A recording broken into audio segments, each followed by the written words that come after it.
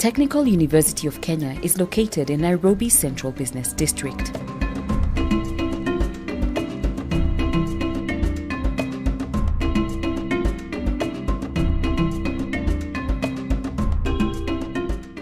Nairobi is the heartbeat of the East African economy and a major gateway into the rest of Africa.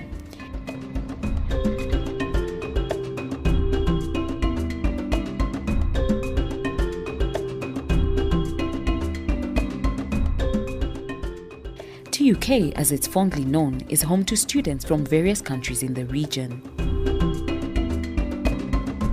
The Kenya Polytechnic itself was founded in 1950s, built in the present site in 1960, and given the name the Kenya Polytechnic. From that time, it was a premier institution for training technologists and technicians for Kenya, and in the early years for the whole of East Africa.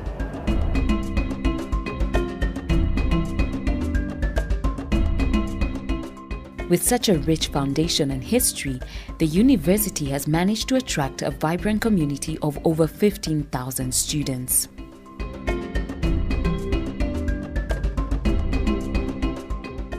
As we develop our capacity in technological development in the short term, we should be looking at this country's Vision 2030, which is committed to making Kenya a technological country.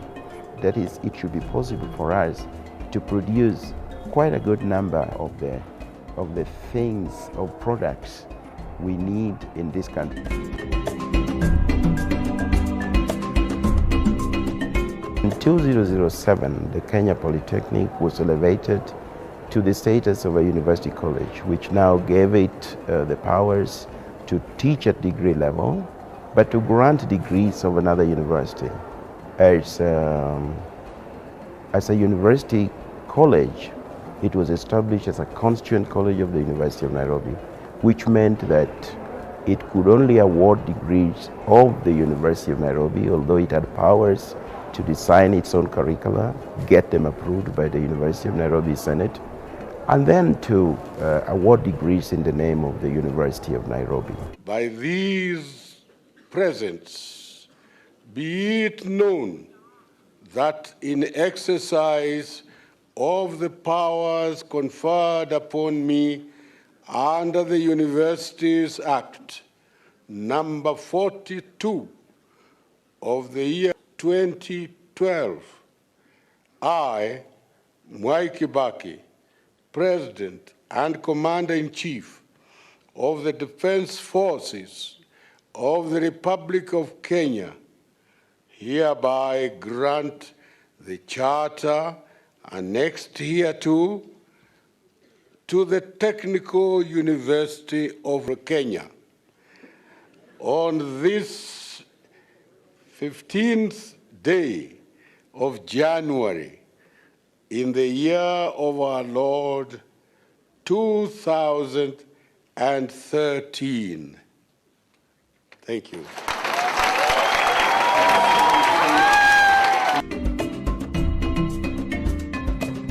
TUK offers an array of programs and courses in 3 faculties. The Faculty of Engineering and Technology, Faculty of Social Sciences and Technology, and the Faculty of Applied Sciences and Technology. The university boasts some of the best lecturers in Kenya who offer hands-on training to our students. We have state-of-the-art facilities and cutting-edge laboratories.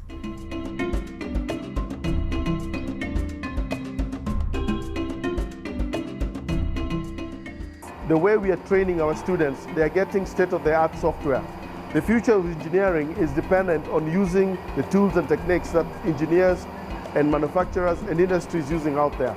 So the kind of training provided at the Technical University is one which is state-of-the-art. Our students are innovators. They graduate with skills and confidence to thrive in today's competitive job market.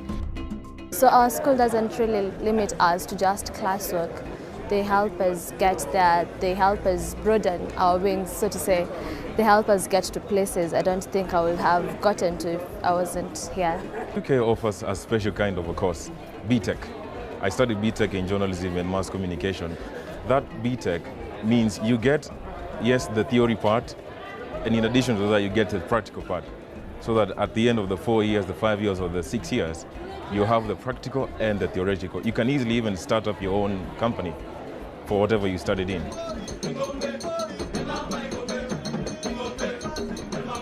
TUK students not only excel in academics, we also encourage them to nurture their talents in other disciplines.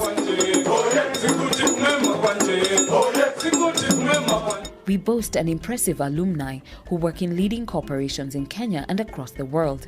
Some of these include Kenya Airways and major airports such as JKIA.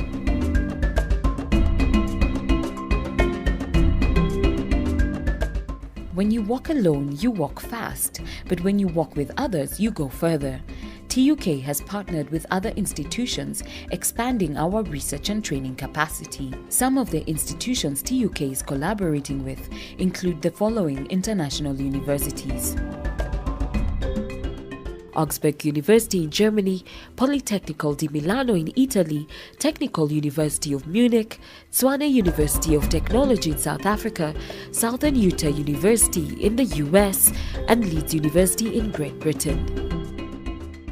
At TUK, we believe in corporate social responsibility and impacting communities around us positively.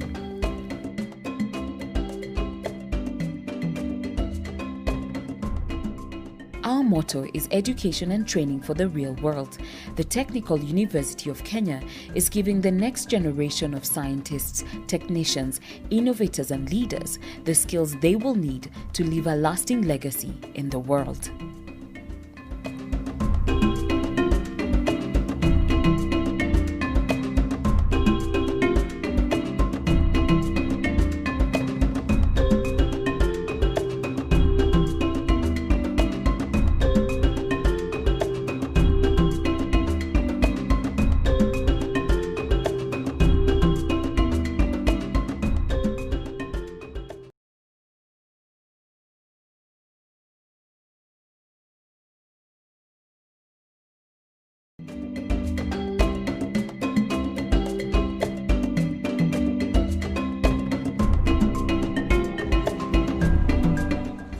Technical University of Kenya is located in Nairobi's Central Business District.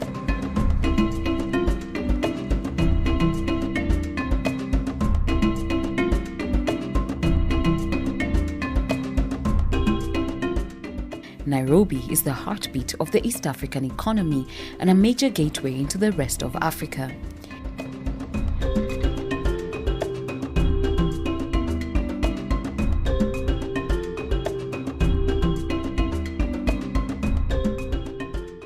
TUK, as it's fondly known, is home to students from various countries in the region.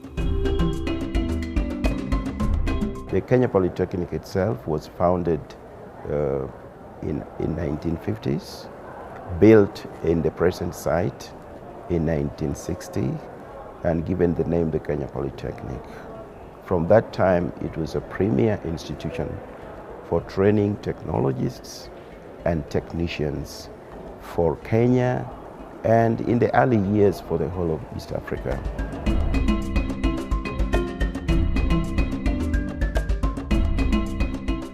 With such a rich foundation and history, the university has managed to attract a vibrant community of over 15,000 students.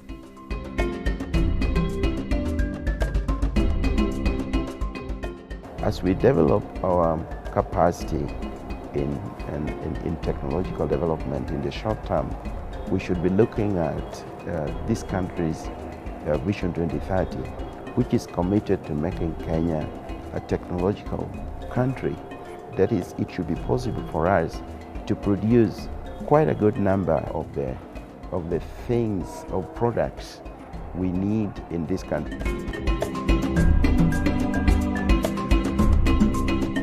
In 2007, the Kenya Polytechnic was elevated to the status of a university college, which now gave it the powers to teach at degree level, but to grant degrees of another university.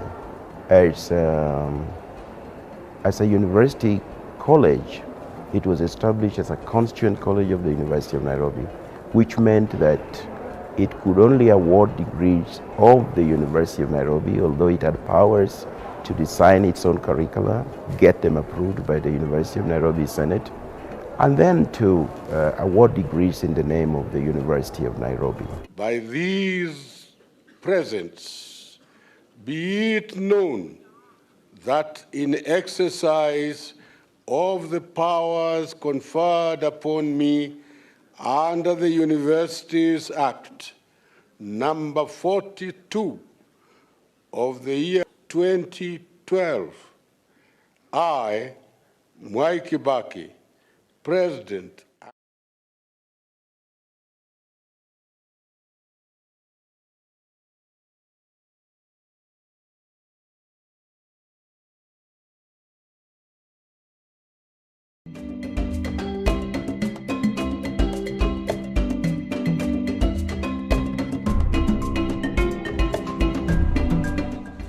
Technical University of Kenya is located in Nairobi Central Business District.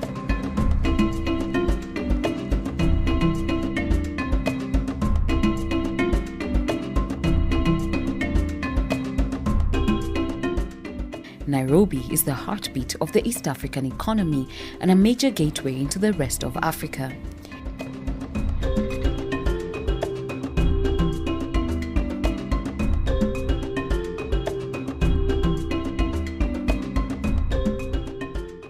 TUK, as it's fondly known, is home to students from various countries in the region.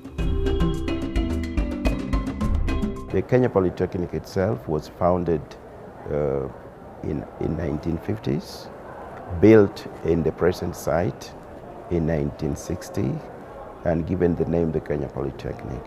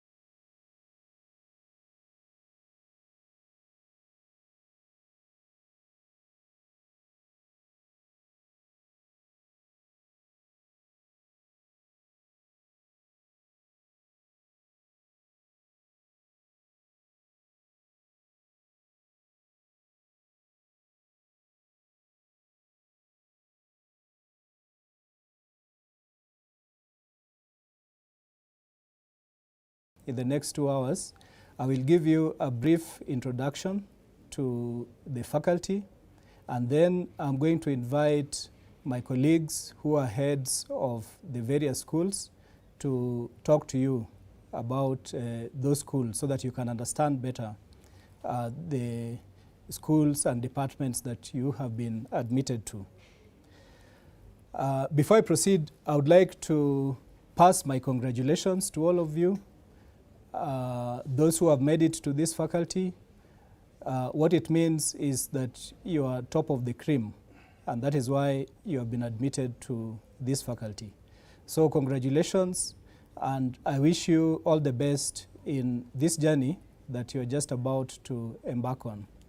It is an exciting journey, and in my opinion, there is no better time than now to become an engineer. or to become an engineering professional.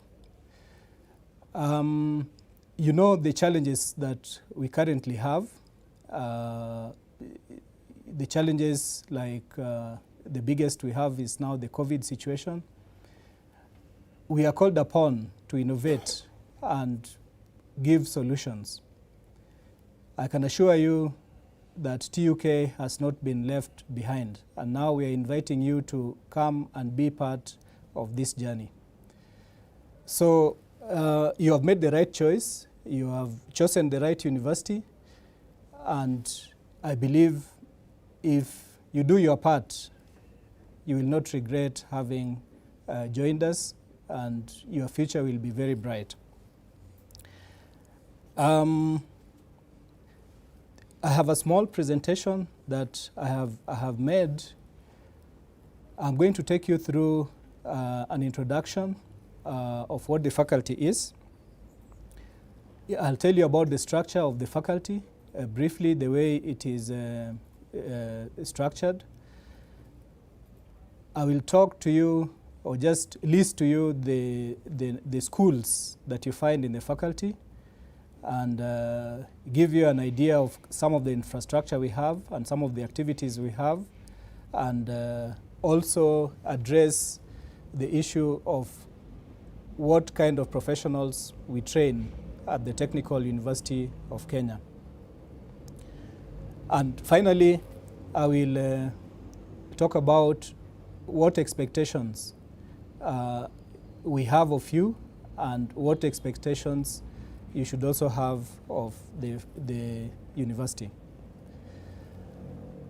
So the Technical University of Kenya is a unique university. It's one of a kind. And what I mean by that one is that this is a technical university. There's a meaning to it. It is not just any other university. And it is just one of maybe 3 such universities in the country and in the region. It is the largest single destination for training engineering professionals in Kenya. Engineering professionals, I'll list some of them in a slide ahead in my presentation. What I mean is we have the largest number of trainees institution at the Technical University of Kenya. In our Faculty of Engineering and the Built Environment, we house about 50% of the total number of students at the Technical University of Kenya. And the total number of students is almost 15,000. So that tells you we have over 7,000 students in the Faculty of Engineering and the Built Environment. The faculty is not young. It has grown from what was the Kenya Technical Institute of the Royal Technical College, which is now called the University of Nairobi, and that was established in 1956. Currently, we are proud to say that if you look at the so-called Webometrics ranking, which ranks institutions of higher learning throughout the world, we are the 7th ranked institution in Kenya. And that is out of 129 institutions in the country that were ranked in that, in that particular ranking tool. In Africa, we are ranked number 144 out of almost 2,000 institutions. But if you consider only sub-Saharan Africa, we are number 77. The average class size at the Technical University of Kenya is about 35 students, and the student-staff ratio is 1 to 17. That is something we are very proud of, because we can be able to ensure quality teaching in that kind of setup. TUK programs are undoubtedly very strong in practical orientation and industry-based learning. And the TUK all along has produced professionals which are in very high demand in various sectors of engineering and industry in Kenya. Now, I will go to the structure of the faculty. I told you the faculty is called the Faculty of Engineering and the Built Environment. The head of the faculty is the Executive Dean. And currently, I am the Executive Dean of that faculty. Under the faculty, then we have 8 schools. We have 8 schools. There's a diagram we have made just to illustrate to you how we are structured. We have given acronyms for each of those schools. Like you see, the first one is SAVE. That stands for School of Aerospace and Vehicle Engineering. Then we have School of Architecture and Spatial Planning. We have School of Civil and Resource Engineering. We have School of Construction and Property Studies. We have School of Chemical and Biological Systems Engineering. And then we have School of Mechanical and Manufacturing Engineering. And finally, we have School of Survey and Spatial Sciences. In the faculty, we also have some centers, but probably that is not very much of interest to you. But I'll just mention that one of the centers is the Center for Engineering Production and the Teaching Factory. Now, under each of these schools, we have departments. Normally, we have about 3 to 4 departments, and I've just indicated there, if the boxes at the bottom, they indicate to you the departments that would be under a school. The schools are headed by directors, whom we are going to meet today. The departments are headed by academic team leaders, whom you'll meet when you report on campus or when your program starts. I've already told you what the schools are. I think my next slide is just listing the names of those schools. And the slide after that talks about infrastructure and human resource. The faculty houses state-of-the-art equipment that ensures that students are able to adequately link theory to practice. We have workshops and laboratories that are very well equipped. In addition, the faculty has highly qualified academic staff to deliver on the various programs offered. And here, for example, we have more than 20 professors. We also have more than 20 lecturers with PhDs. Are still rising. We also have high caliber technical staff who guide students during the various practical sessions, workshops, labs, and studios. And in addition to that, we are in collaboration with the key industry players. Here, just to mention a few, we have Toyota Kenya, Kenya Airways, Safaricom, Samsung, etc. These ones we collaborate with, and they help us to enhance our program in terms of providing opportunity for internship in industry, and also in terms of providing some of the equipment that we use for teaching and learning on campus. We have shown a few pictures of the infrastructure. We are one of the best equipped universities in the region, and those pictures just give you an impression of what kind of infrastructure we have at the Technical University of Kenya.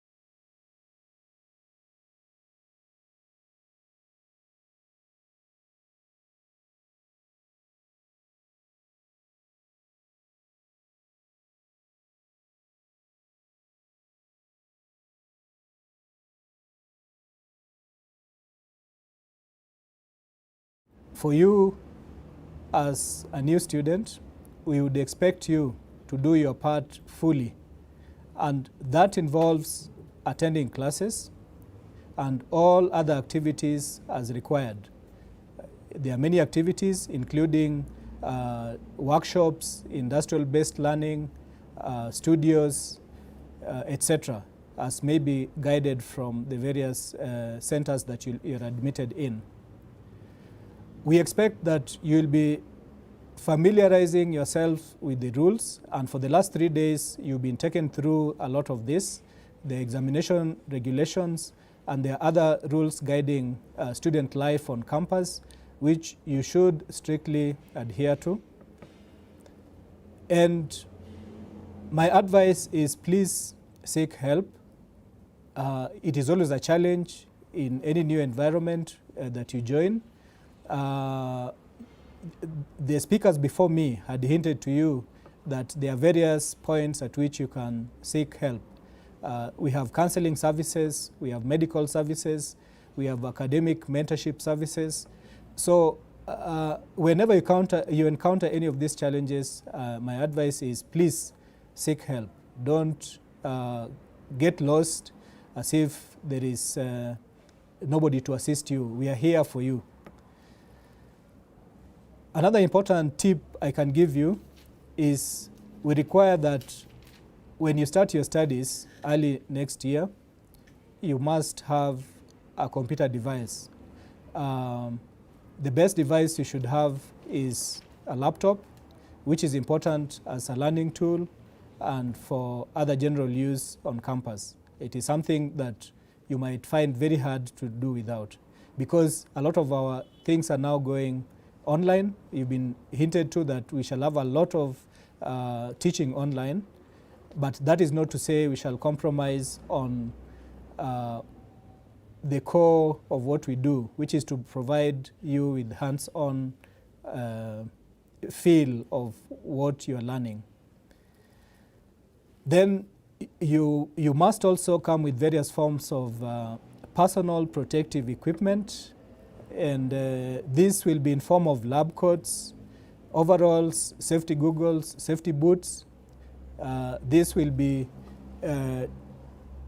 required in the various activities that you'll be involved in, and you'll be guided appropriately as you engage in those activities. Then I would also urge you to ensure you join appropriate groups and clubs. Like for those of you in the Faculty of Engineering and the Built Environment, there is the Association of Engineering Students. That could be an interesting point to start. But it is important that you participate fully in student life on campus. So, so play your part, listen, participate, question, think deeply about issues, challenge yourself to do and give your best, and play your part in the journey as you enjoy it. Finally, I want to introduce to you staff in the Dean's office. I'll just list their names here. We have Mr. James Waweru, who is the administrator. We have Ms. Violet Wasike, the executive secretary. We have Ms. Shalom Mushai, who is the IT expert and also handles examination issues. We have Ms. Grace Wairimu, who is an archivist.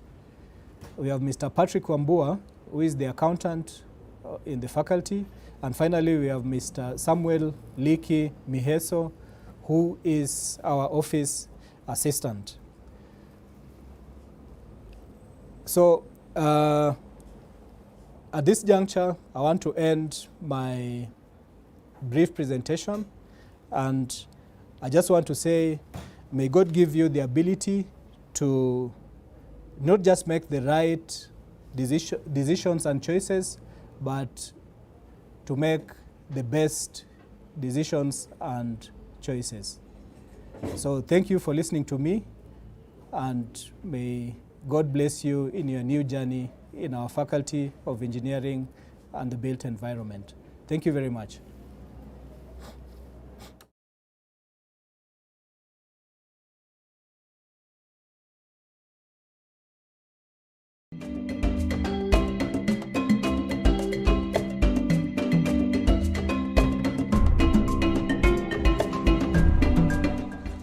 Technical University of Kenya is located in Nairobi's Central Business District.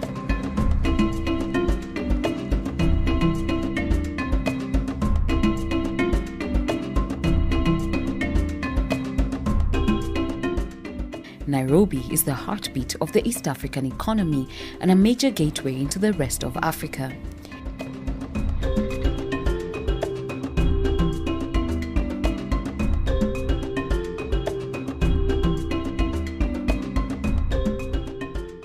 TUK, as it's fondly known, is home to students from various countries in the region.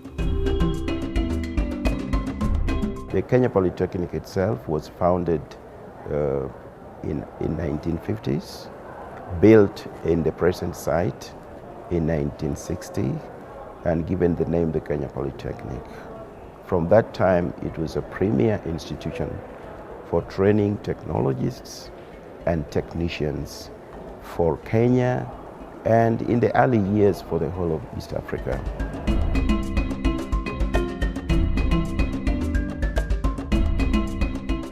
With such a rich foundation and history, the university has managed to attract a vibrant community of over 15,000 students.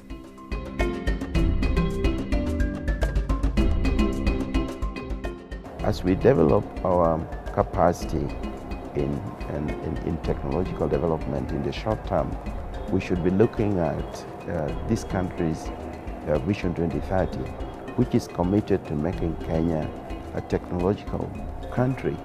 That is, it should be possible for us to produce quite a good number of the things or products we need in this country.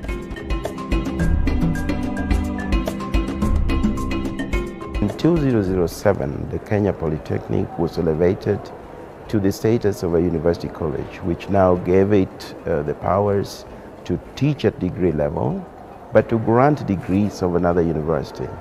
As a university college, it was established as a constituent college of the University of Nairobi, which meant that it could only award degrees of the University of Nairobi, although it had powers to design its own curricula, get them approved by the University of Nairobi Senate, and then to award degrees in the name of the University of Nairobi. By these presents, be it known that in exercise of the powers conferred upon me under the Universities Act, number 42 of the year 2012, I, Mwai Kibaki, President and Commander-in-Chief of the Defense Forces of the Republic of Kenya,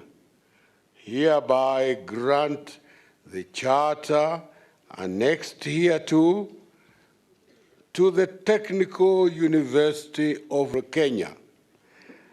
On this 15th day of January in the year of our Lord 2013. Thank you.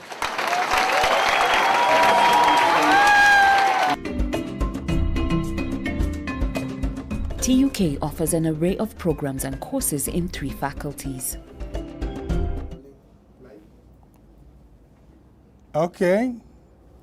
Good morning, everybody who is watching. Good morning, students. I want to first of all say karibuni sana in this phase of the student orientation, which is virtual at the moment. The first thing is that my name is Professor Faustin Ondore, and I'm the director of the School of Aviation, the School of Aerospace and Vehicle Engineering. As you were told a few moments ago by the Dean of the Faculty of the Engineering and the Built Environment, we have a number of schools, specifically 8. One of those is that of the School of Aerospace and Vehicle Engineering, and it is headed by a director. Currently, I'm the director of the school. You are joining us at a very exciting time. For those of you who are going to be studying in the School of Aerospace and Vehicle Engineering, as the name suggests, aerospace is about being on the forefront of technology. So currently at TUK, this is where matters are. So let me tell you briefly what is it that the school is involved in. Of course, it is involved in academic training of people like yourselves who are soon going to join us, and starting a rather long journey to become aerospace professionals. And I'll show later, because I told you dynamics are part of what we do. There are other provisions apart from aerospace, which I'll tell you in a moment. So we are, in short, involved in the vehicles that travel in space, that travel within the atmosphere, i.e. aircraft. Also the ones that are employed in the surface transport sectors, and that is automotive engineering, railway engineering, and as indicated later, also space vehicles. Now I'll come to the issue of the aeronautical engineering with a bit more focus. However, before I do that, allow me to deal with the structure of the school as it is at the moment. The structure is composed of 4 departments, which are aeronautical and aircraft engineering, automotive and railway engineering, marine and offshore engineering, and lastly, space systems engineering. Now, I said I would want to focus initially on the area of aircraft and aeronautical engineering. For the simple reason, these are the founding areas upon which we are building on. For a long time, the predecessors of the TUK were involved in training aeronautical engineering professionals at diploma and certificate levels. Over the last 7 or 8 years, these have expanded to include the degree courses, which were launched in 2010. So from 2015, we have graduated about 4 cohorts of graduates with the degrees in aeronautical engineering. So this involves studies of fixed-wing aircraft that you may be familiar with in the first instance, like jetliners, or also called airliners, used by commercial companies like Kenya Airways and the others. Also helicopters, which tend to be employed a lot in the defense sectors. And also, last but not least, in the unmanned air vehicles, also commonly referred to as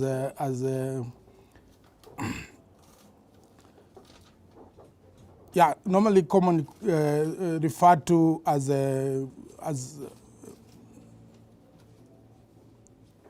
this will come in a moment, so I'll explain it later.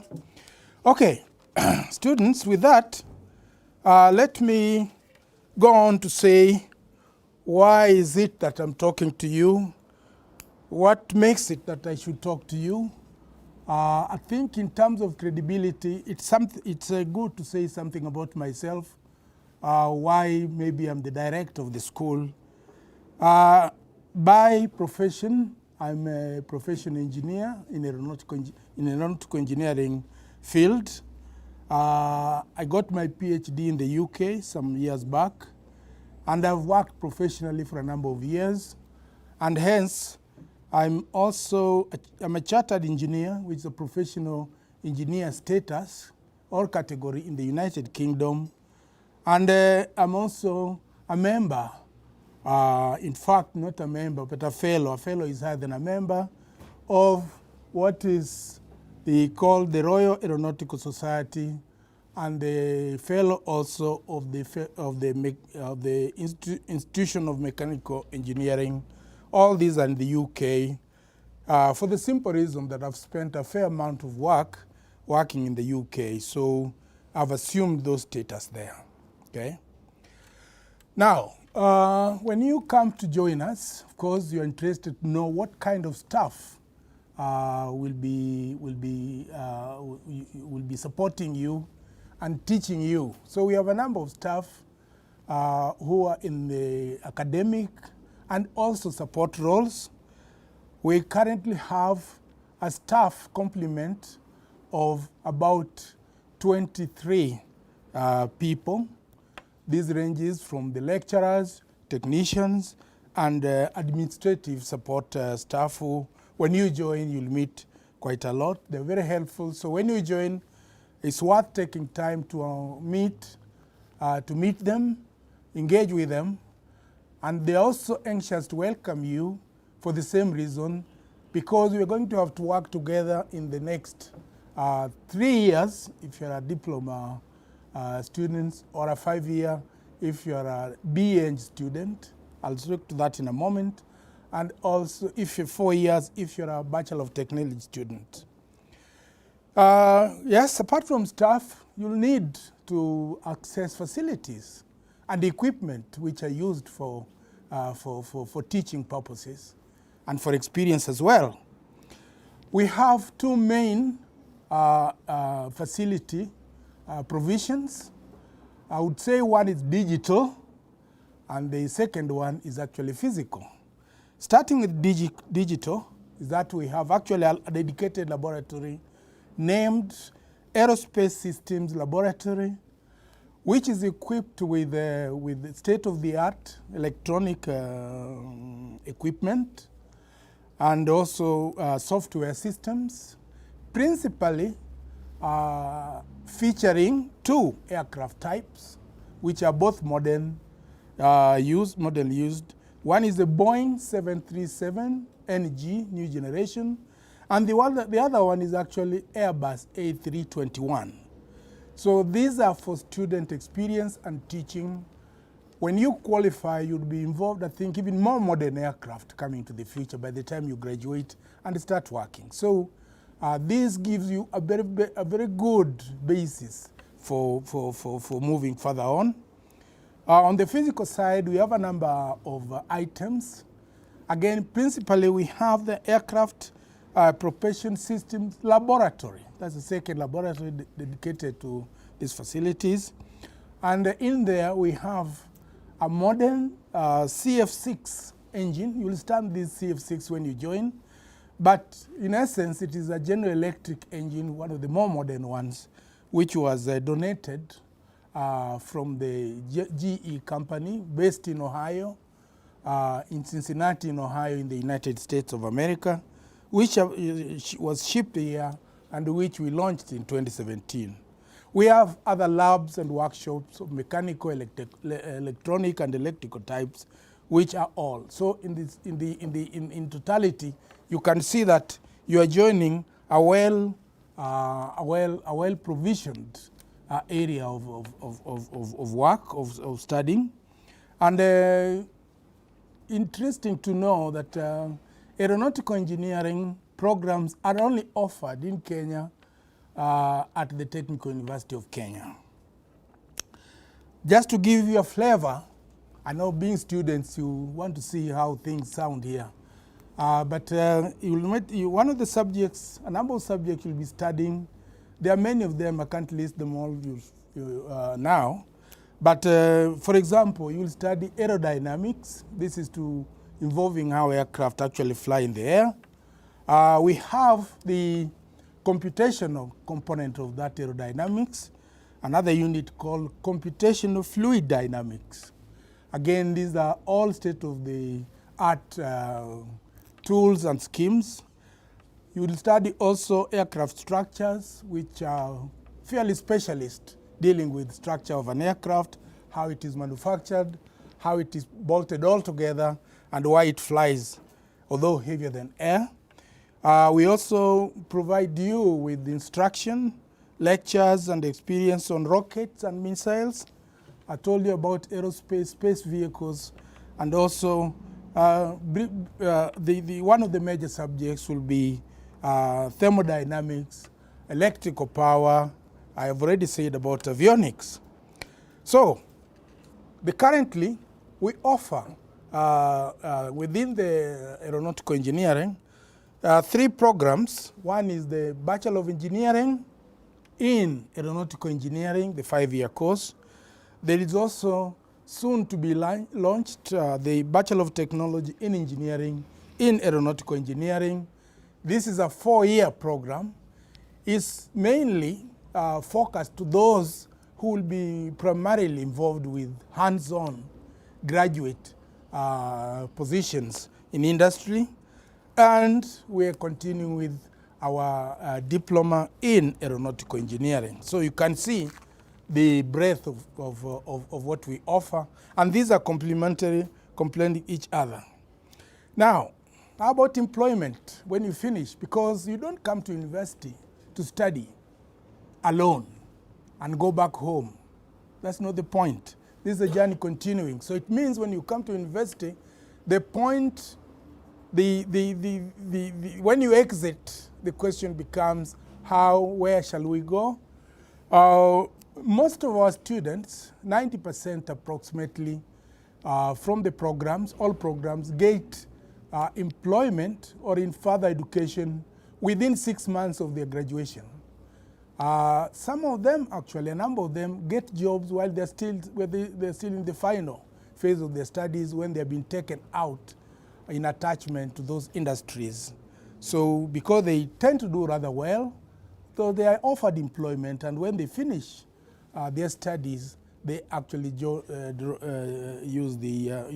on to undertake those further developments. So students, as you can see, this is a transition. Now, with element of further studies, currently we enjoy a very good relationship with other universities. They are all actually, for the moment, outside Kenya. If I may mention Cranfield University in the UK, where we take a number of our students to study for their master's degrees, and then they can, of course, option of continuing to do their PhDs there. And also, lately, we have taken students, and we'll continue to take some later, but we started with a university called Azaï Supero, which is in France. We have students who are going to study in Turkey, and we have a number undertaking masters or PhDs in Russian universities. Now, earlier on, I should have mentioned that actually, first point, the UAVs are also called drones. So I've now remembered, which I think the term you might be more familiar with. Sorry about that. And then the issue of IBL is rather important in all our engineering programs.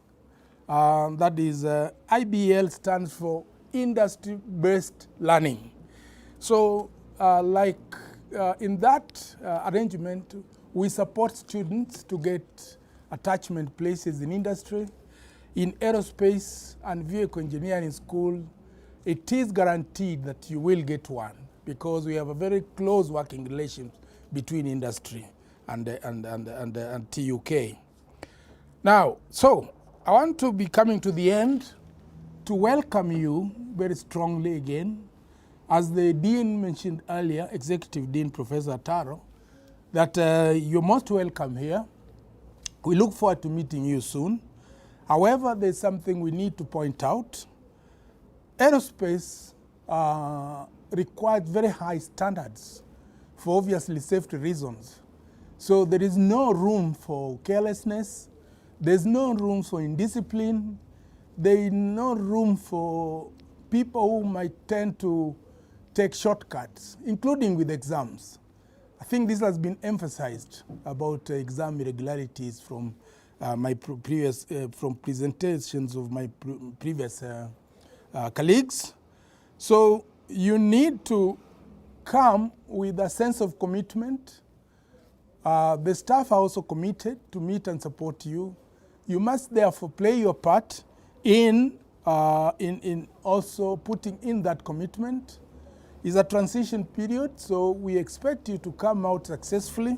But before you do that, there is a lot of work to be done, both for yourselves and the staff. But there is nothing to be afraid of for people who are committed. Many of our students have done very well, and don't see the reason why you cannot do well.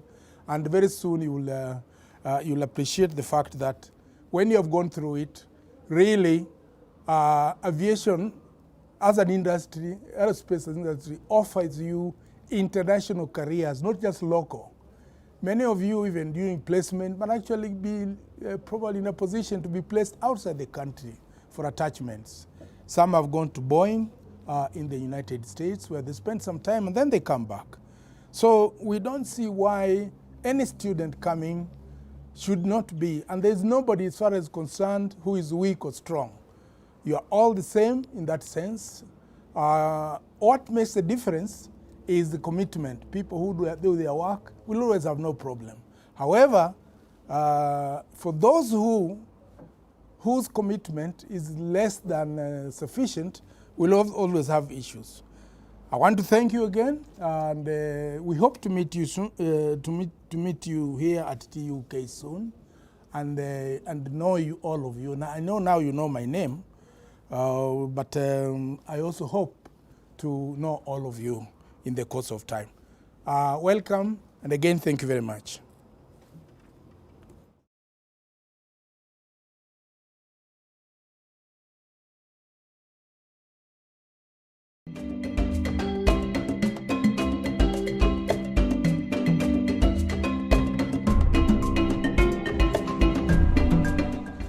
Technical University of Kenya is located in Nairobi Central Business District.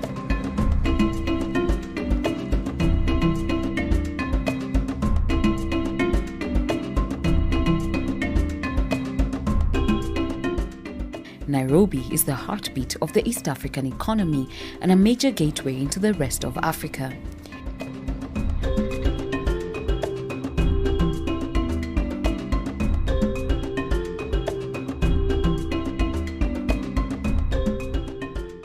TUK, as it's fondly known, is home to students from various countries in the region. The Kenya Polytechnic itself was founded in 1950s, built in the present site in 1960, and given the name the Kenya Polytechnic.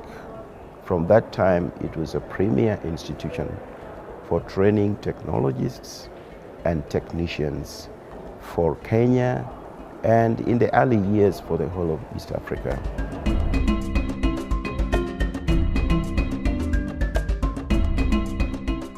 With such a rich foundation and history, the university has managed to attract a vibrant community of over 15,000 students.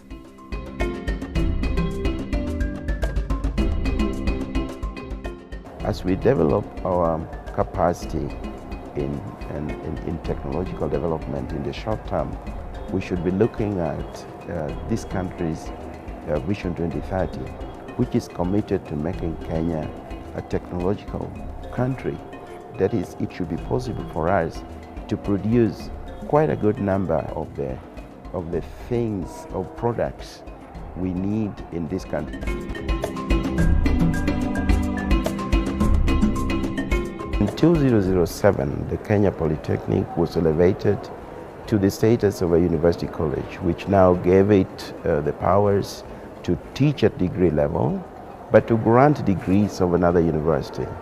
As a university college, it was established as a constituent college of the University of Nairobi, which meant that it could only award degrees of the University of Nairobi, although it had powers to design its own curricula, get them approved by the University of Nairobi Senate, and then to award degrees in the name of the University of Nairobi. By these presents, be it known that in exercise of the powers conferred upon me under the Universities Act number 42 of the year 2012, I, Mwai Kibaki, President and Commander-in-Chief of the Defense Forces of the Republic of Kenya, hereby grant the charter annexed hereto to the Technical University of Kenya.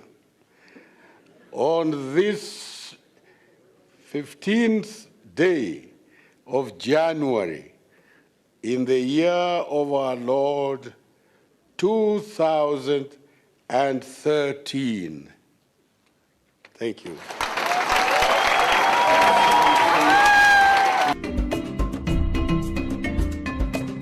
TUK offers an array of programs and courses in 3 faculties. The Faculty of Engineering and Technology, Faculty of Social Sciences and Technology, and the Faculty of Applied Sciences and Technology. The university boasts some of the best lecturers in Kenya who offer hands-on training to our students. We have state-of-the-art facilities and cutting-edge laboratories.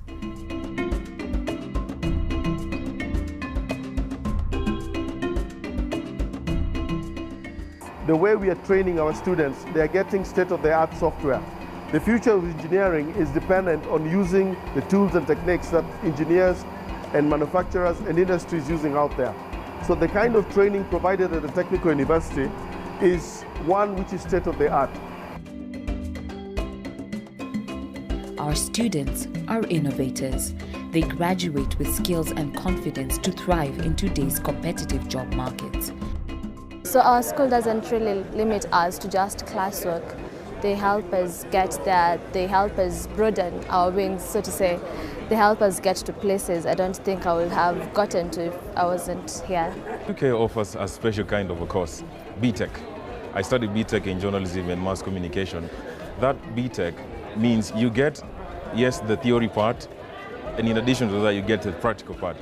So that at the end of the 4 years, the 5 years, or the 6 years, you have the practical and the theoretical. You can easily even start up your own company for whatever you studied in.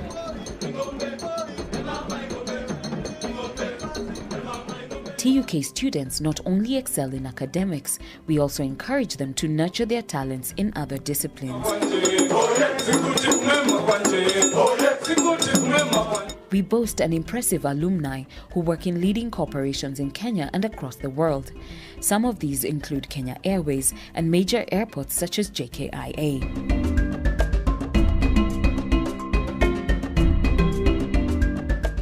When you walk alone, you walk fast, but when you walk with others, you go further. TUK has partnered with other institutions, expanding our research and training capacity. Some of the institutions TUK is collaborating with include the following international universities: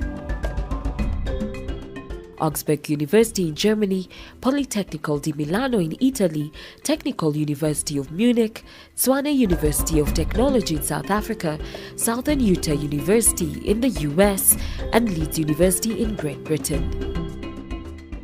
At TUK, we believe in corporate social responsibility and impacting communities around us positively.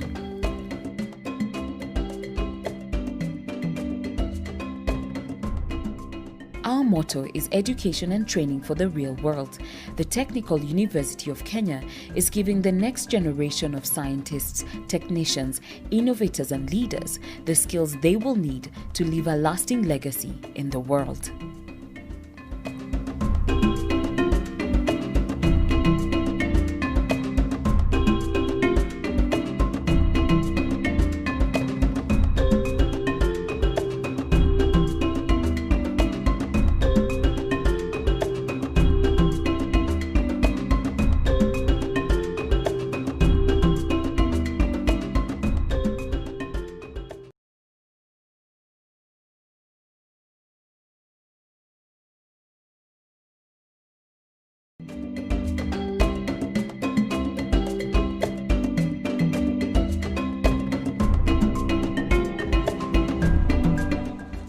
Technical University of Kenya is located in Nairobi's Central Business District.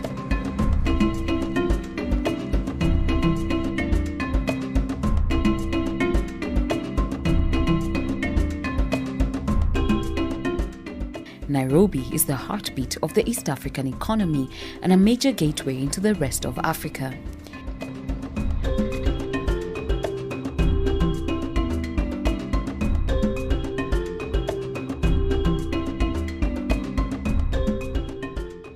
TUK, as it's fondly known, is home to students from various countries in the region.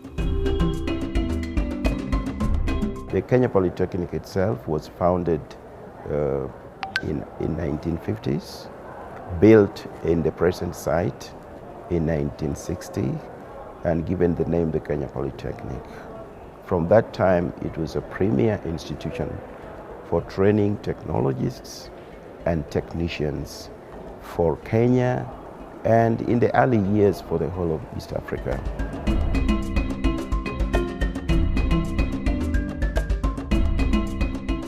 With such a rich foundation and history, the university has managed to attract a vibrant community of over 15,000 students.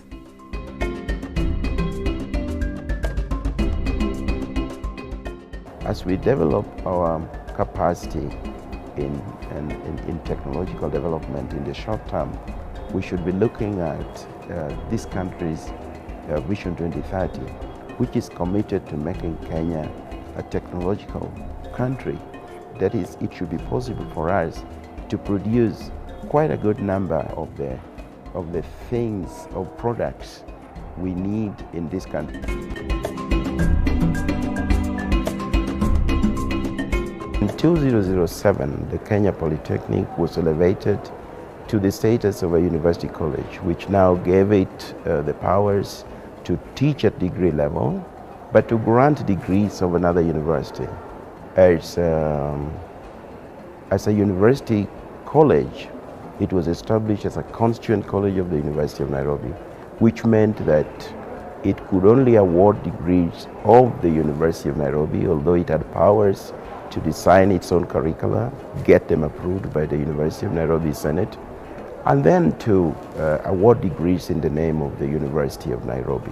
By these presents, be it known that in exercise of the powers conferred upon me under the Universities Act number 42 of the year 2012, I, Mwai Kibaki, President and Commander-in-Chief of the Defense Forces of the Republic of Kenya, hereby grant the charge.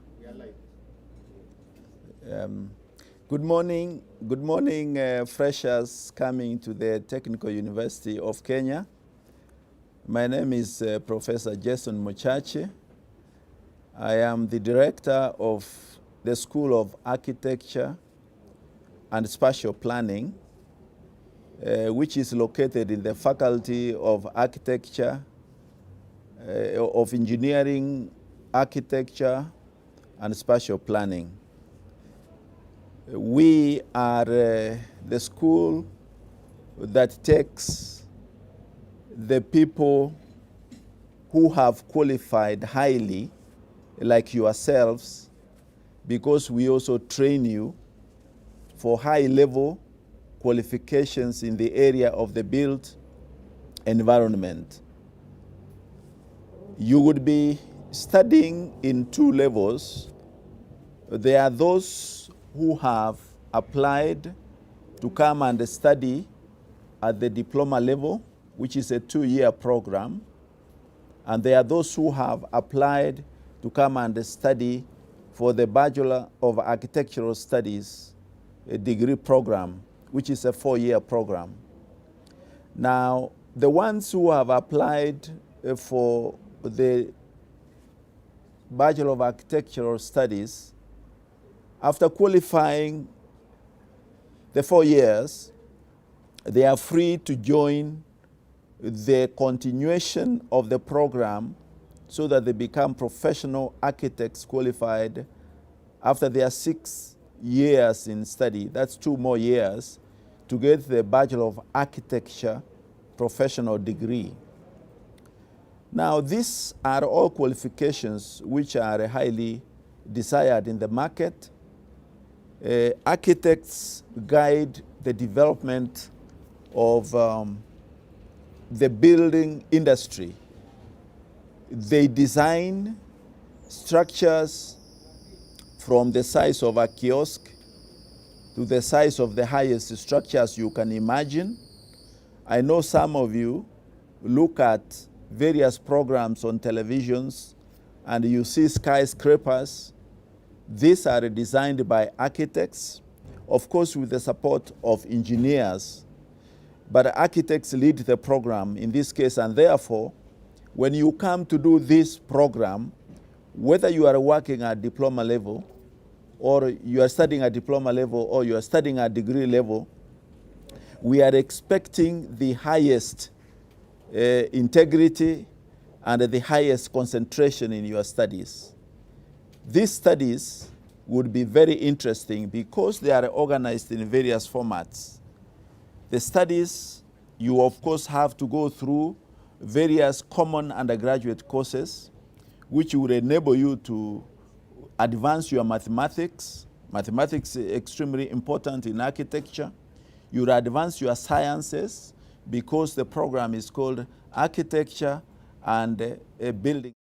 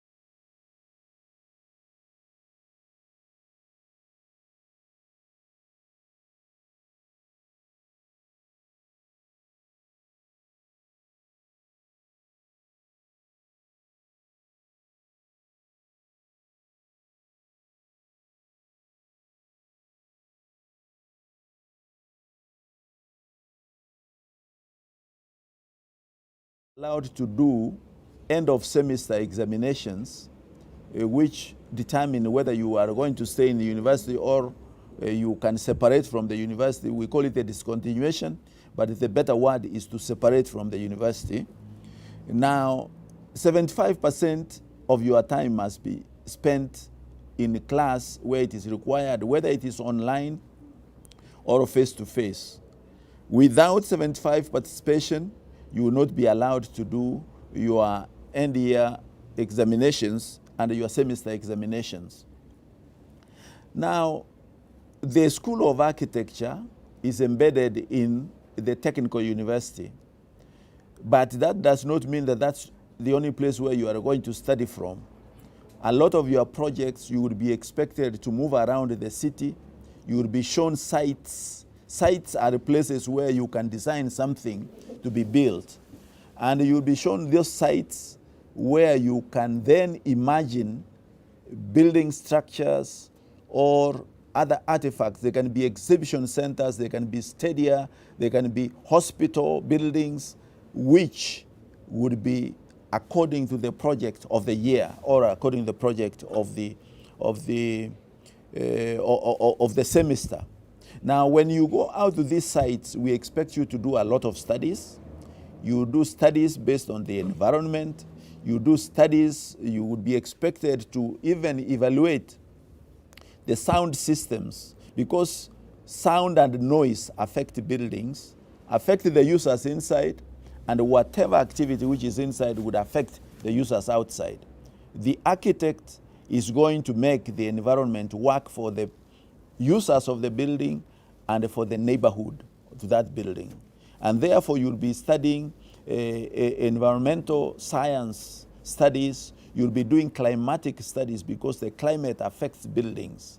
Rainfall affects buildings, soils affect buildings, and the vegetation around. We are a strong university, technical university, as you have seen from the discussions held previously by the professor in charge of the faculty. We take the environment to be a critical factor of your studies, and therefore those studies will be part and parcel of your studies. But we also are sociologists in the sense that social anthropology is critical. Who are you designing for? You design buildings for people. Some people like luxury, some people like to be paupers in their living. Some people want to do business in those buildings, and others want to have leisure in those buildings. Other buildings are for education, like what you are coming to do here, while others are going to be markets where people are going to trade. Others are banks. So the environment, the social environment of this building would be part and parcel of your studies so as to make you a more organized architect in terms of orientation.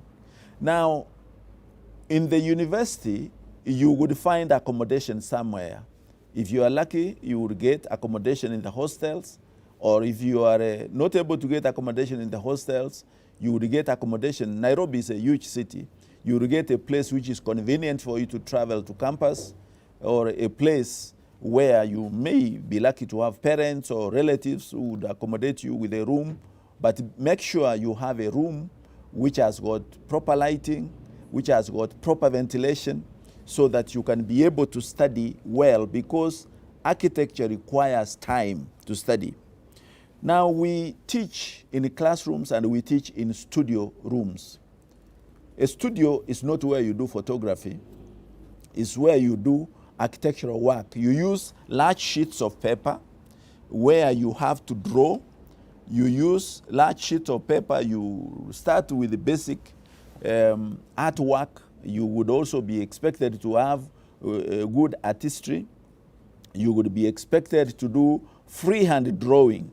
You will start from very basic, and you will wonder why you are starting from that level, because that is what will orient your thinking towards becoming an architect, because an architect in one way or other is also an artist. Now, those studios are provided at the university, but remember, your room is also going to be a studio because you are going to be working from there. Now, architecture expands as you move on. You move beyond just doing practical drawing, and you start drawing using your computers. We have programs which are called computer-aided design programs.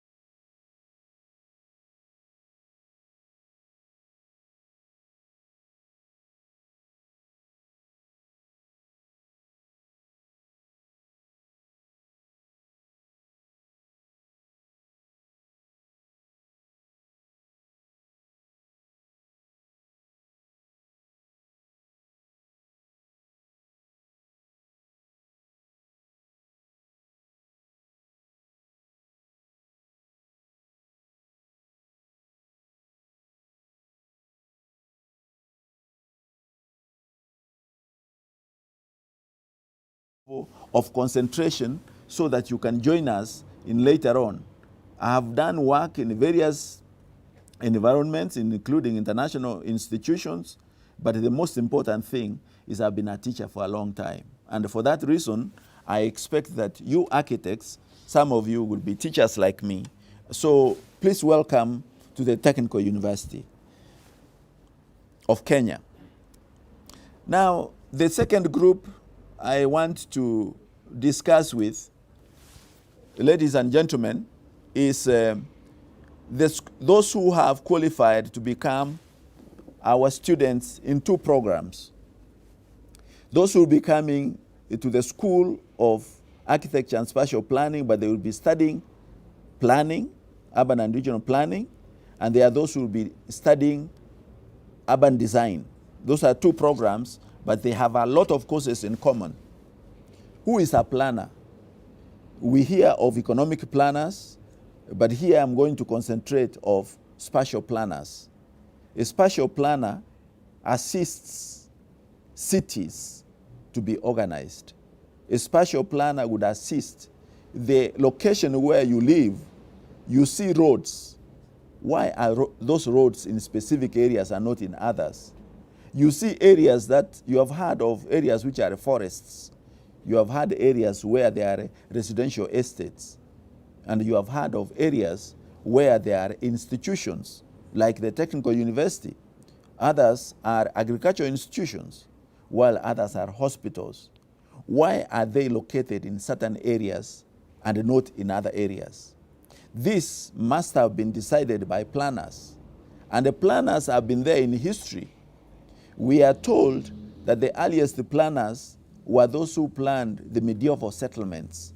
I don't know whether medieval is the earliest, but we know that those settlements were planned because society never put residential areas in marshy areas or in swampy areas. They put them in locations where the soils were suitable for habitation and where the climate was suitable for habitation.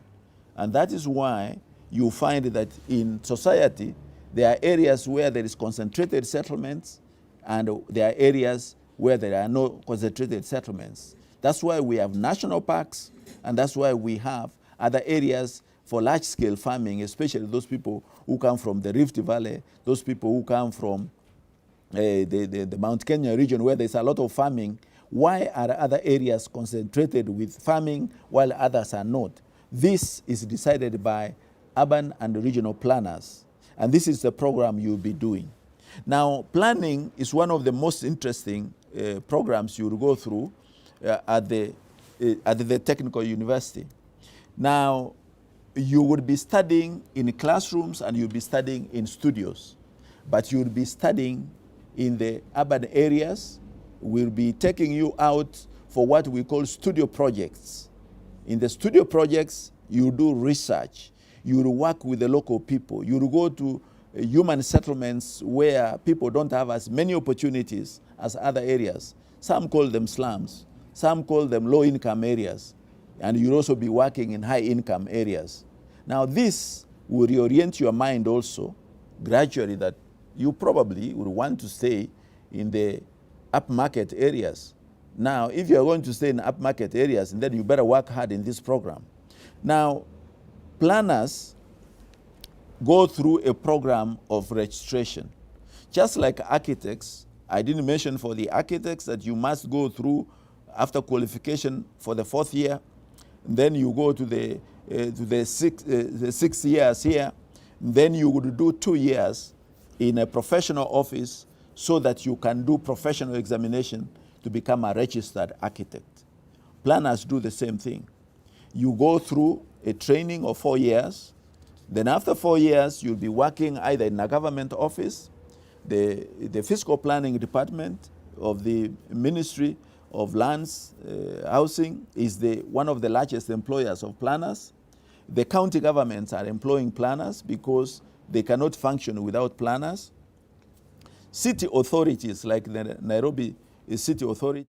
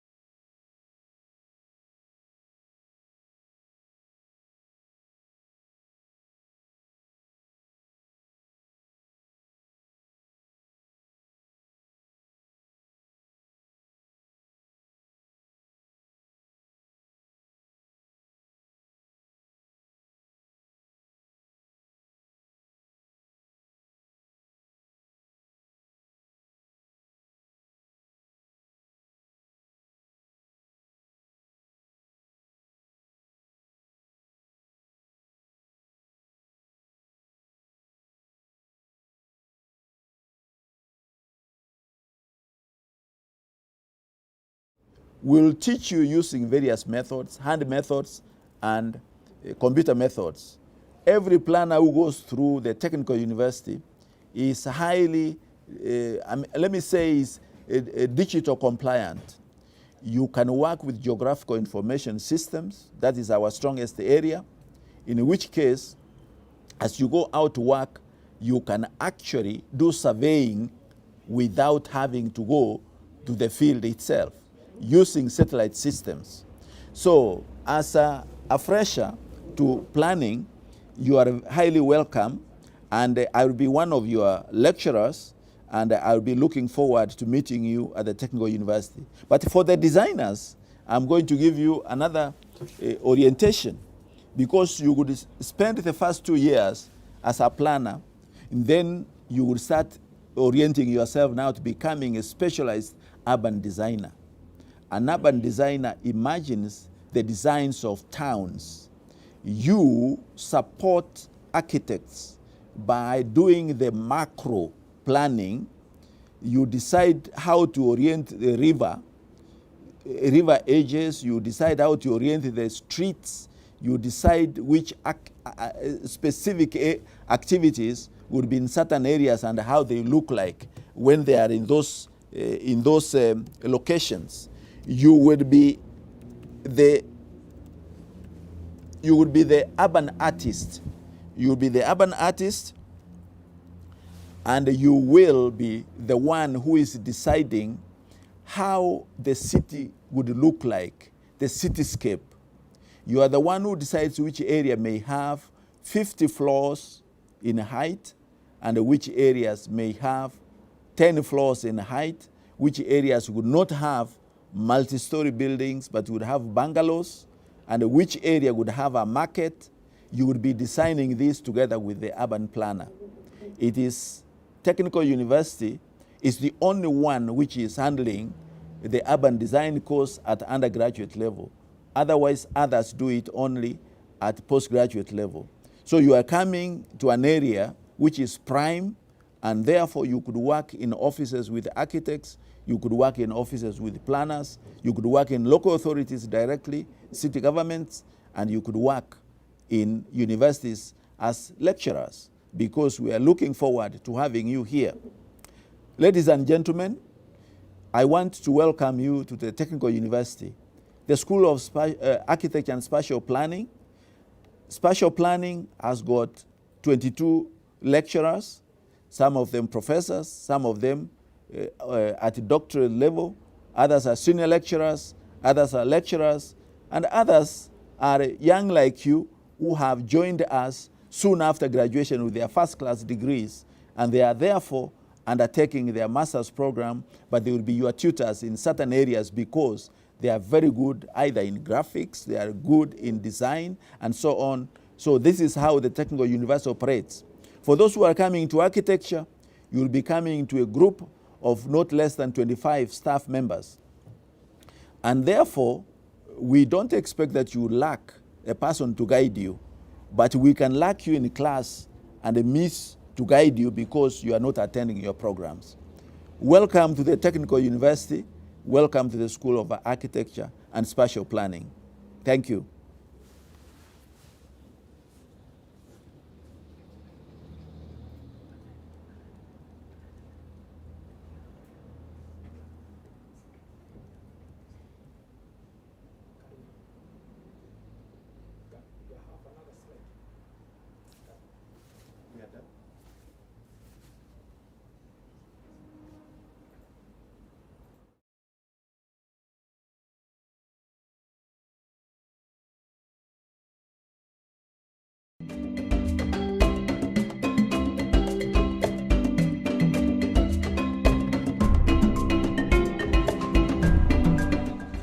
Technical University of Kenya is located in Nairobi Central Business District.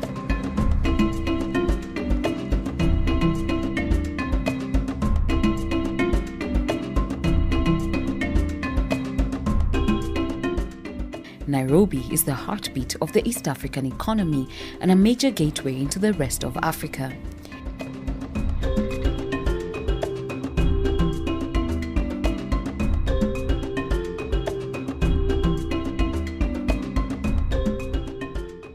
K2UK, as it's fondly known, is home to students from various countries in the region. The Kenya Polytechnic itself was founded in 1950s, built in the present site in 1960, and given the name the Kenya Polytechnic. From that time, it was a premier institution for training technologists and technicians for Kenya, and in the early years for the whole of East Africa.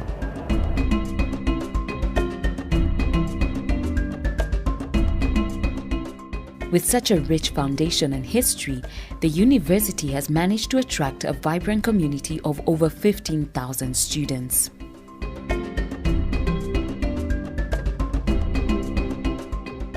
As we develop our capacity in technological development in the short term, we should be looking at this country's Vision 2030, which is committed to making Kenya a technological country. That is, it should be possible for us to produce quite a good number of the things or products we need in this country. In 2007, the Kenya Polytechnic was elevated to the status of a university college, which now gave it the powers to teach at degree level, but to grant degrees of another university. As a university college, it was established as a constituent college of the University of Nairobi, which meant that it could only award degrees of the University of Nairobi, although it had powers to design its own curricula, get them approved by the University of Nairobi Senate, and then to award degrees in the name of the University of Nairobi. By these presents, be it known that in exercise of the powers conferred upon me under the Universities Act, number 42 of the year 2012, I, Mwai Kibaki, President and Commander-in-Chief of the Defense Forces of the Republic of Kenya, hereby grant the charter annexed hereto to the Technical University of Kenya. Good morning, ladies and gentlemen. By way of introduction, I'm Professor David Koteng. I'm the director of the School of Civil and Resource Engineering at the Technical University of Kenya. I am also the academic head of the Department of Structural and Construction Engineering. By way of introducing myself, I have a PhD in construction engineering obtained from Taiwan, National Taiwan Tech in Taiwan. I have attended postgraduate courses in earthquake engineering and engineering seismology in Yugoslavia. The various units of the country split up, and I was in Macedonia. So now we don't have Yugoslavia, but we have different sub-countries which have emerged from the former Yugoslavia. I was in Macedonia in a place called Skopje. I've also done corrosion engineering and concrete durability in Singapore. I am a registered consulting engineer, and I'm a corporate member of the Institution of Engineers of Kenya. It is my great pleasure to receive you as new members of the School of Civil and Resource Engineering. You have fought your way bravely through the national education system, and you have proved to be among the best our education system could produce. We will now get a chance to build your respective careers and be part of the technical manpower of our nation. through your consistent effort and the guidance of our experienced staff, this should not be too difficult. So this is a cordial welcome to you to the School of Civil and Resource Engineering. You may see a projection of our School of Civil and Resource Engineering, the U block. As you enter the gate, it's on your left, the first block on your left as you enter the university compound.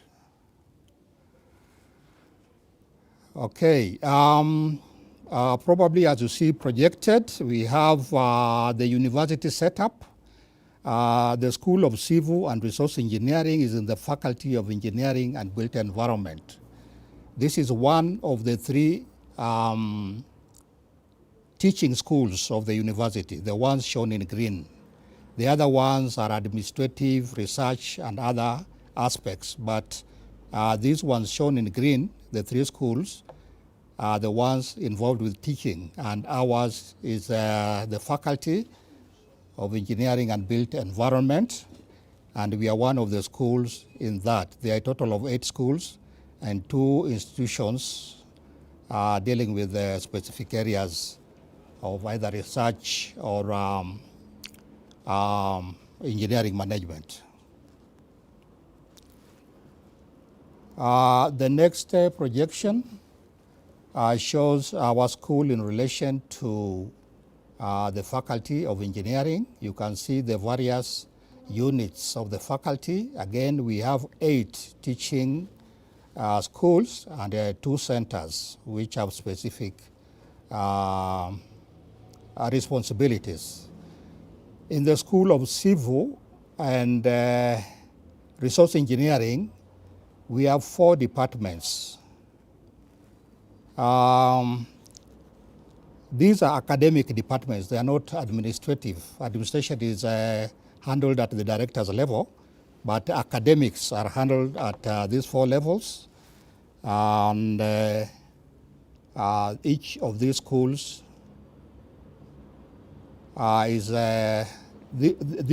each of these departments is headed by a team leader, academic team leader. We abbreviate as ATL. So I'm one of the ATLs who is in charge of structures and construction engineering. There are 3 others. We'll elaborate on this. ATLs manage academic programs in their respective departments. And in the final year, students will be required to major in one of these 4 areas of engineering. I'll elaborate on those shortly. The 4 areas, the 4 academic areas are structural and construction engineering, and then we also have water and environmental engineering, we have transport and traffic engineering, and we also have georesource and mining engineering. So we have those 4 departments. Each department is subdivided into 2 units. So like in structures, we have structural engineering and construction engineering. And then in water and environmental engineering, we have water and environmental engineering as separate. In transport and traffic, we have transportation, and then we have traffic engineering. And then in the Department of Georesource and Mining Engineering, we have georesource and mining engineering. Now, what is projected now is the administrative structure of the School of Civil and Resource Engineering. And as I've mentioned, we have 4 departments, academic department, each department divided into 2. Now, you'll also see the setup for students with a link directly to the director. We have 3 programs which I'll elaborate on. each class, like for instance, Bachelor of Engineering will have 5 classes because they have 5 years of study. Bachelor of Technology will have 4 classes. There are 4 years of study, and the diploma in technology will have 3 classes because they have 3 years of study. Now, each class nominates a class representative who is their link directly with the director. So if there's an issue, they don't go anywhere, they come directly to me as the director, and we discuss it and look for a solution. Now, as the director, I've made it my duty to hold meetings with the class representatives at the beginning of each term or semester. We used to have semesters. Now we are moving to terms. So you people who are coming fresh will be going through terms. So every beginning of term, I do hold a meeting with class representatives, and we discuss issues that needs to be dealt with in that term. I also hold meetings at the end of that term, and we audit what has happened during the term. If there are any issues, if there are any complaints, we deal with those. Now, each class is also assigned a class tutor. This is one of the lecturers who is dedicated to a particular class, and students can consult that class tutor on any matters that affect them. Student issues are resolved through dialogue. We discuss and find the way forward. Now, we have 3 programs which we offer. We have the Bachelor of Engineering, we abbreviate as BEng.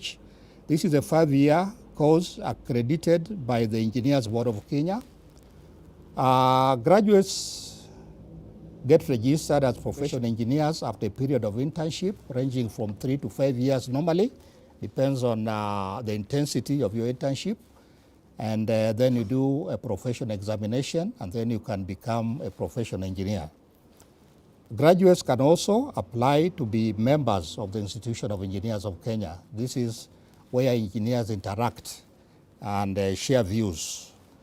The registering body, as I've said, for operational purposes, is the Engineers Board of Kenya. That's a legal body that gives you legal status. But the institution also sometimes conducts professional interviews on behalf of the Engineers Board of Kenya.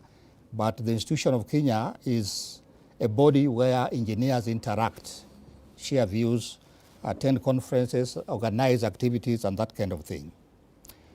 Now, the other program is Bachelor of Technology, which we abbreviate as BTech. This is a 4-year course accredited by Kenya Engineers Technology Registration Board. And graduates get registration as technologists after a period of internship. This cadre of graduates supervise activities in various fields of civil, georesource, and mining engineering. So they supervise. They are actually the people who make sure things are done properly, either in industry, on a construction site, or wherever they may be involved. And then the third cadre of program is Diploma in Technology. We abbreviate it as Deep Tech. This is a 3-year course accredited by Kenya Engineers Technology Registration Board. And graduates, after a period of internship, get registered as technicians. And these are people who engage hands-on on activities in the engineering sector, civil engineering, georesource, and mining engineering. I want to elaborate a little bit on these different departments of our school. The structure and construction engineering department deals with buildings, all kinds of buildings, low-rise buildings, high-rise buildings, farm buildings, industrial buildings, whatever kind of buildings. We also deal with bridges. You may find that when you come, you'll find the people in transportation also deal with bridges. But in transportation, they deal with bridges at planning level. As we analyze them, we design them, we maintain them. Now we also deal with the retaining structures, marine structures, all kinds of structures. And with us, when we deal with structures, we are talking about analysis. We have to analyze them, we have to design them, and we have to be able to construct them, and we also be able to maintain them. Then we have water and environmental engineering, which deals with water resources management, water quality control, hydrology, channel flow, irrigation, everything to deal with water. Then we have transport and traffic engineering, who deal with highways, urban roads, aerodromes, harbors, all facilities that require, which are used for transportation. And of course, they manage traffic flow and things like that. We have georesource and mining engineering, who deal with geology. They study the earth, the soil, the rocks, and so forth. This helps in foundations and all kinds of activities of engineering. We are talking about petroleum investigation, extraction, and that kind of thing. And we are talking about mining, and we are talking about geothermal energy. Anything that deals with the ground comes under the department, the academic department of georesource and mining engineering. Now, our staffing in the academic area of georesource and mining engineering, we have 4 masters, masters or master of engineering, depends on where the degree was obtained, and we have 1 BTech.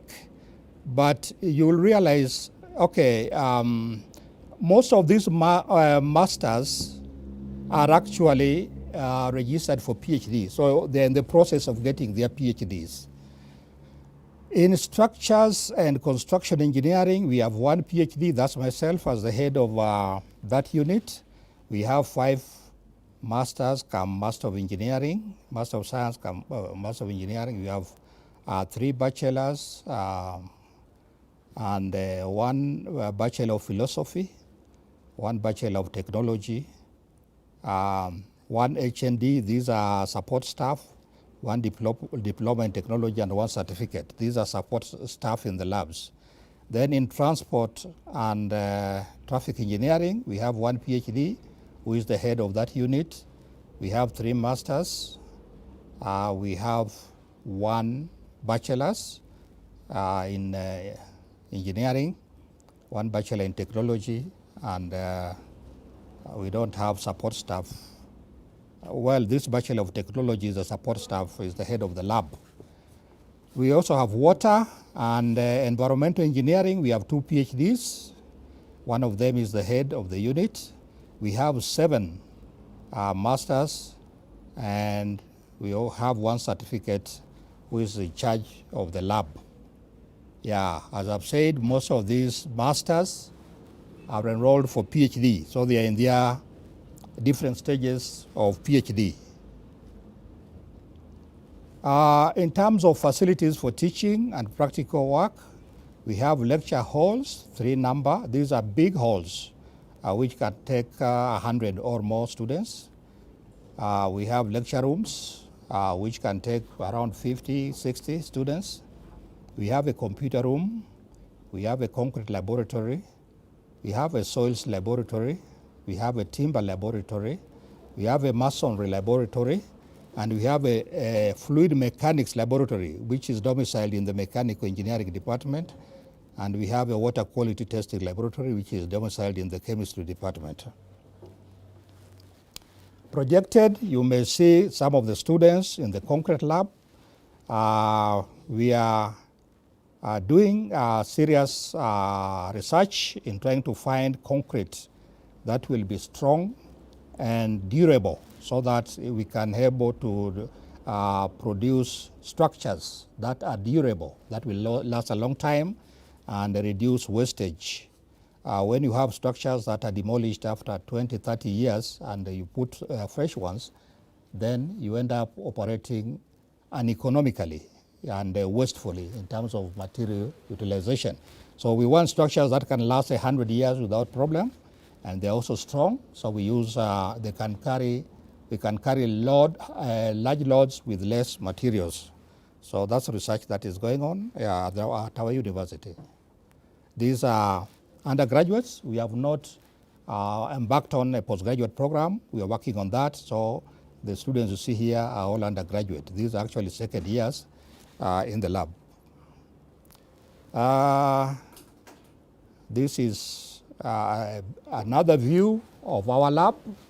And you can see students working as a team.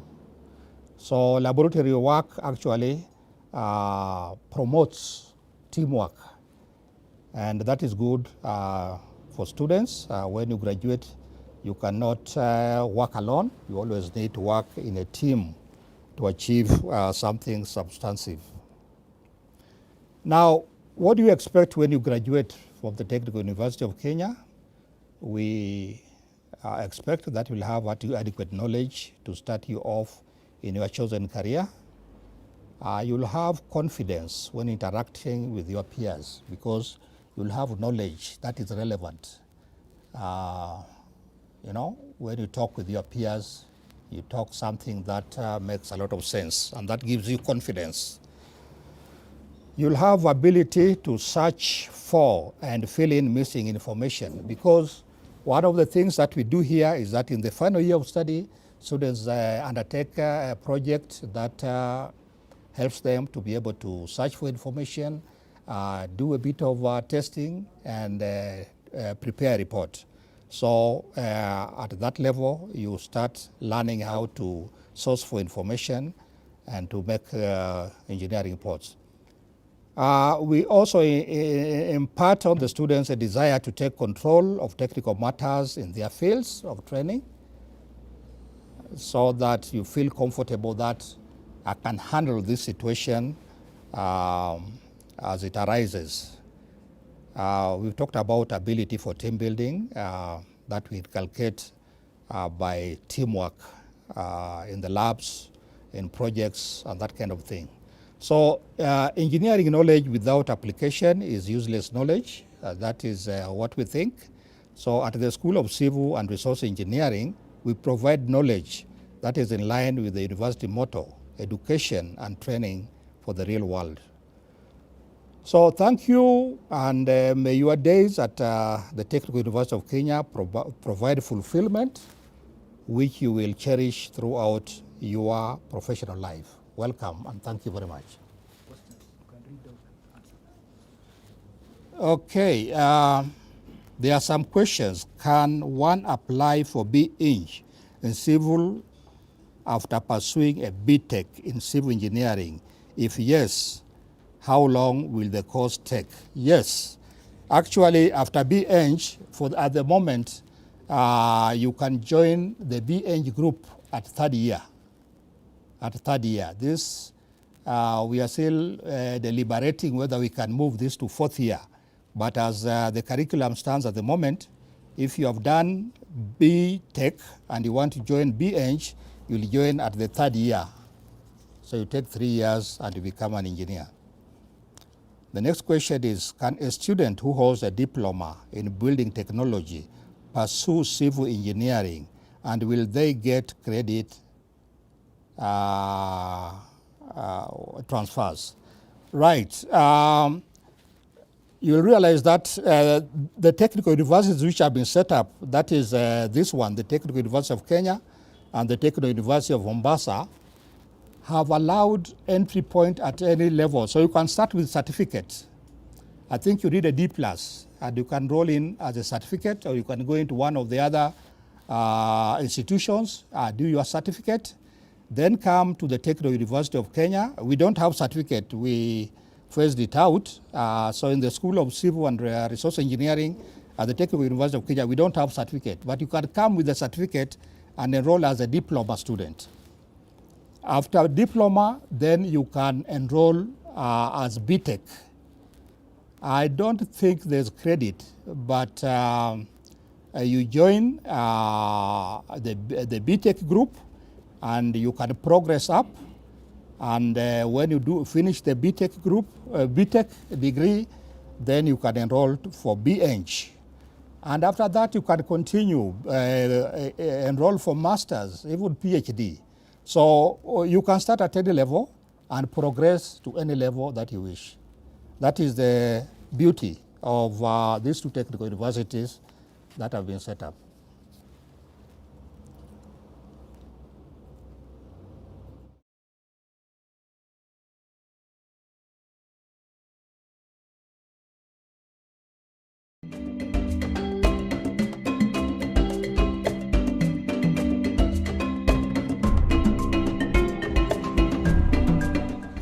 Technical University of Kenya is located in Nairobi Central Business District.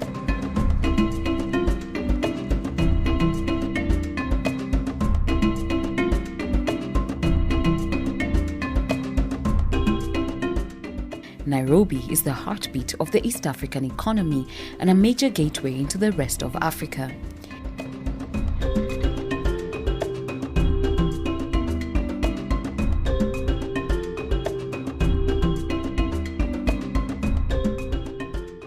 TUK, as it's fondly known, is home to students from various countries in the region. The Kenya Polytechnic itself was founded in 1950s, built in the present site in 1960, and given the name the Kenya Polytechnic. From that time, it was a premier institution for training technologists and technicians for Kenya, and in the early years for the whole of East Africa.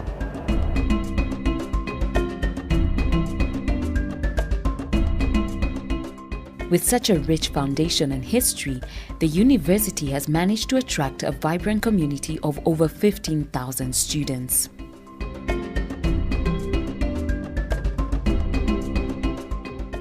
As we develop our capacity in technological development in the short term, we should be looking at this country's Vision 2030, which is committed to making Kenya a technological country. That is, it should be possible for us to produce quite a good number of the things, of products we need in this country.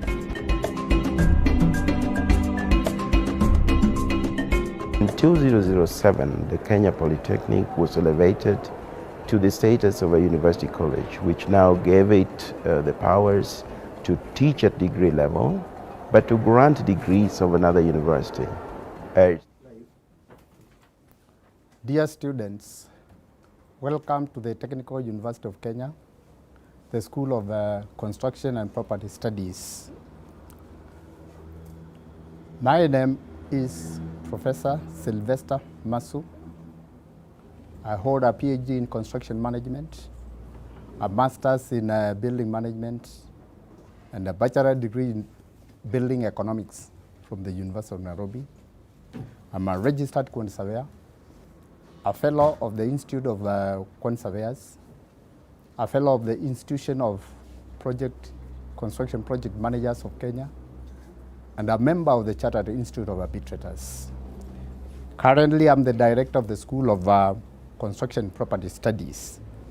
The school has 4 degree programs, or rather departments, where we have the first one, the Department of Construction Economics and Management, which has 2 degree programs, Bachelor of Quantity Surveying program, and the Bachelor of Construction Management program. Let me say something about those first 2 in that department. The first one is the home of quant surveyors. These are professionals who are regulated by the an Act of Parliament, Chapter 525 of the laws of Kenya. The body which regulates that is the Board of Registration of Architects and Quant Surveyors, called BORAX. The second group of construction management deals with organization and operations of a construction company, the so-called contractors as we refer them. Those who join quant surveying or construction cost consultants, they are generally trained in 4 general areas of knowledge: construction technology, law, management, and economics. Those who are in construction management, they are trained broadly in those areas, but the focus is on management and performance of construction firms. The other department, which is in the school, is called the Department of Real Estate and the Property Studies. This is the home of land valuers, property valuers, land agents, and estate agents. Their work is to value properties which have been already constructed or resources like forests, buildings as you see them. The other department is the Department of Construction, Building Construction Technology, in short BCT. This is the department which deals with the actual construction work. That is, the operations of the construction company on the site once it has been given a project to do, to erect to put up a building. So they deal with the actual construction operations, deal with the materials, deals with the workmen, crafts, and put all those resources together to put up a building. We have a 4th department, which is called building surveying. Its work will be purposely to inspect buildings, to see whether they have been built according to the regulations and that they do not fall on people when they come, or they meet the set required standards by the local authorities and any other building regulations. The career paths of these programs or graduates, those from the first department, construction economics and management, the quant surveyors, they are construction cost consultants. They work with the government as quant surveyors, public works. They work with the counties in the departments of public works and civil. They also work with banks. They also work with insurance companies to do feasibility studies for them as far as buildings are concerned. And also, they can also become lecturers in universities. The construction management graduates, they work with the construction firms. They are involved in day-to-day management of construction site operations. Now, those in Department of Real Estate and the property managers, as I said, they are land valuers. They work with farms, private farms. They work with the ministries. They work with local governments. And they also work with county governments where those departments do exist. They also work with banks as valuers and loan facilitators when it comes to evaluation of a property, or if you want to get a loan from the bank. They also work as agents. If you want to sell something, they become the agent and they sell it for you at a fee. The ones in construction technology, that is a building technology, those ones are now the ones who do the actual construction works by contractors on the site. They organize, and more or less they are replacing the fundi, the ordinary fundi, we know him. Those are the people who are replacing them, but at a very advanced skill, so that they are able to interpret engineers and the architects' drawings and they put the work as required by law. Let me say something about the other programs in the school. We do have a PhD program in construction project management. We graduated the first graduate in PhD in 2019, the first ever in the Faculty of Engineering and the Built Environment. We also do have a master's program in construction management in the Department of Building Economics and Management. We also do have a master's in technology in the Department of Building, Construction and Technology. We also have a master's program in real estate and property studies. That is in the Department of Real Estate and Property Studies. As far as facilities are concerned, we are well equipped. We do have studios and lecture halls where you will be required to attend classes. At the same time, you're also going to be attached to the industries so that you are able to gain the practical skills which are required for these degree programs. Under that, we have internal-based, industry-based learning, which is internal, and the industry-based learning, which is external. Over with that, I welcome you again to the Technical University of Kenya, and specifically to the School of Construction and Property Studies. Thank you very much.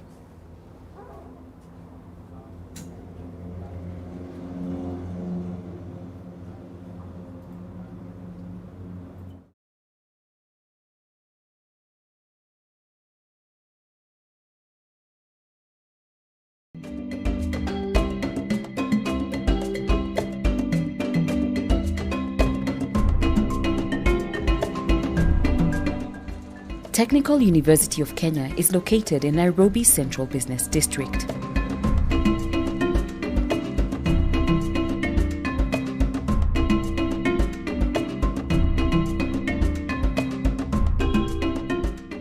Nairobi is the heartbeat of the East African economy and a major gateway into the rest of Africa.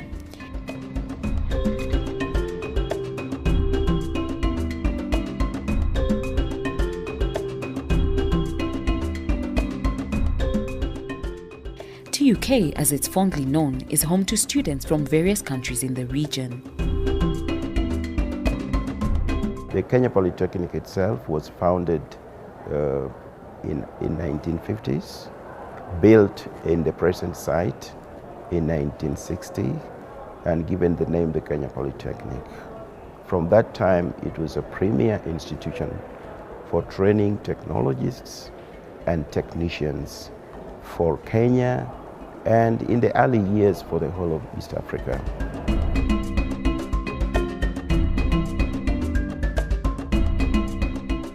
With such a rich foundation and history, the university has managed to attract a vibrant community of over 15,000 students.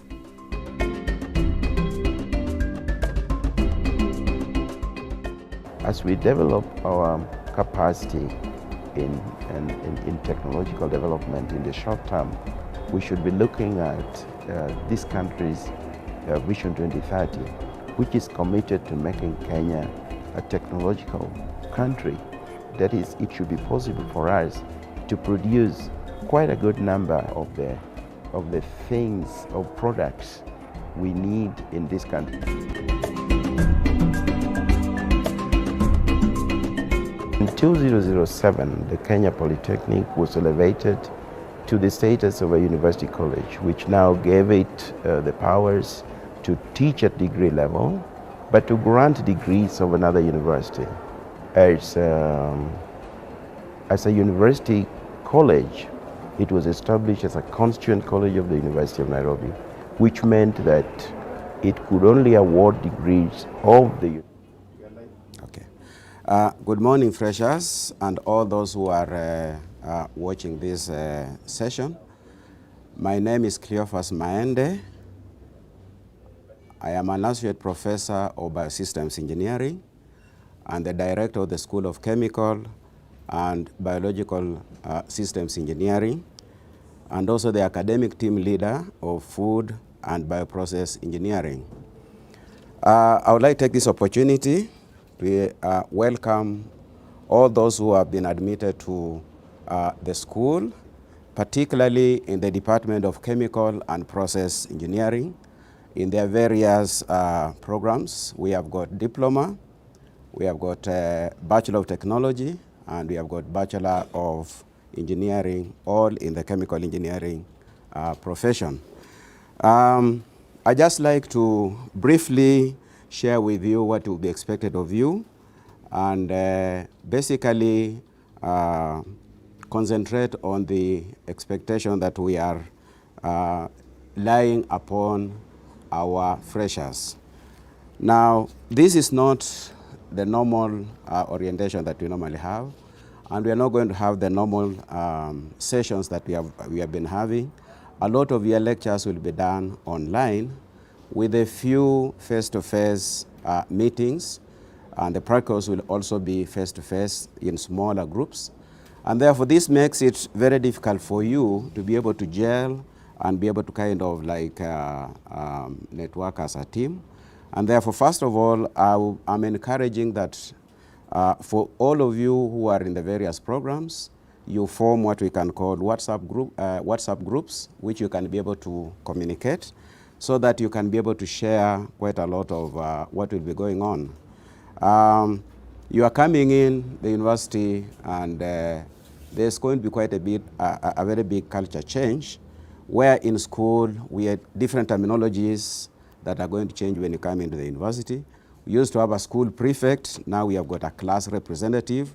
Used to have a class, now we are going to have a lecture hall. And all those are going to be terms that you're going to be learning as you progress along. And therefore, the first thing that you'll be required to do is to choose among yourselves who is going to be a class rep, who will be the contact person with the school management, so that we can be able to communicate whatever kind of policies, what kind of memos or announcements that will be there. But of course, we'll also have our various notes boards, which will be sending online, so that you can be able to get your information on time. It's going to be quite critical that you attend your lectures, because like in school, you used to have a timetable, and then you'll go to class, they're taking a register and so on. Here at the university, what's going to happen is that when you come in, we'll be expecting you to attend class. We'll not force you to attend class, we'll expect you to attend class. But there is a requirement in our curriculum that if you don't attend 75% of the classes, then you'll not be able to qualify to sit for the final end of year exams. And that is quite critical, because you'll have wasted your time, you'll have wasted your fees. Secondly, the continuous assessment test. You're coming in on what we call a term basis. It's not the semester like some of the other students who are already here. And that term basis is quite critical, because it's fairly short. You learn for 4 weeks and then do a continuous assessment. Another 4 weeks, you do another continuous assessment, and then you have your final end of term exams. It is important that you do those continuous assessment tests.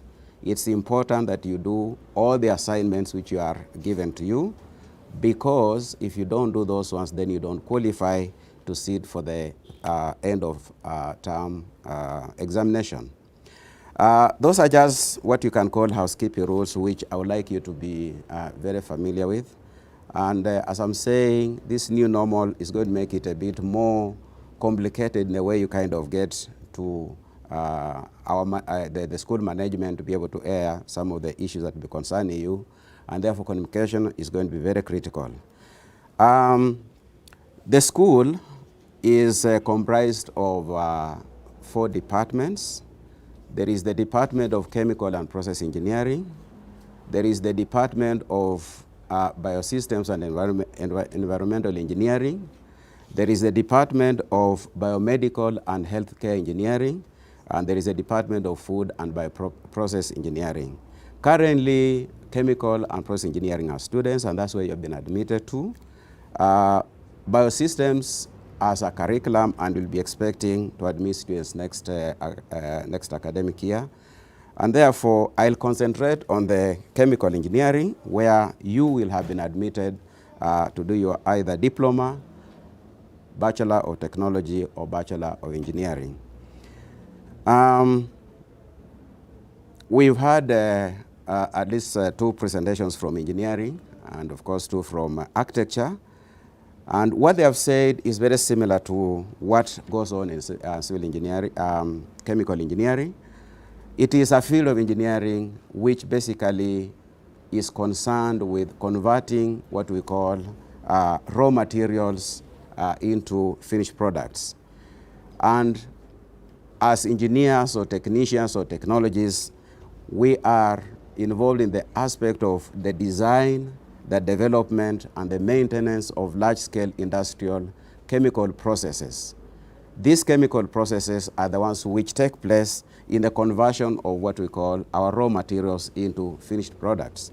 Some of the finished products that I'm referring to here are some of the things that you use on an everyday basis. We have things like fuels, things like plastics, insecticides, fertilizers, explosives, pharmaceuticals. All those products that you see that are of a chemical nature are normally handled by chemical engineers, where as the engineer you do the design and develop, as the technologist or the technician you'll do the maintenance. And at the end of the day, that's basically what a chemical engineer will be. Now, when you come in for a diploma, you'll do a 3-year course. It takes 3 academic years.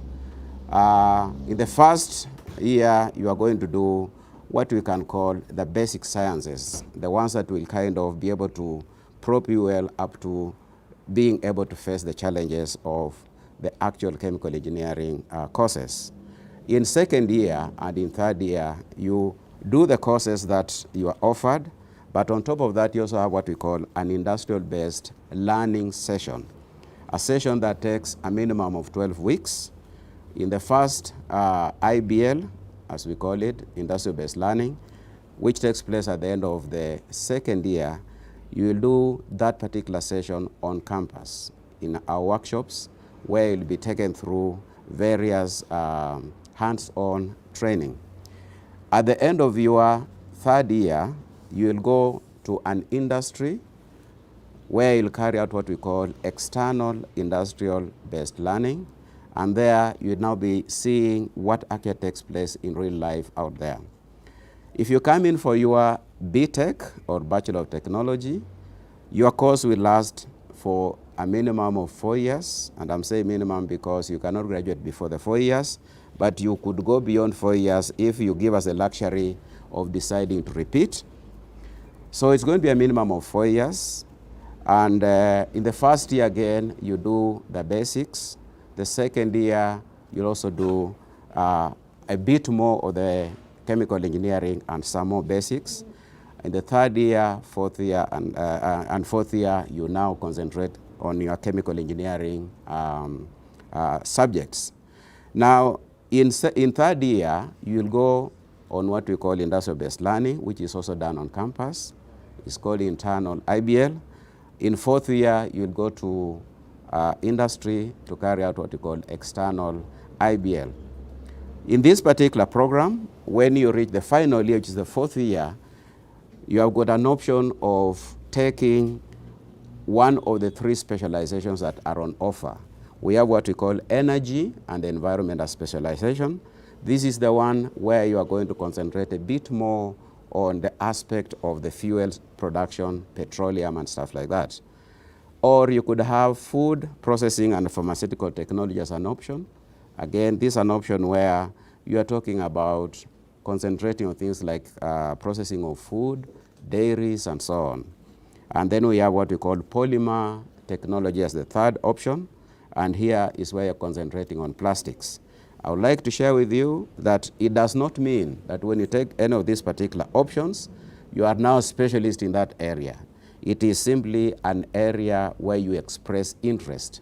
And specifically, if you want to come and advance your studies, you can now be able to build on that particular optional choice to specialize in those particular areas at the master's and even the PhD level. If you are coming in for your Bachelor of Engineering, your course will last a minimum of 5 years. And again, I'm saying minimum because if you give us the luxury of repeating, it will take slightly longer than 5 years. In the first year, very similar to BTech. The second year, also similar to BTech. Third year, fourth year, and fifth year, you are now concentrating on chemical engineering subjects.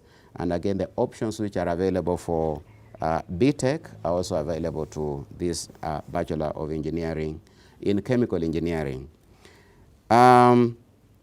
All these programs, when you finish your final year, they are graded, they are classified. If you are doing a diploma, you can either get a distinction, which is an average of 70%. You can get a credit, or you can get a pass. Again, the credit is classified as those who are above 50 getting what we can call a lower credit, and those who are above 60 getting what you can call an upper credit. Again, for the engineering and the engineering technology, that's the BTech and BEng, the third year and fourth year, where you are now doing your specialization in the chemical engineering, we take the average for the BTech in third year and fourth year, although our curriculum also specifies that we need to start from second year. So the average that gives you the classification in the final year should be your second year marks, your third year marks, and your fourth year marks for BTech. And the classification is a first class. If you get an average of 70 in each one of those 3 years, give you an average of 70 in the final year. If you get between 60 and 69, you'll get an upper second class honors. And if you get between 50 and 60, you'll get a lower second honors. And if you get between 40 and 50, you'll get a pass. Anything below an average of 40 will be a fail. Now, you may want to just go through the course and appear like you want to graduate and go out. But these classifications are important, particularly if you wanted to advance your studies. If you get a first class or an upper second class, you can go and do your master's straight away. If you get a lower second, you'll be required to stay out of the industry for a minimum of 2 years before you can be admitted to a master's program. If you get a pass, you can't do a master's. You may have to go back to school. Obviously, if you fail, you fail. In Bachelor of Engineering, the average starts in third year. So the average of third year, fourth year, and fifth year will give you the classification for the degree which you'll be able to be awarded. Again, very similar, a first class, an upper second class, or a lower second class, and a pass. And again, the same applies to the requirements for advancement. So it's important that you do you take your studies seriously so that you can be able to get a good classification, because you may say you want to terminally end your studies at the bachelor's, yet probably when you go out there you find you would wish to carry on with a master's. And therefore, if you have got a good qualification, you'll be able to comfortably carry on with your master's and progress to the higher levels. There is a question which was raised to my previous presenter, and I would like also to just address it in case somebody has got that particular inquiry. If, let's say, you have a diploma, you may be able to come back in to apply to take a bachelor's degree. The only thing that at the moment where we are at the moment is that you can only be admitted to a Bachelor of Technology, not Bachelor of Engineering. So if you qualify with your diploma, and as we are saying, get your distinction or good credit, then you'll be able to join our Bachelor of Technology degree program. You'll be able to join in second year, and that second year will not be like you take all the courses, because some of the courses will be quite similar. You've already done them in your diploma, and therefore we call it a pre-semester. In this particular case, it will be a pre-term, kind of set of units that you'll take, and then you can now progress to your third year and then graduate in fourth year. The conversion between Bachelor of Technology to Bachelor of Engineering is still under discussion, and therefore at the moment you may only progress to a master's and not necessarily change over from BTech to BEng. And I think this is what I'd like to share with you. We'll be in touch throughout the term as you come in January. And all communications that you may wish to air to us, kindly be free. Send in your inquiries, find out what it is that you have not understood. A lot of the other things are things which you may have already been told, and because a lot of the other, what you can call procedures, are what we can refer to as common procedures that apply to all the students of the Technical University of Kenya. I have one question here, which is saying, how can one change a course? If you attended the Monday presentation, the Director of Admissions actually talked about this. We have got two types of transfers that are allowed. We have got what we call inter-faculty transfer, and we have got what we call intra-faculty transfer. You may be in the Faculty of Engineering here, and you want to do a course which is in a different faculty. That is called inter-faculty transfer. In that particular case, there is a procedure, and you can be able to get that procedure from the admissions. And there's a time period within which you need to do that. So check with the admissions to be able to see how you can be able to handle that. There is the intra-faculty transfer, where you are in the same faculty and you want to transfer from one school to another school.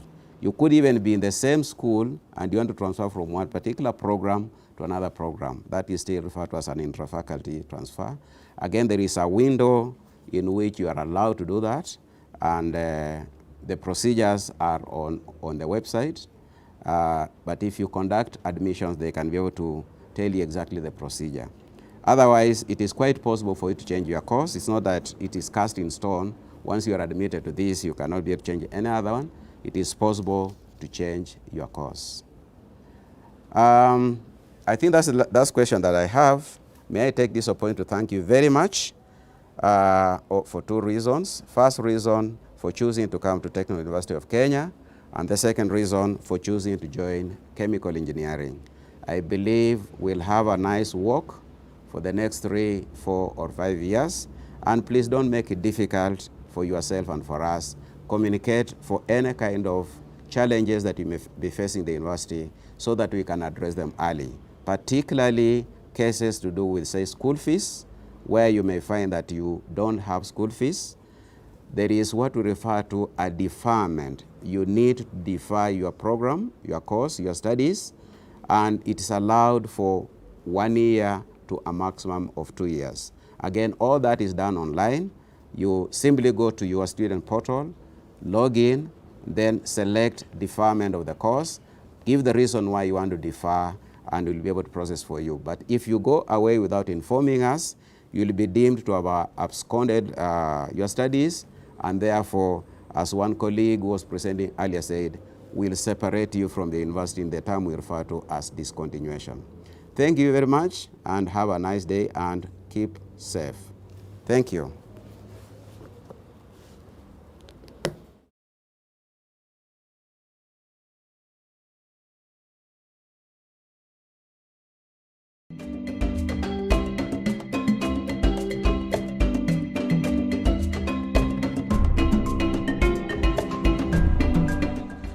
Technical University of Kenya is located in Nairobi Central Business District.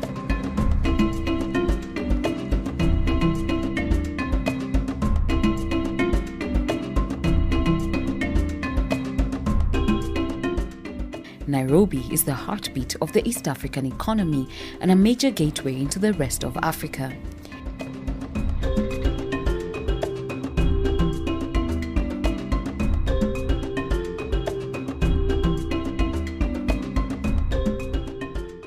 TUK, as it's fondly known, is home to students from various countries in the region. The Kenya Polytechnic itself was founded in 1950s, built in the present site in 1960 and given the name the Kenya Polytechnic. From that time, it was a premier institution for training technologists and technicians for Kenya and in the early years for the whole of East Africa.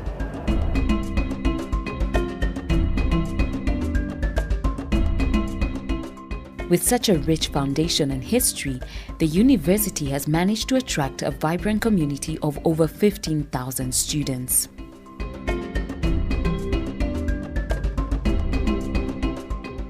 As we develop our capacity in technological development in the short term, we should be looking at this country's Vision 2030, which is committed to making Kenya a technological country. That is, it should be possible for us to produce quite a good number of the things or products we need in this country. In 2007, the Kenya Polytechnic was elevated to the status of a university college, which now gave it the powers to teach at degree level, but to grant degrees of another university. As a university college, it was established as a constituent college of the University of Nairobi, which meant that it could only award degrees of the University of Nairobi. Okay, good morning everyone. My name is Professor Stephen Musyoki. I'm the director of the School of Electrical Electronic Engineering. My previous speakers have introduced you to the aspects that you must abide by as a student, and also the progression, basically in engineering, and also the courses that are available in engineering. Actually, the structure is basically the same. That, for example, you can come here for a diploma in technology. You can come here also for a Bachelor of Technology, and also can also come here for Bachelor of Engineering for those who are coming from Form 4. And then, of course, you can advance to higher studies, depending on your qualification. You can go for Masters and even PhD programs. In the School of Electrical Engineering, we have all those programs. So once you join, you'll be free to join the programs which you qualify for and advance as you qualify. What I want maybe to concentrate on is basically what is electrical engineering. Basically, electrical engineering actually permeates aspects of actually human activity, and we basically divide it into two sections. Basically, what we call the heavy current and the light current. The heavy current is where we measure the current in terms of amperes of kiloamperes, and the light current, we measure the current in microamperes. And for that purpose, the school has got 4 departments which actually specialize in some aspects of electrical engineering.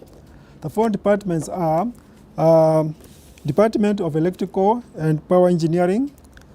This department basically specializes in heavy current and in systems, for example, generation of power, transmission of power. I think these are very familiar to you. For example, KenGen is one of the companies that deals with generation of power.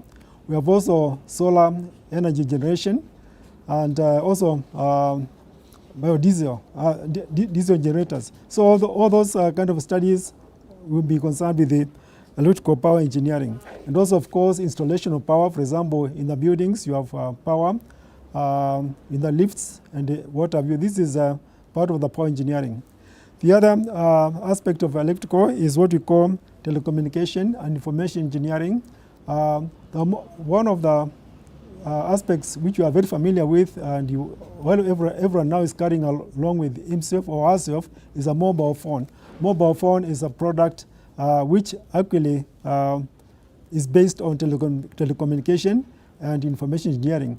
Telecommunication basically means communicating with someone very far, and often maybe in the case of the mobile phones, we've got what we call wireless communication. You can also have what we call wired communication. And as of now, we've got what we call optical fibers, which again are just a form of wiring. The other department is electronics and computer engineering. This department basically deals with studying all the computer works, the hardware aspects of the computer, how to program the computer, and how to build the computer. So some of you may wish to specialize in that area. The other area is what we call automation and control. If you meet to any factory, you'll find things are very well automated. For example, the conveyor belt is very well automated, so such that if, for example, is doing some packaging, there is a precision timing, and the packages are coming out on time, or even putting the caps on the bottles. This is automation. And also, of late, we're also having robots on board. For example, if you go to advanced countries, you'll find, for example, in the vehicle manufacturing industry, the welding and many other processes are done by robots. This is the area of automation and control engineering. So basically, electrical engineering permeates all areas of engineering, and in all machines built by man, you'll find some aspect of electrical engineering. Even if you go to the hospital, you'll find measurements. Even now, as you come to the university, your temperature will be measured by thermal gun. Those thermal guns are electronic devices.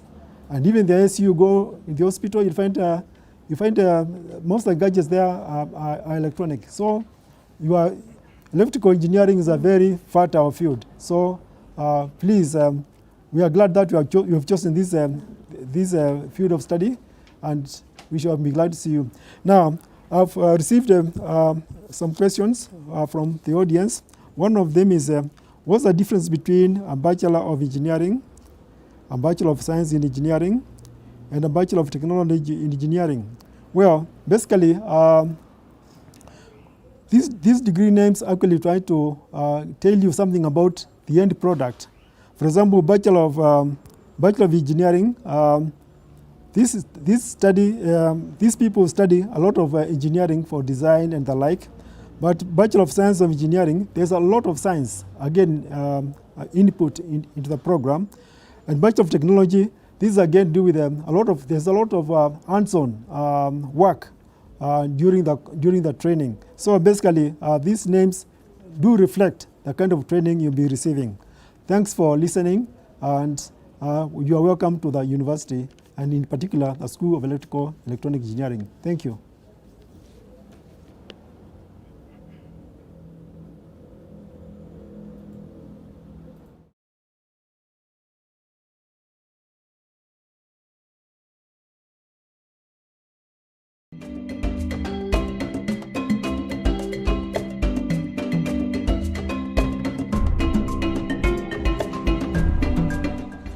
Technical University of Kenya is located in Nairobi Central Business District.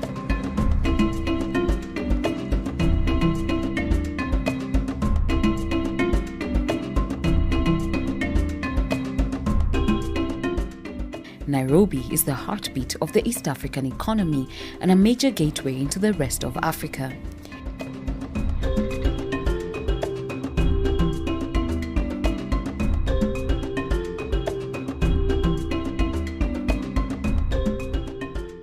TUK, as it's fondly known, is home to students from various countries in the region. The Kenya Polytechnic itself was founded in 1950s, built in the present site in 1960, and given the name the Kenya Polytechnic. From that time, it was a premier institution for training technologists and technicians for Kenya, and in the early years for the whole of East Africa.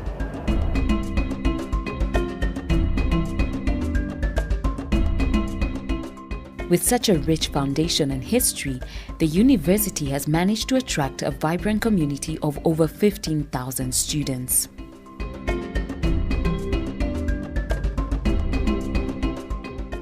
As we develop our capacity in technological development in the short term, we should be looking at this country's Vision 2030, which is committed to making Kenya a technological country.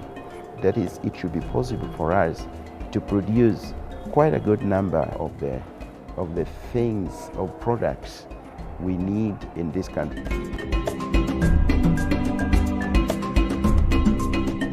In 2007, the Kenya Polytechnic was elevated to the status of a university college, which now gave it the powers to teach at degree level, but to grant degrees of another university. As a university college, it was established as a constituent college of the University of Nairobi, which meant that it could only award degrees of the University of Nairobi, although it had powers to design its own curricula, get them approved by the University of Nairobi Senate, and then to award degrees in the name of the University of Nairobi. By these presents, be it known that in exercise of the powers conferred upon me under the Universities Act number 42 of the year 2012, I, Mwai Kibaki, President and Commander-in-Chief of the Defense Forces of the Republic of Kenya, hereby grant the charter annexed hereto to the Technical University of Kenya. On this 15th day of January in the year of our Lord 2013. Thank you.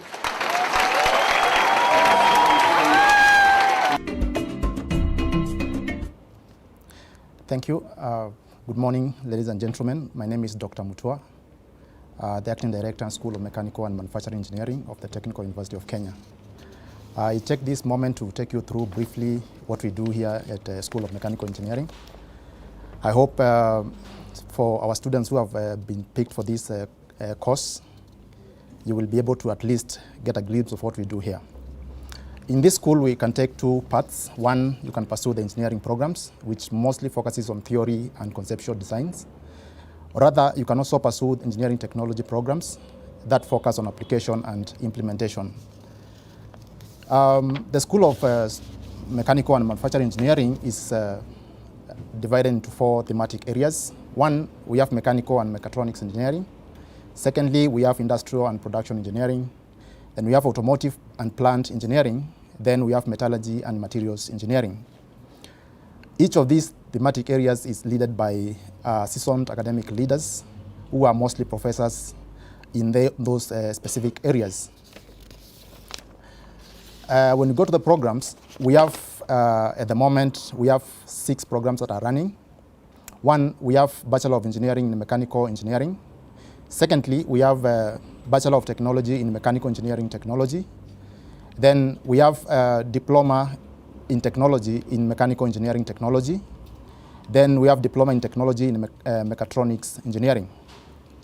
There are a few things that I want to point out regarding those 4 programs that I've mentioned that I need you to pay attention to while you prepare to join the university. One, there is something that one of my colleagues mentioned earlier called the internal industry-based learning. For each of those programs, we have 2 industry-based learning that are done internally within the university. Then we have 1 industry-based learning that is done in the final year for each of the 4 programs. So I want you to take caution and ensure that while you attend coursework, you also begin to undertake this very important part of the programs. And then we have a final year for, project for each of the 4 programs. Apart from the diploma and bachelor programs, we also have Masters of Technology in Manufacturing Engineering, which takes 2 years. And this has both coursework and this is components. We also have a PhD in mechanical engineering, which is a 3-year program, and that is done specifically through research. Currently, we are in the process of developing a program in mechanical engineering, and we're also developing a MSc program in renewable energy. We are hoping that soon this will be concluded and we can be able to admit some students. Our school boasts of quite a number of facilities, and I would like to mention them briefly. One, we have electrical and motor rewinding laboratory. We have computer-aided design laboratory, programmable logic controllers lab, hydraulics laboratory. We have mechanics of machines laboratory, quality control measurements, that is metrology. We have robotics laboratory, refrigeration and air conditioning. We have thermodynamics and fluid lab, as well as reverse engineering and rapid prototyping laboratory. Further, we also have workshops for about 5 in number. One is the beadwork workshops, welding workshops, automotive workshop, conventional machine workshop, and advanced CNC workshop. Just to mention, our advanced CNC workshop is the biggest in the country, and we are proud that we have that facility here that actually can, we have people who come to the university to do a lot of work from industry through which they interact with our students, and some of them end up getting jobs through such interactions. So after you complete your degree in a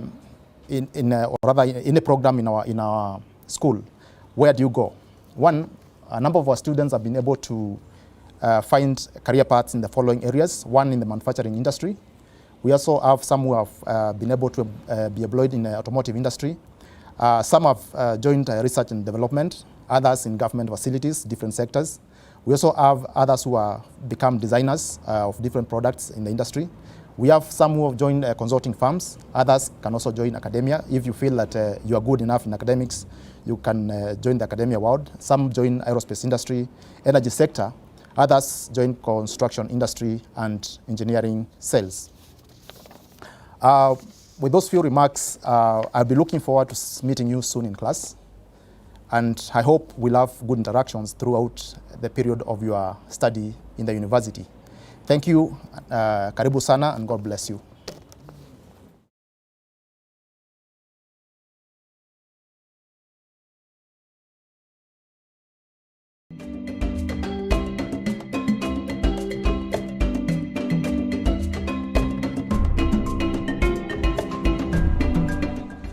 Technical University of Kenya is located in Nairobi Central Business District.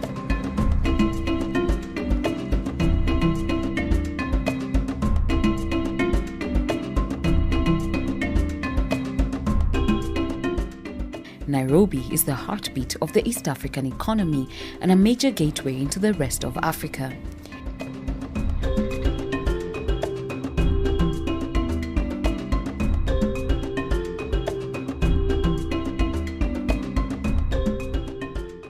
TUK, as it's fondly known, is home to students from various countries in the region. The Kenya Polytechnic itself was founded in 1950s, built in the present site in 1960, and given the name the Kenya Polytechnic.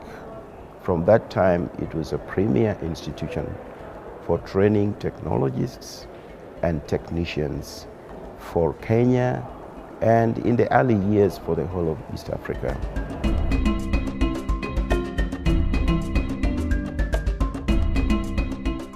With such a rich foundation,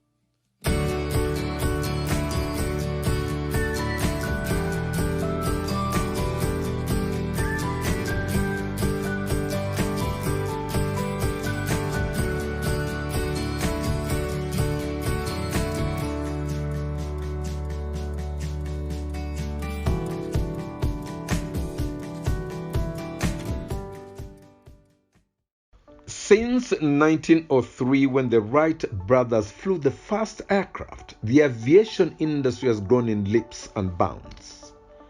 The insufficiency of qualified engineers to maintain and invent new aircraft models is being experienced the world over, and Africa is no exception. Aeronautical engineering is one of oldest areas of engineering today, and one of the best established to the extent that we have had aircraft flying. There's been a need for engineers to look, first of all, after the aircraft that are flying in terms of maintenance, and then to design and manufacture new aircraft. Over the years, there have been tremendous increase in the need for air travel for both passengers, cargo, and general commercial goods across the continent, across many cities in the world. And on a typical day, millions of aircraft hours are spent traversing the globe in all directions. The Technical University of Kenya is the only regional institution of higher learning offering aeronautical engineering at undergraduate level. In Kenya, we are the first university to offer degree programs in aeronautical engineering. And this is based on the tradition of this institution. Good afternoon, freshers. Welcome to this presentation.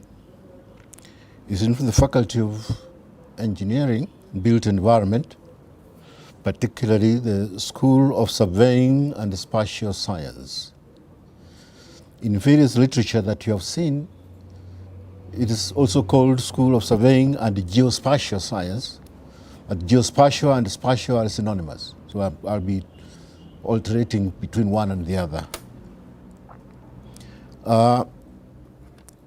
Here at the Technical University of Kenya, we are talking of surveying, and it is added other names like geospatial as perhaps the oldest technology, the disciplines that has involved a lot of scholars for many, many centuries. Surveying or geospatial specialists carry out measurements and make graphical representations like maps to represent the earth, the environment, and the space around the earth. This is applied in various aspects, especially touching on what other speakers have spoken in this morning. Like, for example, we do the planning, the civil engineers who like to build roads, buildings. The surveyor is the first person who comes in to make measurements out of which you design a building or a road. In electrical engineering, for example, the geospatial or the surveyor will make assessment or make measurements on hot points, or where, for example, in Olkaria, where we have geothermal energy, they are the ones who measure thermal anomalies on the surface of the earth and will tell that there is steam from here which will generate electricity. And then in comes the electrical engineers. Aerospace, for example, today, people design aircrafts which fly intercontinental.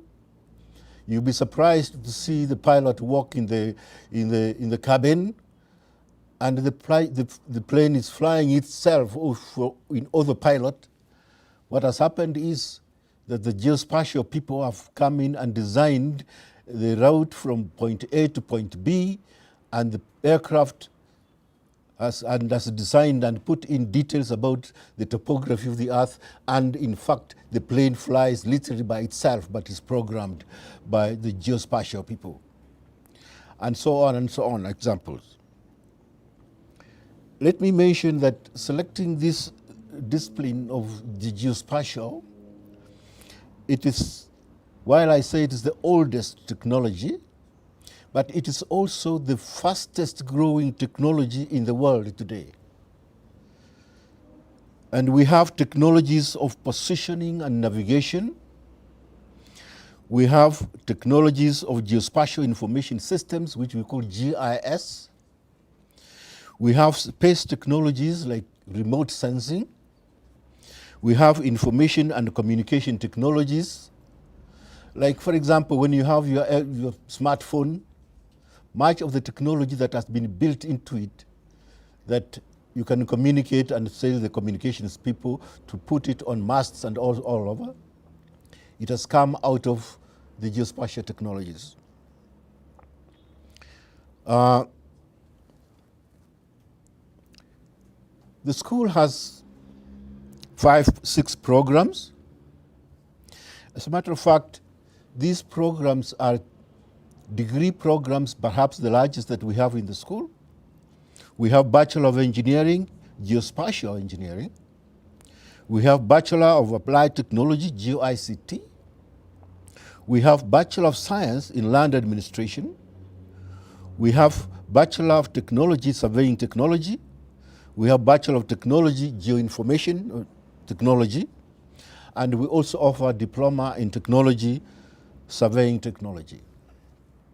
So you can see that it's quite a big chunk of degree and certificate programs, or diploma programs that we offer. We have the structure where we've got 4 departments that collectively offer those kind of programs or degree programs. We have a Department of Geodetic and Surveying Science, Department of Geoinformation and Earth Observation. We have a Department of Geography and Spatial Systems, and we have a Department of Cadastre and Land Administration.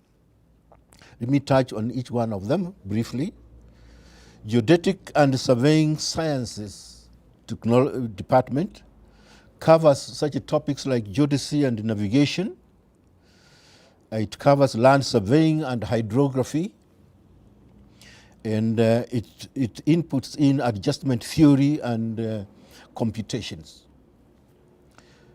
Forgive me, I'll not go into bigger details to explain what these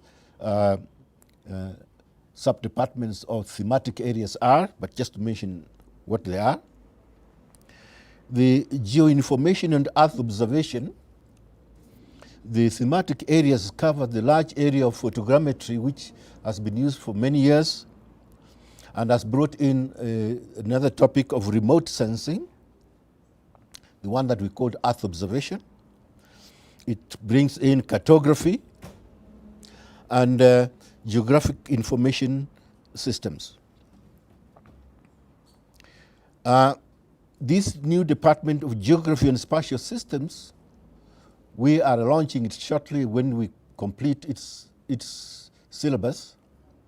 But it does cover an area that will attract very many students on human and cultural geography, physical and environmental geography, mathematical and quantitative geography, and also covers spatial project management. Then the Department of Cadastre and Land Administration covers land tenure and land registration. It covers cadastral surveying and mapping. It covers land information systems. Let me mention that when you enroll in these programs, the Bachelor of Technology programs are for a 4-year period. The other ones are for 5 years. Perhaps what is interesting, you might find that when you come here as a regular student, you will be joined, we run evening classes again in Bachelor of Technology, who come in and run a 2-year program to join the ongoing Bachelor of Technology programs to last for 4 years. I do notice that the other programs like Bachelor of Engineering, Bachelor of Applied Technology, and Bachelor of Land Administration, those take 5 years. We have diploma programs which will last 2-3 years, and the opportunity is available for you to finish your diploma program and join regular Bachelor Technology program for an extra 2 years. I know with the online programs that we want to run, it will be necessary in the way we run our programs, especially with hands-on, that we might have a time then when you come on board to have experiential learning and hands-on learning, which we stress very strongly. Here we have faculty or staff members who have come from academia and others who have come from industry. Might I say that I have come from industry to join the school, where we bring in the experiences we've had in industry over the years. And that enriches the program that we present to students to create actual situations that occurs in the real world. I know with our online or virtual learning is going to create a distance between us and you, the students coming in, but I'm sure at one time or another we'll have an opportunity to have face-to-face learning. We have integrated these two aspects, and we hope that anybody who will have any questions or any issues can contact us online or can contact us by writing to us or even coming on campus if we can be able to meet you. With that brief introduction, I wish you and welcome you to enjoy your studies at the Technical University of Kenya. Welcome.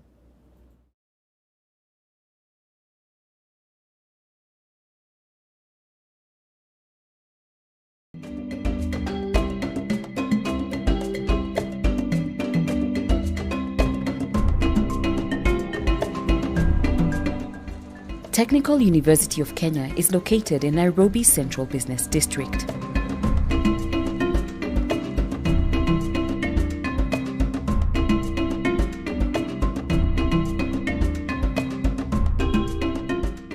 Nairobi is the heartbeat of the East African economy and a major gateway into the rest of Africa.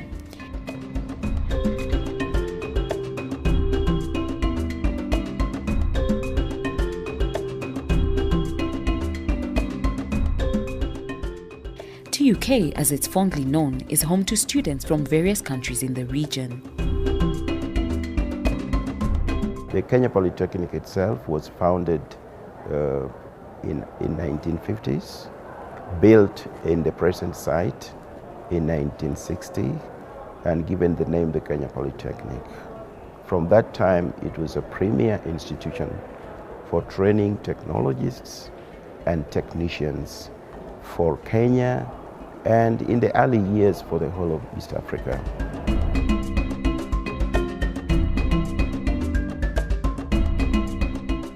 With such a rich foundation and history, the university has managed to attract a vibrant community of over 15,000 students.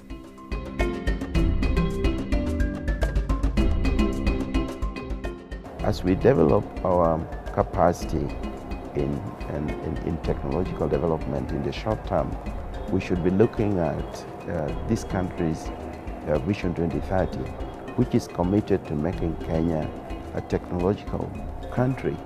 That is, it should be possible for us to produce quite a good number of the things or products we need in this country. In 2007, the Kenya Polytechnic was elevated to the status of a university college, which now gave it the powers to teach at degree level, but to grant degrees of another university.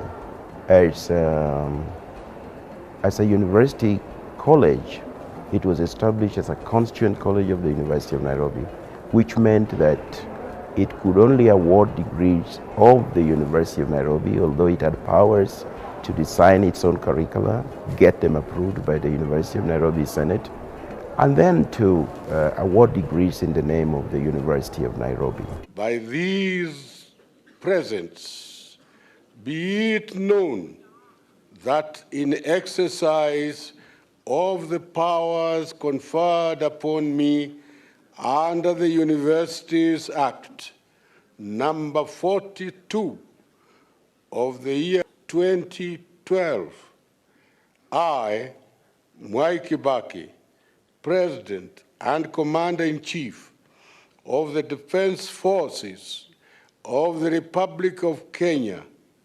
hereby grant the charter annexed hereto to the Technical University of Kenya, On this 15th day of January, in the year of our Lord 2013.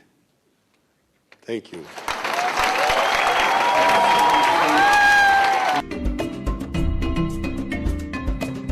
TUK offers an array of programs and courses in 3 faculties. The Faculty of Engineering and Technology, Faculty of Social Sciences and Technology, and the Faculty of Applied Sciences and Technology. The university boasts some of the best lecturers in Kenya who offer hands-on training to our students. We have state-of-the-art facilities and cutting-edge laboratories.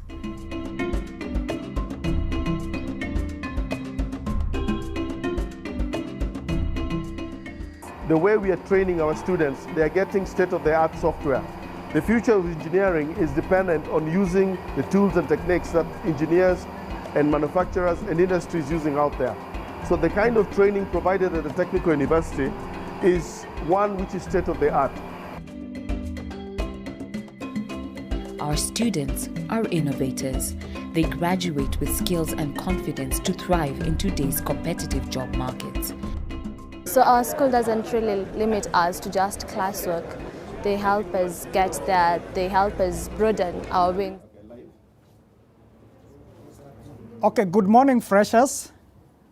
Welcome to the Technical University of Kenya, and welcome to the Faculty of Social Sciences and Technology. My name is Peter Matu. I'm a professor of linguistics at the Technical University of Kenya. I'm also the executive dean of the Faculty of Social Sciences and Technology. First, I would like to congratulate you for being admitted to the Technical University of Kenya. I think you made the right choice and you have come to the best university. So congratulations one more.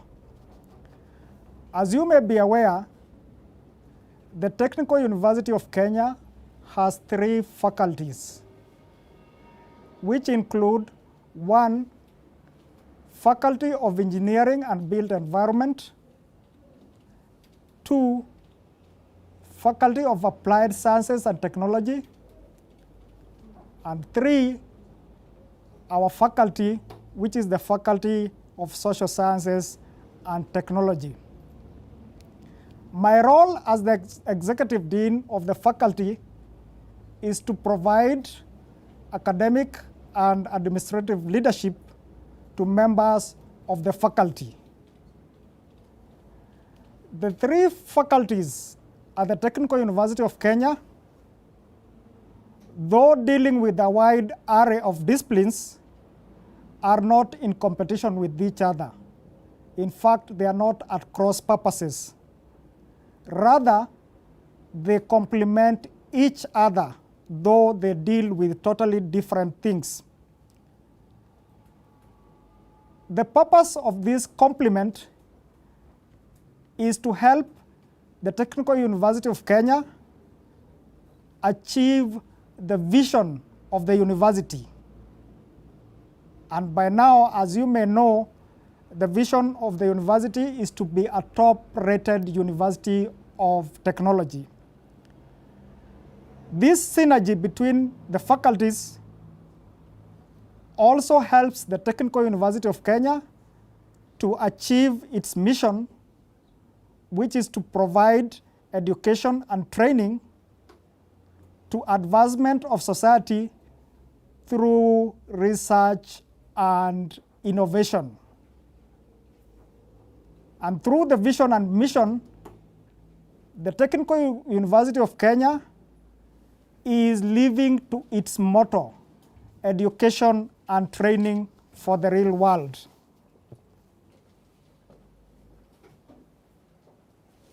The synergy found in these 3 faculties is that one cannot do without another. And the synergy also helps the Technical University of Kenya to produce a holistic human being or a holistic personality, somebody who can fit anywhere in the world, somebody who is not a robot or someone who is not robotic.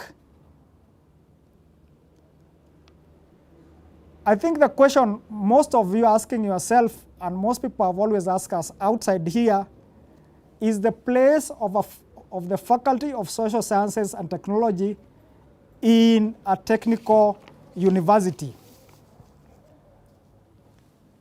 And this is what I will attempt to explain very briefly.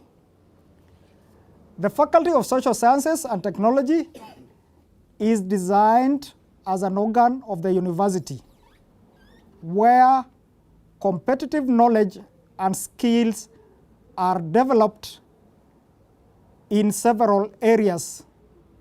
And these areas include the liberal, business, hospitality, and creative industries. The Faculty of Social Sciences and Technology has designed academic programs that provide the human perspective of science. And that's why I said earlier that we produce holistic graduates who are not robots. So they provide the human perspective of science. The society aspect of this faculty is that it provides the much needed bridge between applied sciences housed in the Faculty of Applied Sciences and Technology and engineering sciences housed in the Faculty of Engineering and Built Environment. This bridge creates a touch of liberal and vocational standpoints in the programs offered in the whole university.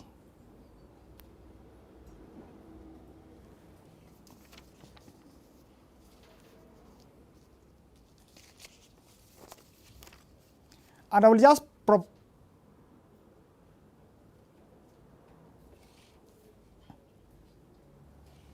provide an illustration of how these three faculties work by citing a few examples. For example, the Faculty of Engineering produces an engineer. Suppose this engineer invents a computer. He or she would need several persons to market and sell his computer. First, the engineer will need a communicator or a communication expert to tell the world that he has invented something. This communicator or communication expert originates from the Faculty of Social Sciences. In order to sell this computer or whatever gadget that the engineer has invented, he will need a marketer to tell the world that he has invented, he is selling something. This marketer or the person to market can only be found in the School of Business and Management Studies. Shortly, I'm going to explain about the structure of the faculty. The engineer will also need an auditor or an accountant to manage his finances. This auditor or accountant can only be sourced from the Faculty of Social Sciences and Technology. And for you to see this, let me now explain the structure of the faculty. The faculty is composed of 4 schools and 2 centers as follows.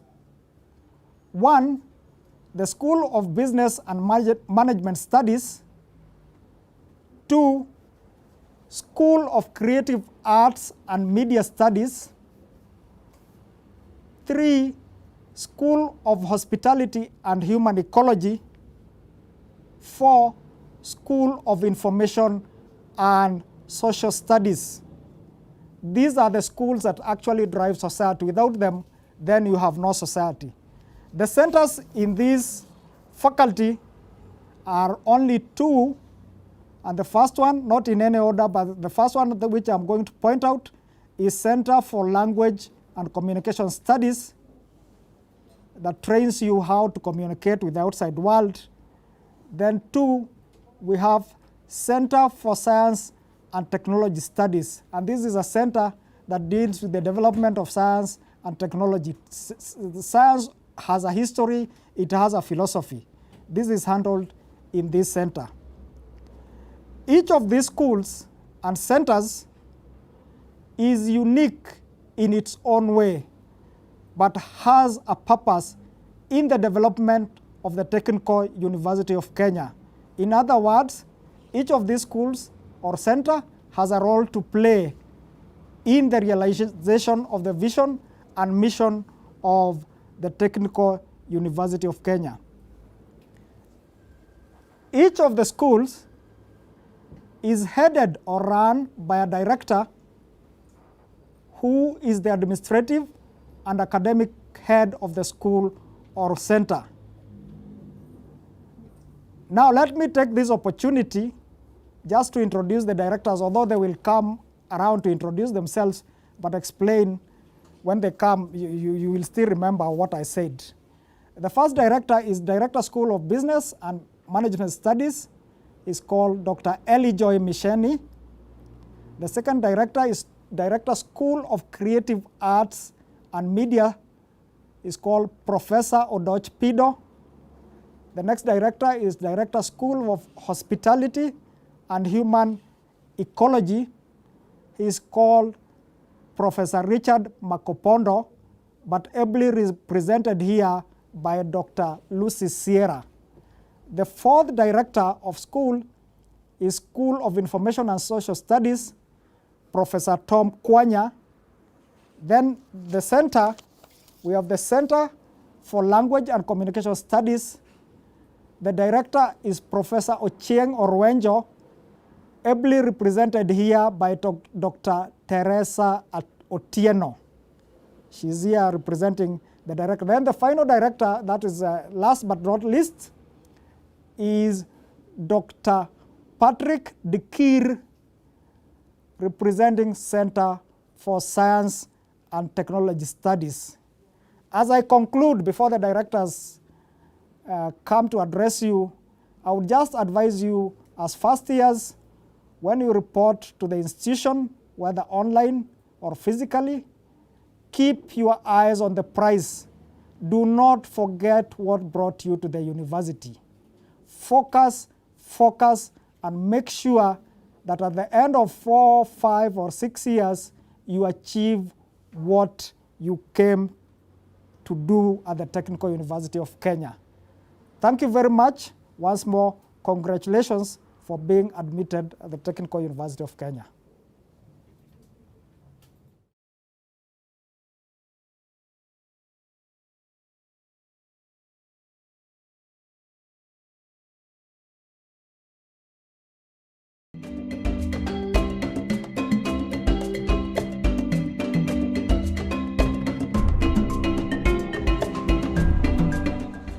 Technical University of Kenya is located in Nairobi Central Business District.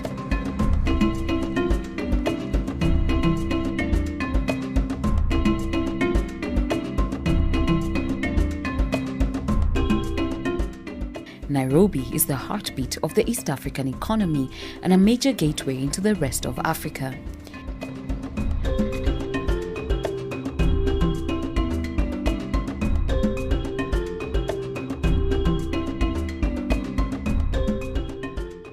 TUK, as it's fondly known, is home to students from various countries in the region. The Kenya Polytechnic itself was founded in 1950s, built in the present site in 1960, and given the name the Kenya Polytechnic.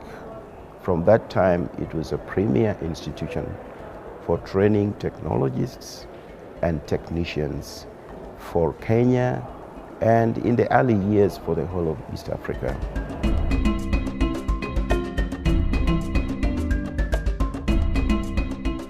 With such a rich foundation and history, the university has managed to attract a vibrant community of over 15,000 students.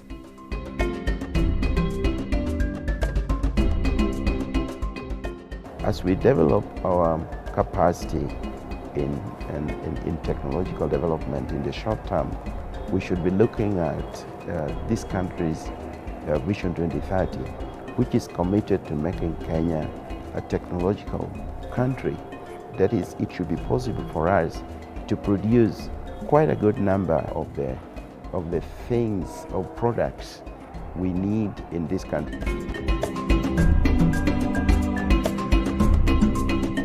In 2007, the Kenya Polytechnic was elevated to the status of a university college, which now gave it the powers to teach at degree level, but to grant degrees of another university. As a university college, it was established as a constituent college of the University of Nairobi, which meant that it could only award. Is it afternoon or morning? Okay, good afternoon, ladies and gentlemen. I am Dr. Erijoy Muthoni Misheni, Director, School of Business and Management Studies. I hold a PhD in Business Information Systems. As a director of the school, I provide academic and administrative guidance or leadership to the school. On behalf of the School of Business and Management Studies, and on my own behalf, I wish to take this earliest opportunity to congratulate you for the excellent performance in the KCSE examinations that enabled you to gain access to an institution of higher learning. I also want to welcome each of you to the Technical University of Kenya. I know you could be asking yourselves many questions by now. You could be asking yourself, really, did I make the right choice? Am I in the right place? Just remember one thing, you are not alone. We will walk this journey with you. You just need to remain focused. The School of Business and Management Studies of the Technical University of Kenya is physically located in Block L, next to the University Administration Block, with a reception and a director's office in room L6. And when you come, you find well-labeled banners, so you not get lost. We have a school motto: build business ideas, build society. When the executive dean talked to you, he elaborated a lot on the importance of soft skills, business being one.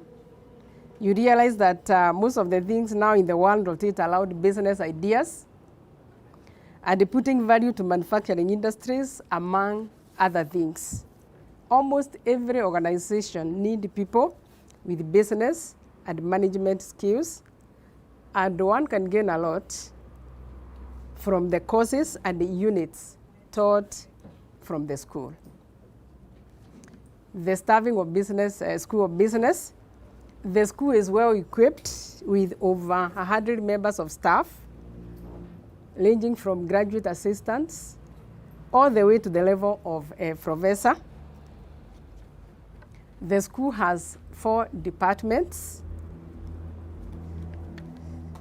The school in general offers 4-year degree programs and a 3-year diploma program as courses taught from the following 4 departments that I will introduce shortly. But one thing you realize, whether you are in engineering, whether you are taking applied sciences, you are likely to interact with the lecturers from the School of Business because we do a lot of servicing. You are told soft skills are required by everybody, whatever course we are taking. So lecturers from School of Business will be interacting with you as they give you those soft skills. Subject like entrepreneurship will be taught to each one of you, because subject like business plan will be taught to all of you, because whatever course we are taking, you require to plan for your business. Courses like that take management units will be taught to you. This will be done by lecturers from the School of Business. The department in the School of Business are as follows. We have 4 departments, starting with the Department of Accounting and Finance. Each department is headed by an academic team leader. So the Department of Accounting and Finance is headed by academic team leader Dr. Jaled Abongo. You'll be able to interact with these academic team leaders when you meet in class. The physical location, the office of the academic team leader of Accounting and Finance is also in Block L, and you'll find that in room L5. And there will be a banner, like I told you, very well labeled. Courses within this Department of Accounting and Finance, we have BCom with options like finance, accounting, and insurance. We also have another program, Bachelor of Science in Accountancy, and also we have a diploma in accountancy. All those will be found in the Department of Accounting and Finance. Those coming to that department, you are most welcome. We have another department, Department of Economics and Resource Management. This department is headed by academic team leader by the name Dr. Benson Ateng. It is located in Block C, 3A. This department has one program currently going on, that is Bachelor of Economics. The third department is Department of Business Administration and Entrepreneurship, that is headed by Dr. Edmund Okali as the academic team leader. The office of this academic team leader is located in Block J15. Courses in this department, we have Bachelor of Commerce with the Marketing option, Human Resource option, and Business Administration option. We also have another program, Bachelor of Technology, Office Administration and Management. Another one, Bachelor of Business Studies. And also we have a diploma in Business Studies with various options. And the last department is a Department of Management, Science and Technology, headed by Dr. Faris Ochola as the academic team leader. The office is located in B Block, B14. The courses in this department include a Bachelor of Commerce with options, logistics, and supply chain management. We also have a Bachelor of Business, Information Technology, and we also have a diploma in Business Information Technology. After finishing your 3-year diploma in any of the departments, you can come back and take a bachelor's degree. And this time you realize you start in year 2, semester 2. After finishing your 4-year course within the School of Business, you can come back and progress and move on for masters. We have an MBA program that has several options.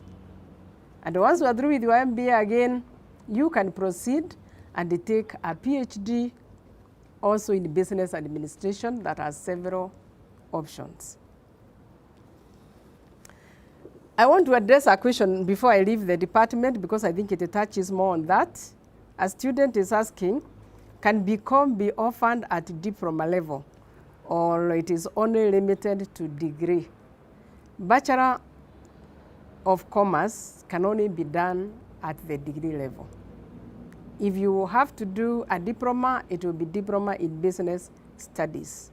And once you do a diploma in business studies, it can lead you to a bachelor in business studies, not Bachelor of Commerce. So Bachelor of Commerce is only limited to the degree, and anybody coming to take Bachelor of Commerce can only start in first year. Thank you. I hope I've answered that question well. Now, once you come into the School of Business, there are so many career opportunities, ranging from, if you have listened to me, the courses I've mentioned, the programs that you can take in School of Business, you realize that you can take your career in the area of finance and accounting.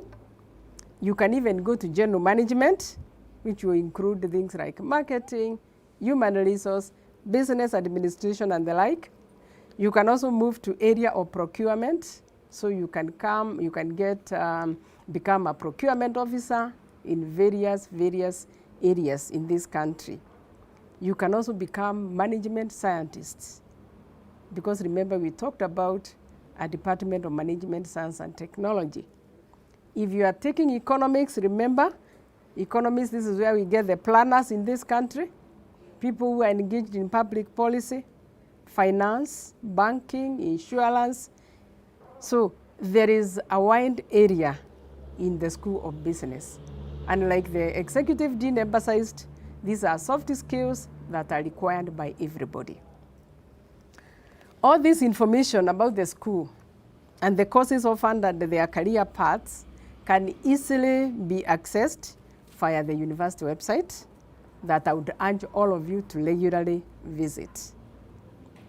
In conclusion, I'd like to give some general remarks that touch on all students. You have started a journey.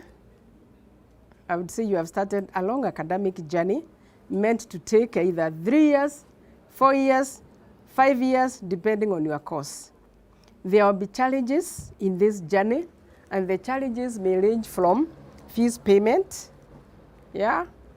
love and hate experiences, selecting friends, difficulty examinations and CATs. CATs are continuous assessment that have no respect for university students. The list of challenges are endless, and remember, there are no parents or school teachers to keep cautioning you. Many of you must be wondering what university life would be in a world so different from your high school and living environment, so different from that of your family back at home. Everyone here belongs, and everyone will find their place. All you need is to take your armor and wade through the myriad of challenges and convert them to opportunities. Success is yours, not failure. Wise people change their minds, learn new transforming ideas. All you need to do is conduct yourself with integrity and avoid being corrupt as you set foot on your career journey. Avoid missing lectures or cheating in examinations, as engaging in these activities could lead to expulsion from the university, and that means killing your career dreams. Be consistent, join study groups, and manage your time effectively for you to be successful in your studies. Make full good use of university resources and take good care of the facilities you'll be using during your studies. Seek guidance from your staff. Remember, I've told you, make full use of the facilities you find. This includes the resources. This includes even the staff, friends. I promise you that you'll find lecturers very much willing to respond to your interests, to your curiosity, and to your invitations. Be always in the lookout and prepared for opportunities that may arise in your environment. Remember, you always be responsible for your actions. Unfortunately, choices and actions have consequences. University life will accord you a lot of freedom, which most of you may not have experienced. This freedom, remember, comes with its own social risks. I implore you to keep off activities that will not add value to your life. Seek providence intervention. All believers have faith in God's providence. For it is written, seek ye first the kingdom of God, and all you need or aspire will be given to you. For if the ravens of the earth are provided for, how much more will God provide for us as children? So just be encouraged. And as I finish, I want to give a quote by one Command Kojuri. Do not give them a candle to light the way. Teach them how to make fire instead. We at the Technical University of Kenya will teach you how to make fire so that you can then light your way. With those many remarks, I wish you the most fulfilling and rewarding experience at this great school and university as you begin your professional journey. Thank you. Best of luck to each and every one of you. And once again, congratulations. Thank you.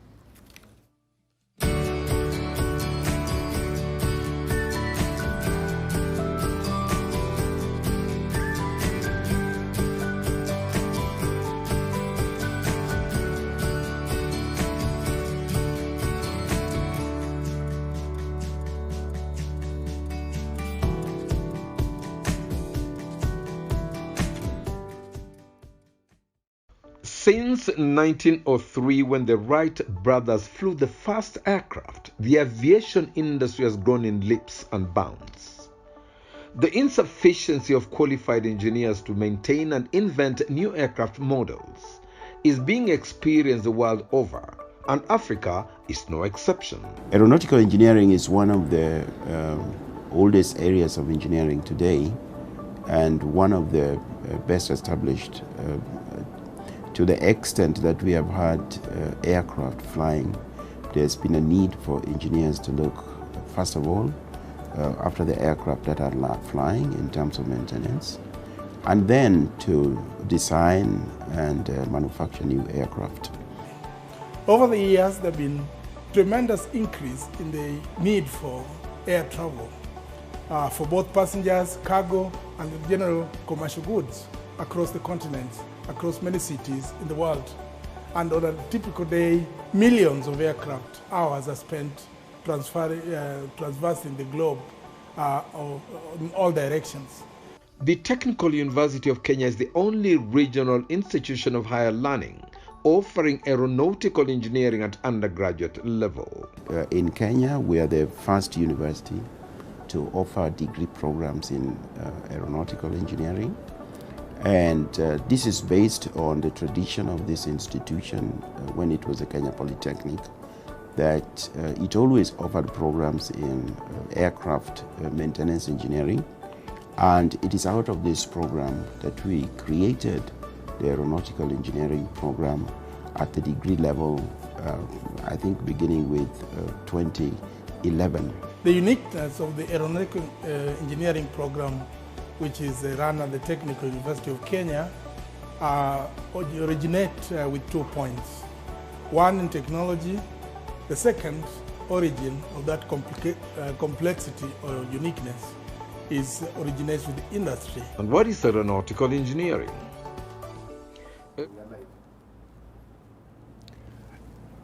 Good afternoon, first-year students. Allow me to also join my colleagues in welcoming you to the university and to the school. I want to congratulate you and hope that you will not mistake my congratulations for granted, because I hope to congratulate you after the end of your journey. I start on the premise that you have already been informed by the Dean of the Faculty and also by my colleague. I want you to remember very well what they said. By way of repetition, I would like to say you came here for a reason and for a season. Now, let me remind you about the structure that the Dean talked about. And I want to refer to the structure of the school. The name of this school is the School of Creative Arts and Media. It is headed by a director of school, and for now, I am the director of school. I'm Professor Odoch Pido. My role in the school is to link departments with the faculty and the broader university and beyond. In addition to your chair of department or academic team leader, I expect to answer your questions. I expect to facilitate your learning, and I expect to advise you. But please start with your academic team leader. We also have academic team leaders, and there are 4 of them. I will introduce them by name afterwards. The roles of the academic team leaders is to actually initiate programs, manage the programs, manage students, manage lecturers, and do administration work. When you are confused or in doubt, consult your academic team leader. There are also academic members of staff, ranging from graduate assistants to professors. Their main role, as far as you are concerned, is to give you lectures, to do research so that they can give you new information, and to publish so that you can read their work outside the classroom. The staff is drawn from a diverse kind of background in terms of qualification, in terms of their community affiliation, and in terms of experience. All of these are intended to inform and facilitate your studies while you are at the university. Please consult your lecturers on academic matters, and try to avoid personal matters. If there is need, if you have nowhere else to go, please take your personal matters to academic members of staff. All these people are very qualified, and they are dedicated to your academic success and welfare. We also have technologists in the department, in the school. Their roles are hands-on training and education. Now, let me discuss the departments in the school and leadership briefly. There is the Department of Design and Creative Media with options. The department normally starts its training program with a general framework. In the 2nd, 3rd, and 4th years of study, you can now branch out into options. The options are communication design, interactive media design, interior design, and product design.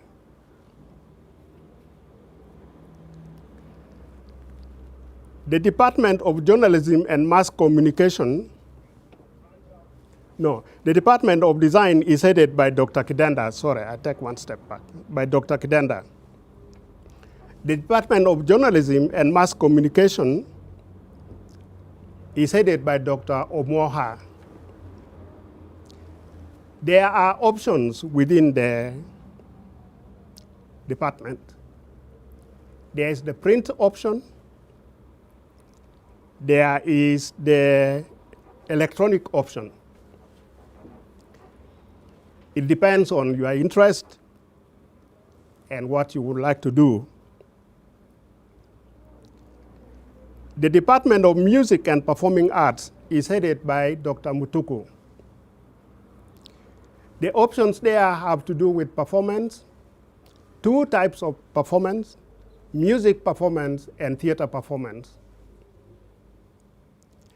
There is composition, there is learning of instruments, and there is creation. Department of Printing and Media Technology is headed by an acting chair of department, Mr. Ombwayo. The options there is pre-press, press, and post-press. Pre-press, before you take your work to the press. Press is the actual printing, and post-press is finishing what you have printed. Now, as far as you are concerned, I want you to remember that you get your qualifications from the department. You get your qualification from the department. The space and equipment are often shared out, but they are located to departments. So what your department may not have, you will be asked to go and share with another department within the university. And I want you to remember that, because many students often complain of lack of equipment without knowing that they could go and share with other departments. Now, let me now give you an overview of programs in the school. I start by just saying the pattern of learning in the school, and I think the entire university, is based on lectures, practical work, industry-based learning, and self-learning.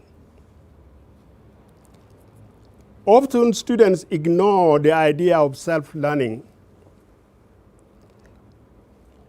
Please don't forget, and remember what one of my colleagues said, that choose your friends wisely and avoid destructive company. If you are going to learn, if you're going to teach yourself, you need to remember that bad company, bad habits are often the ones which spoil your ability to learn by yourself as you are in the university. Now, I return to the main thread in each department and career paths. Design is often driven by creativity and innovation. You can, after completing the program, you can work in offices, architectural offices, design offices, publishing houses, and many others. Don't forget, you can also start your own office. Journalism is driven by the idea of information, gathering information, and mass communication. Your options will be in media houses. By media houses, I refer to people who print newspapers,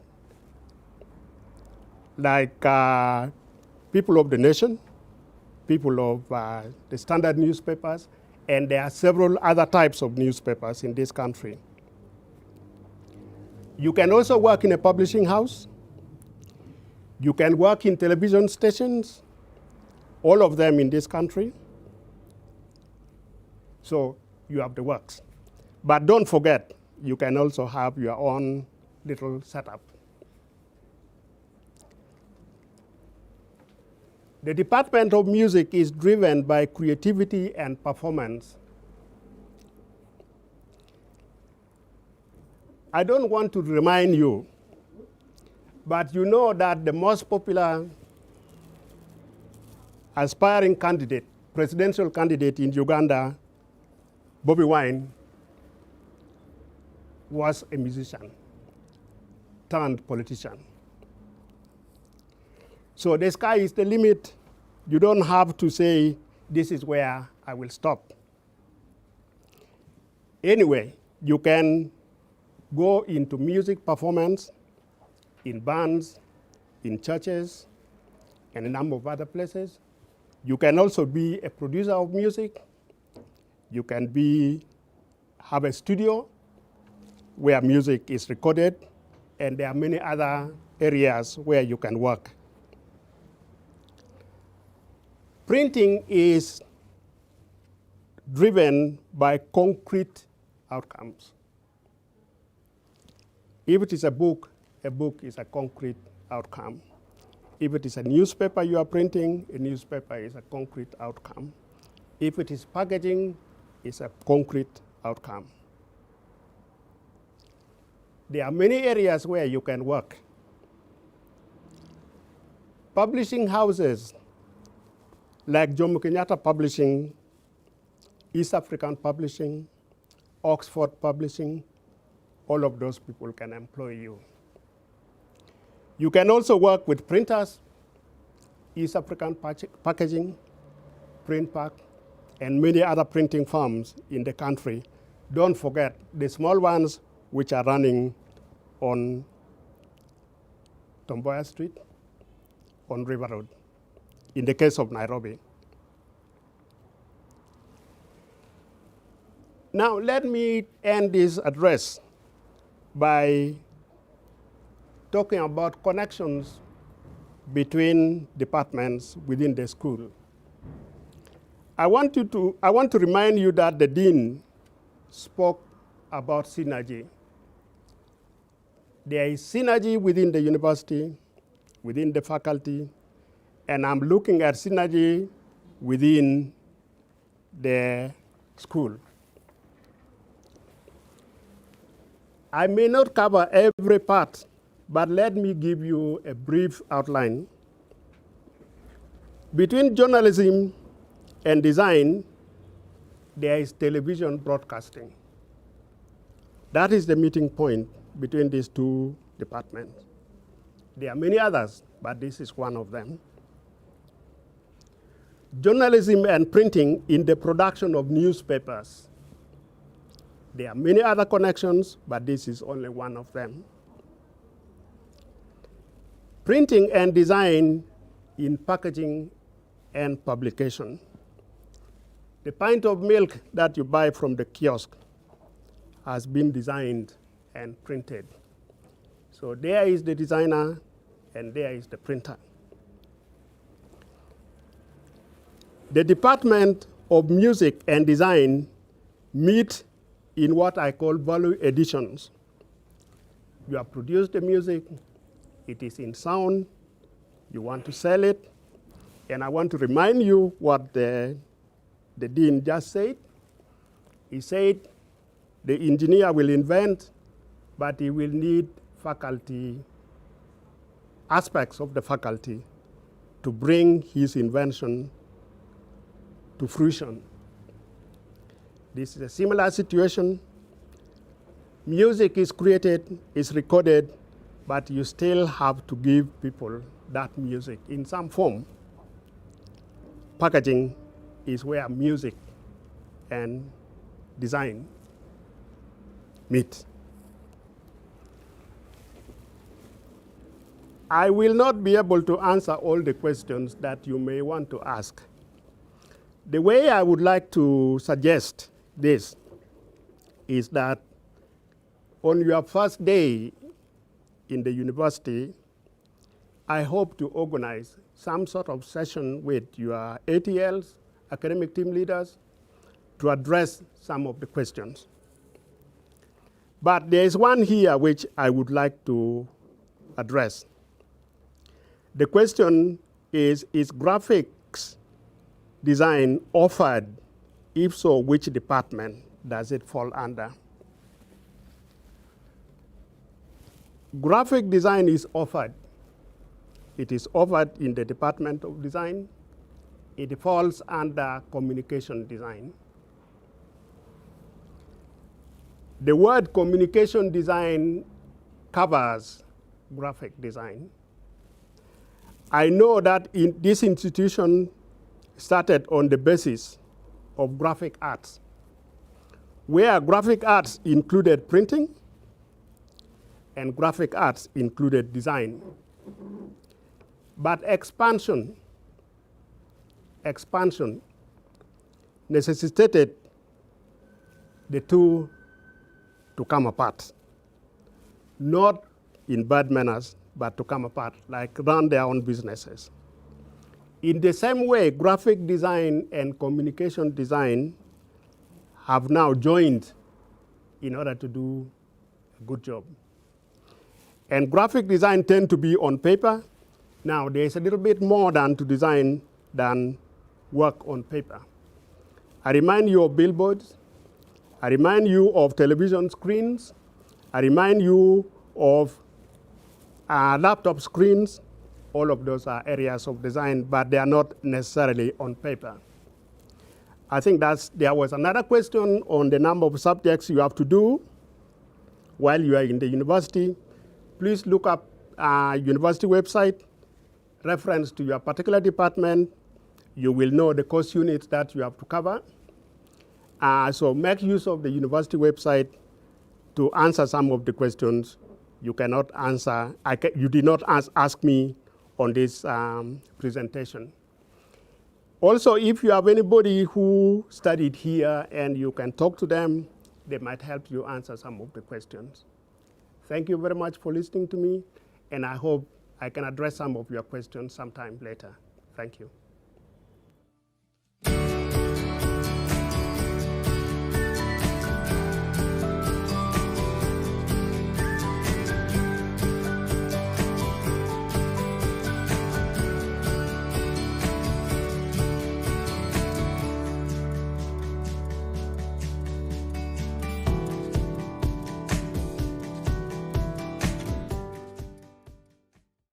Since 1903, when the Wright brothers flew the first aircraft, the aviation industry has grown in leaps and bounds.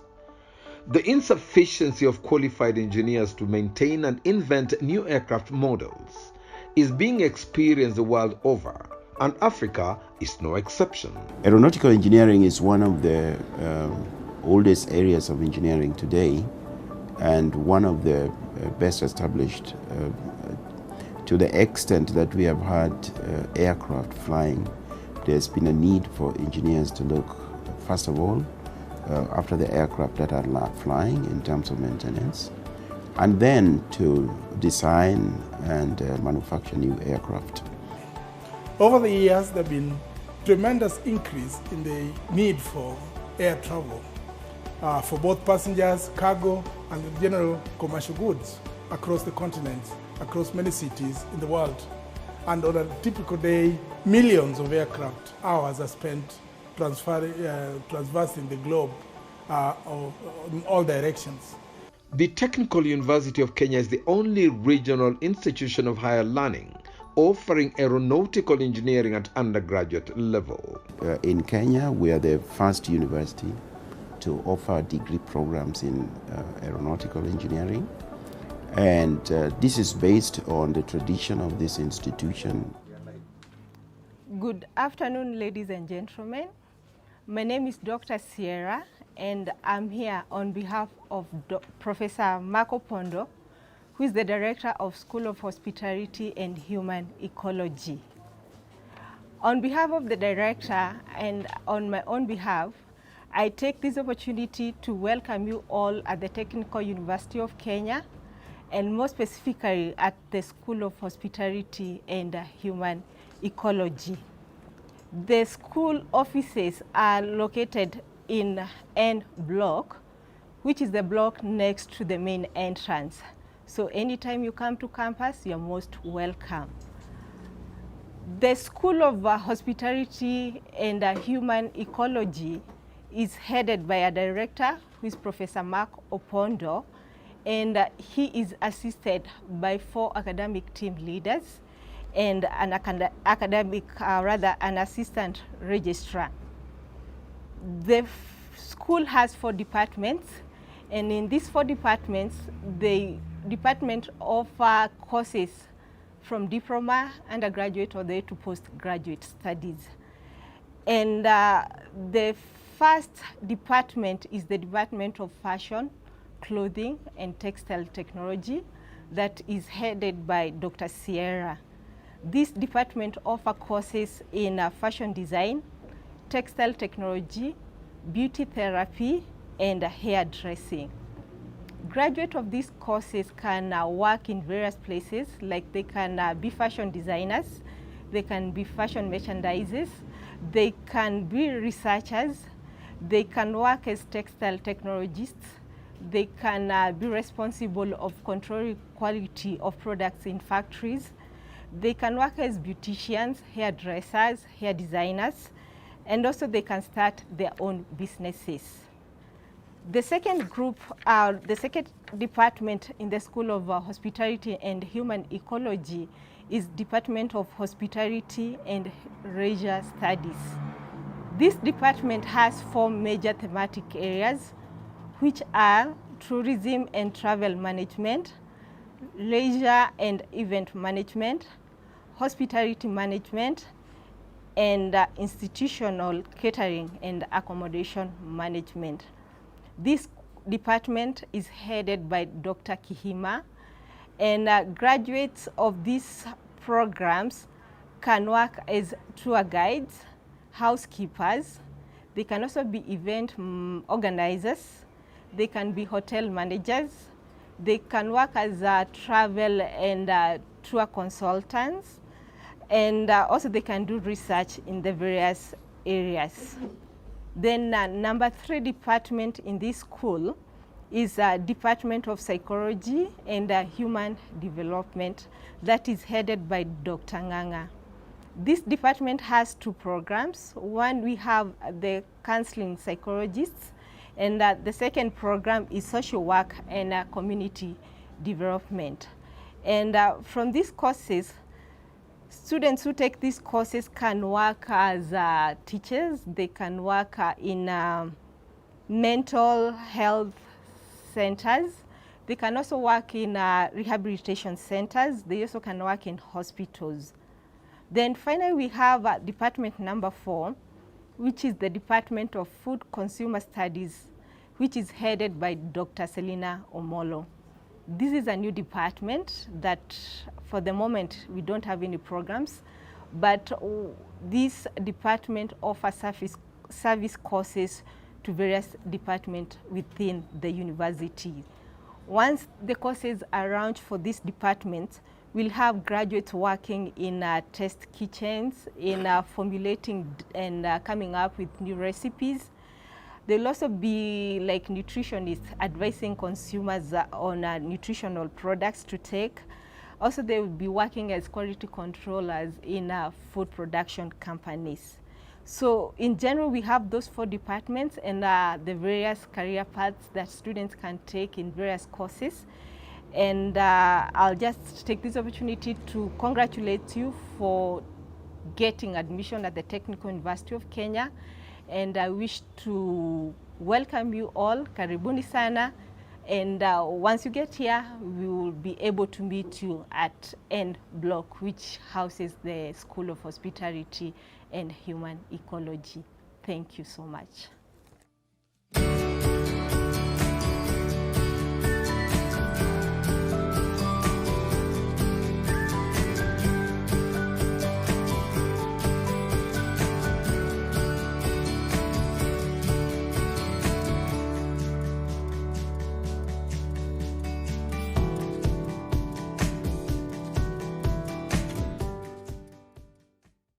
Since 1903, when the Wright brothers flew the first aircraft, the aviation industry has grown in leaps and bounds.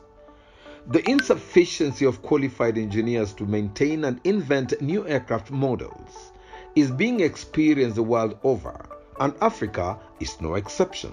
Aeronautical engineering is one of the oldest areas of engineering today, and one of the best established to the extent that we have had aircraft flying.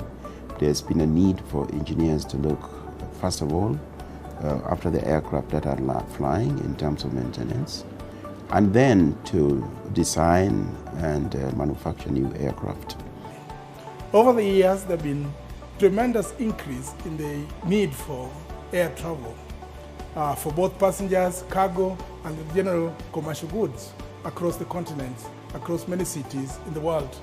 And on a typical day, millions of aircraft hours are spent traversing the globe in all directions. The Technical University of Kenya is the only regional institution of higher learning offering aeronautical engineering at undergraduate level. In Kenya. Okay. Good afternoon, ladies and gentlemen. Welcome to the School of Information and Social Studies. My name is Tom Kwanya. I'm a professor, associate professor of knowledge management, currently serving also as the director of the school. There are 4 departments in the school, and it's one of the schools which has the greatest diversity in terms of thematic areas in the faculty. We'll go department by department, introducing the programs and the team leaders, academic team leaders, and also the career paths of the graduates from the programs. The Department of Information and Library Sciences trains people in the broad areas of information and knowledge management, and runs programs right from a diploma all the way to PhD. And so I'm certain that some of you are joining a diploma in records and archives management, others in a diploma in library information studies. There may be also people watching at the moment who are joining to pursue Bachelor of Science, Information Sciences. There's also Bachelor of Technology, Information Studies, Master of Science, Information and Knowledge Management, and Doctor of Philosophy in Information and Knowledge Management. Upon graduation, these people are likely to work in also a wide array of areas, and they may serve as information officers, documentalists, editors, publishers, archivists, records managers, curators, information systems developers, and all that. And the general areas of specialization are 5: informatics, knowledge management, library and information studies, records and archives management, as well as publishing and media studies. And so I'm sure there are many of you watching us this afternoon who are joining these programs. You're welcome to the office, which is in Block C, room 13. And the academic team leader is myself, Tom Kwanya. You'll be able to interact with us to give you further details about the department. On the website, the university website, you can go to ikm.tuukenya.ac.ke and you'll get the Department of Information and Library Sciences. The second department is Department of Government and Legal Studies. And it has 4 thematic areas. The department is basically based in C30, Block C, room 30, headed by Dr. Eric Nyanjom. And the 4 thematic areas are legal studies, so it's a diploma program, and people trained in legal studies are able to get employment in the profession as legal officers, legal assistants, researchers in the legal profession. They can also be assistants to attorneys and also work at court as court clerks. There's also the thematic area in criminology and security studies. There's a diploma program, and as well as a bachelor's program as well. And people trained in this area can work in within the security organs, correctional institutions. They can also work as criminal investigators, private investigators. They can also work in the immigration department and as researchers, and also in the policing bodies in the country. There is also the thematic area on international relations and diplomacy. And here there's a bachelor's program, a BA program in international relations and diplomacy, and also a diploma program by the same name. And people going through these programs, upon graduation, can work for the international organizations like the UN agencies. They could also work in political establishments. They could also work in immigration. And they could also be scholars, and also may work as policy makers and administrators in the state departments and ministries of government. There's also the fourth thematic area, which is emergency and disaster management. And there's a diploma program there as well. And people coming out of this program can work as emergency experts, policy experts in risk reduction, and also risk management advisors. And again, because matters of emergency can also touch on issues relating to security, they can also find opportunity in the security sector. The third department is Department of Linguistics and Literary Studies, headed by Professor Peter Matu, who is also the Executive Dean of the faculty. And currently the department has two programs, postgraduate programs, Master of Applied Linguistics and a Doctor of Philosophy in Applied Linguistics. And people going through these programs can work as lecturers, linguists, translators. They can also work in forensic linguistics, also as a speech and language therapists, as copy editors, as speech pathology specialists, and could also work in speech recognition specialists. The final department is Department of Philosophy and Liberal Studies. At the moment, there are no programs going on, but curricula is being developed. And people who we envisage to go through the program could work as philosophers, critical thinkers, and innovators. And so without making further remarks, I'd like to one more time welcome you to the school and to the university. And I believe that we'll be able to interact more and be able to answer questions and offer guidance where need be. And with that, I welcome you and thank you for listening. Thank you.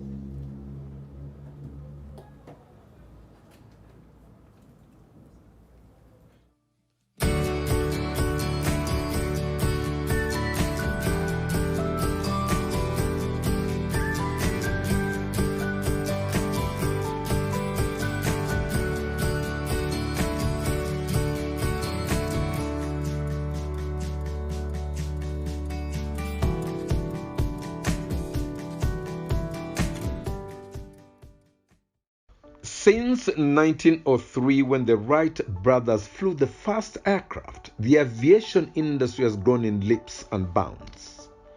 The insufficiency of qualified engineers to maintain and invent new aircraft models is being experienced the world over, and Africa is no exception. Aeronautical engineering is one of the oldest areas of engineering today, and one of the best established to the extent that we have had aircraft flying. There's been a need for engineers to look, first of all, after the aircraft that are flying in terms of maintenance, and then to design and manufacture new aircraft. Over the years, there have been tremendous increase in the need for air travel for both passengers, cargo, and general commercial goods across the continent, across many cities in the world. And on a typical day, millions of aircraft hours are spent traversing the globe in all directions. The Technical University of Kenya is the only regional institution of higher learning offering aeronautical engineering at undergraduate level. In Kenya, we are the first university to offer degree programs in aeronautical engineering. And this is based on the tradition of this institution when it was the Kenya Polytechnic, that it always offered programs in aircraft maintenance engineering. And it is out of this program that we created the aeronautical engineering program at the degree level, I think beginning with 20 11. The uniqueness of the aeronautical engineering program, which is run at the Technical University of Kenya, originate with 2 points. One in technology, the second origin of that complexity or uniqueness originates with the industry. And what is Okay, hello everyone. This is Dr. Teresa Tieno. I'm representing the director of the center, Professor Orenjo, and this is the Center for Language and Communication Studies. The center has a vision, and the vision of this center is to be a state-of-the-art language center that responds to the needs of the society by solving linguistic and communication problems of a fast-changing technological world. And the mission of the center is to provide quality language and communication training, consultancy, and research services. This center houses 4 departments that are mostly offering short courses, and they are also going to be servicing some units in the various departments in the faculty. And they are Department of Translation and Intercultural Communication, Kiswahili and African Languages. Now, these 2 departments, the first one, Translation and Intercultural Communication, the academic team leader is Professor Omondi Okech, who is also the Dean of Students. The programs are still being developed because they're very new departments. And then we have the Department of Kiswahili and African Languages. This one is headed by, the academic team leader is Professor Orenjo. So in this department, we're going to teach, we're going to teach Kiswahili. It will mostly focus on Kiswahili and other African languages. Kiswahili being both a national and an official language of Kenya, as you know it well. So the departments are still being developed. And the third department, in the center is English and Creative Writing, that is headed by Dr. Kiai, Alice Kiai. So this is the department that is going to house communication skills, a unit that you're all going to do. The whole university has to do this unit. So as the language for official transaction and the language of instruction in the university system in Kenya, there will be space for learners to engage in formal and functional scientific analysis of spoken and written languages. So we have to express ourselves correctly in English, because you know very well in the job market, if you cannot express yourself in English, then you lose it. Now, the fourth and the last department in this center is known as the Department of Modern and Classical Languages. And this is the department that is going to teach foreign languages like French and German. The motto of this department is one language will lead you along the corridor, whereas when you have two or more languages, doors will be open along the corridor. So we're going to encourage you to learn foreign languages, because language and cultural skills are crucial in today's globalized economy and society, and are valued across nearly all industries. And when you come in, when you join us, we're going to talk to you more about these foreign languages, because we have clubs. For example, we have a French club, we have a German club, and there are so many activities that are going on, so many collaborations. And as I speak to you now, we have 3 of our students in France, collaboration between the universities in Kenya and the Ministry of Education in France, where our students are taken there to teach English as a foreign language there. But you level of French has to be very high, a B1, and I'm sure most of you, if you scored A in French, in your KCSE, you already qualify, but you have to do more so that you can earn yourself a free air ticket as you go there. So even in German language, they have a summer school.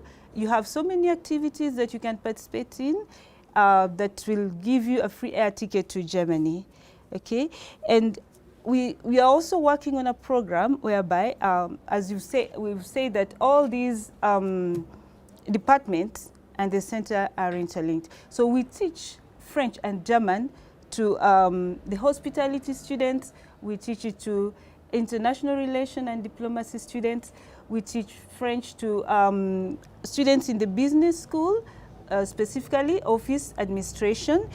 And all these students learn French. And this French has opened doors to so many of them. For example, we are preparing 6 students who are going to go to France.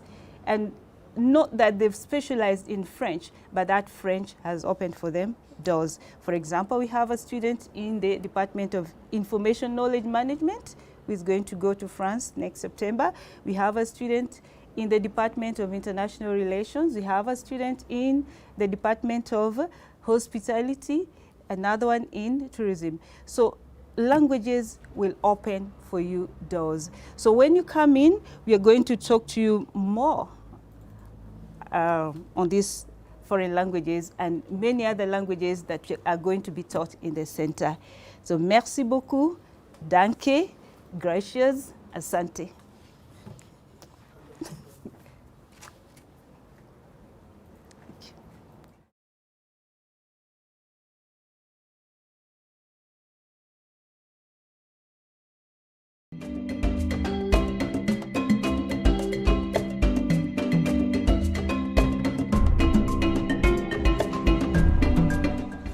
Technical University of Kenya is located in Nairobi Central Business District.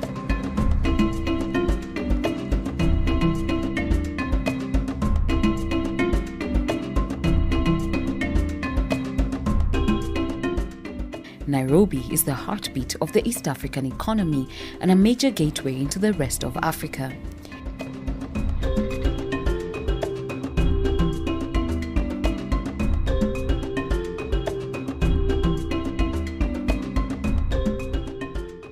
TUK, as it's fondly known, is home to students from various countries in the region. The Kenya Polytechnic itself was founded in 1950s, built in the present site in 1960, and given the name the Kenya Polytechnic. From that time, it was a premier institution for training technologists and technicians for Kenya, and in the early years for the whole of East Africa.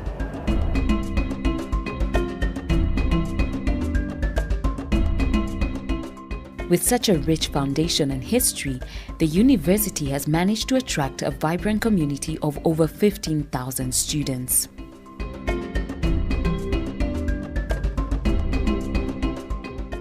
As we develop our capacity in technological development in the short term, we should be looking at this country's Vision 2030, which is committed to making Kenya a technological country. That is, it should be possible for us to produce quite a good number of the things, of products we need in this country. In 2007, the Kenya Polytechnic was elevated to the status of a university college, which now... You're live, yeah? All right, I start. Good afternoon, comrades. I know you like that term. It's late in the afternoon. I'm sure you're all hungry. Not sure, really. I believe you're all hungry. So I'll try and be as brief as I can. My name is Patrick Mason Dikir. I'm currently the director of the Center for Science and Technology Studies. The center has 4 departments. First, there is what we call the Department of Science and Technology Studies. Second department is the Department of Philosophy and History of Science and Technology.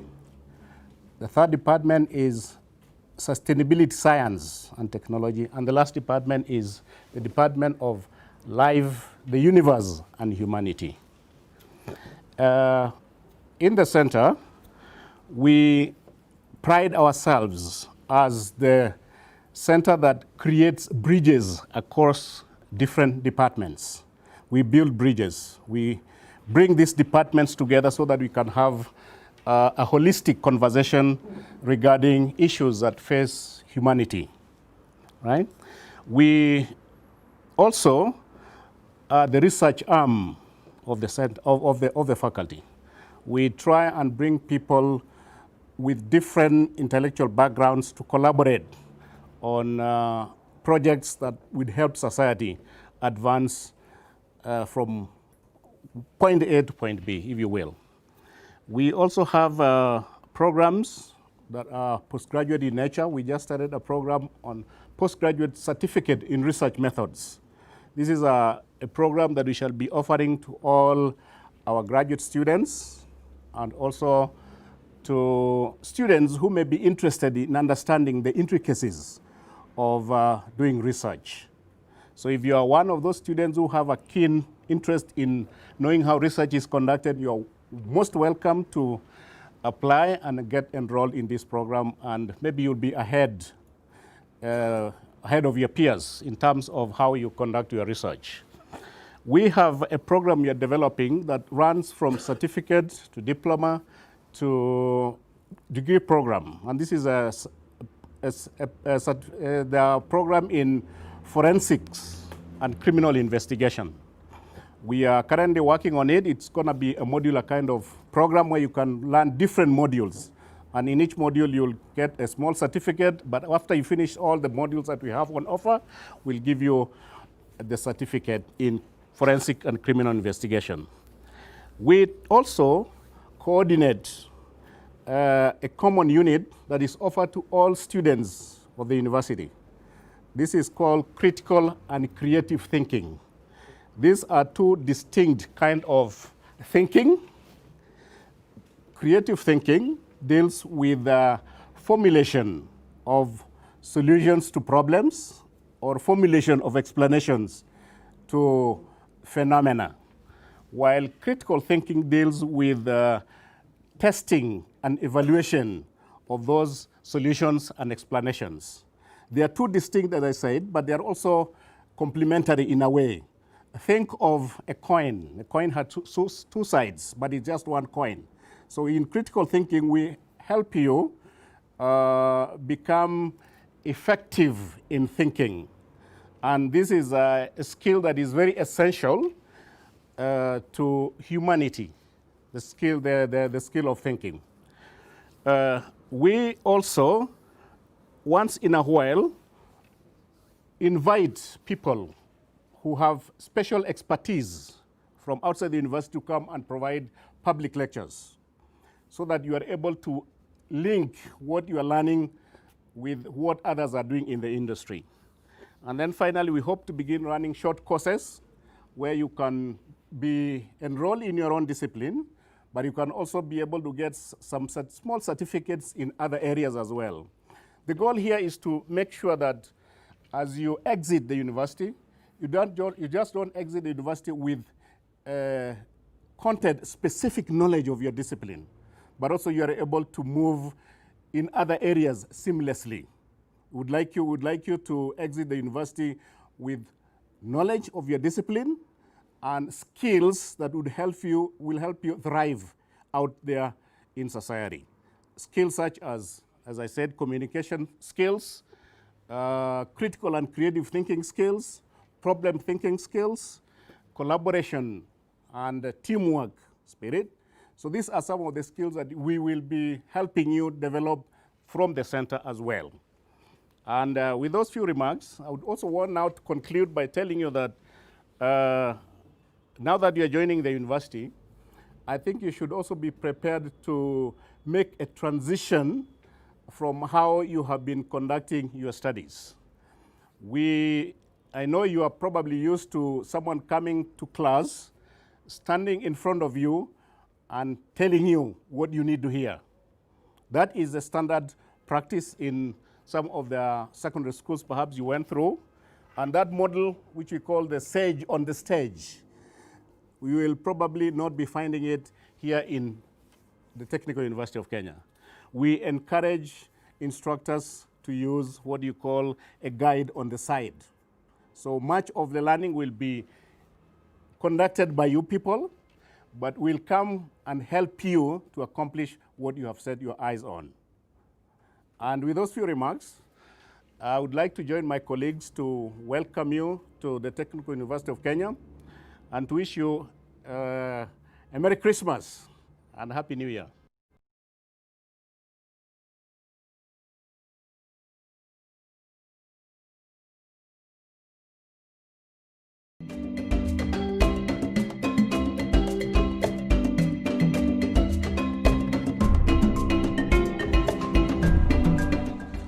Technical University of Kenya is located in Nairobi Central Business District.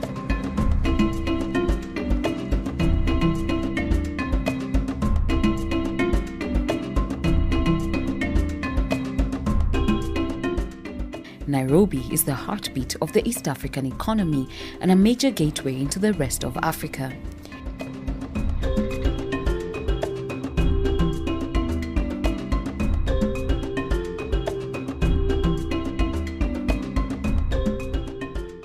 TUK, as it's fondly known, is home to students from various countries in the region. The Kenya Polytechnic itself was founded in 1950s, built in the present site in 1960, and given the name the Kenya Polytechnic. From that time, it was a premier institution for training technologists and technicians for Kenya, and in the early years for the whole of East Africa.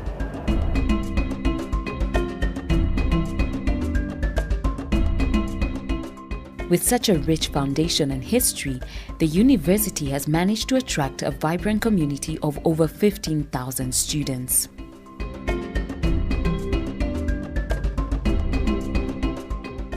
As we develop our capacity in technological development in the short term, we should be looking at this country's Vision 2030, which is committed to making Kenya a technological country. That is, it should be possible for us to produce quite a good number of the things or products we need in this country. In 2007, the Kenya Polytechnic was elevated to the status of a university college, which now gave it the powers to teach at degree level, but to grant degrees of another university. As a university college, it was established as a constituent college of the University of Nairobi, which meant that it could only award degrees of the University of Nairobi, although it had powers to design its own curricula, get them approved by the University of Nairobi Senate, and then to award degrees in the name of the University of Nairobi. By these presents, be it known that in exercise of the powers conferred upon me under the Universities Act, number 42 of the year 2012, I, Mwai Kibaki, President and Commander-in-Chief of the Defense Forces of the Republic of Kenya,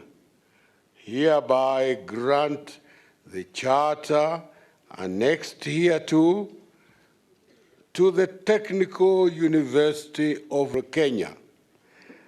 On this 15th day of January in the year of our Lord 2023, 2013.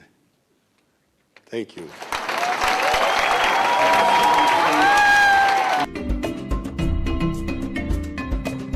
TUK offers an array of programs and courses in 3 faculties.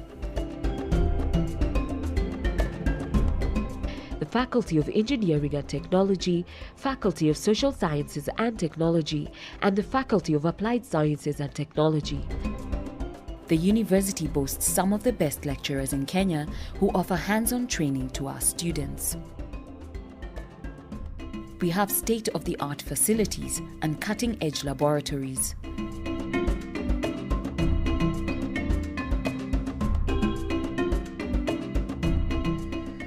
The way we are training our students, they are getting state-of-the-art software. The future of engineering is dependent on using the tools and techniques that engineers and manufacturers and industries using out there. So the kind of training provided at the Technical University is one which is state-of-the-art. Our students are innovators. They graduate with skills and confidence to thrive in today's competitive job markets. So our school doesn't really limit us to just classwork. They help us get there, they help us broaden our wings, so to say. They help us get to places I don't think I would have gotten to if I wasn't here. UK offers a special kind of a course, BTech. I studied BTech in journalism and mass communication. That BTech means you get, yes, the theory part, and in addition to that, you get the practical part. So that at the end of the 4 years, the 5 years, or the 6 years, you have the practical and the theoretical. You can easily even start up your own company for whatever you studied in.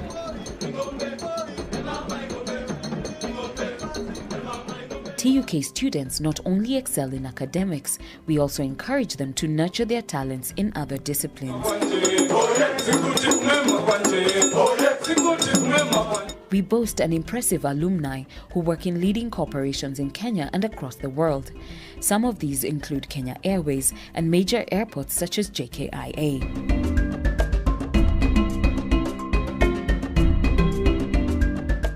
When you walk alone, you walk fast, but when you walk with others, you go further.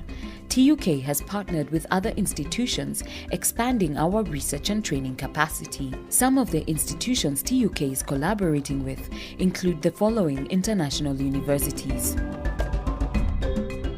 Augsburg University in Germany, Politecnico di Milano in Italy, Technical University of Munich, Tshwane University of Technology in South Africa, Southern Utah University in the US, and Leeds University in Great Britain. At TUK, we believe in corporate social responsibility and impacting communities around us positively.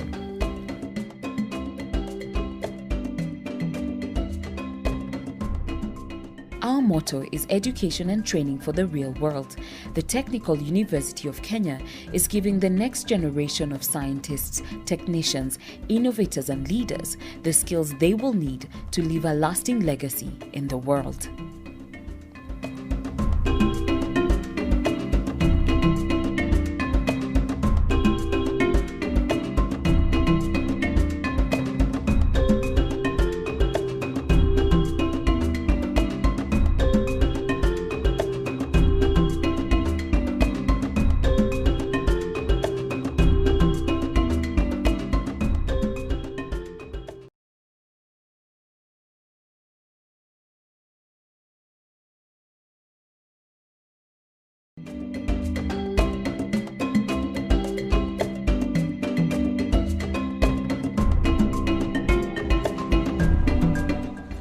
Technical University of Kenya is located in Nairobi's Central Business District.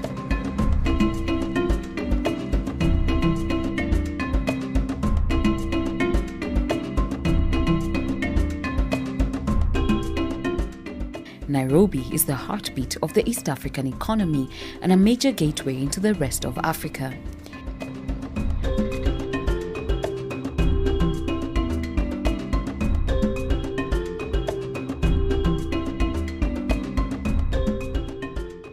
TUK, as it's fondly known, is home to students from various countries in the region. The Kenya Polytechnic itself was founded in 1950s built in the present site in 1960 and given the name the Kenya Polytechnic. From that time, it was a premier institution for training technologists and technicians for Kenya and in the early years for the whole of East Africa.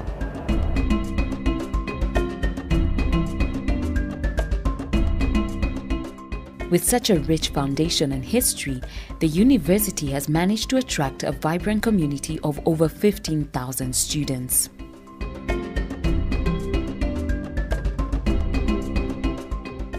As we develop our capacity in technological development in the short term, we should be looking at this country's Vision 2030, which is committed to making Kenya a technological country. That is, it should be possible for us to produce quite a good number of the things or products we need in this country. In 2007, the Kenya Polytechnic was elevated to the status of a university college, which now gave it the powers to teach at degree level, but to grant degrees of another university. As a university college, it was established as a constituent college of the University of Nairobi, which meant that it could only award degrees of the University of Nairobi, although it had powers to design its own curricula, get them approved by the University of Nairobi Senate, and then to award degrees in the name of the University of Nairobi. By these presents, be it known that in exercise of the powers conferred upon me under the Universities Act, number 42 of the year 2012, I, Mwai Kibaki, President and Commander-in-Chief of the Defense Forces of the Republic of Kenya, hereby grant the charter annexed hereto to the Technical University of Kenya. On this 15th day of January in the year of our Lord 2013. Thank you.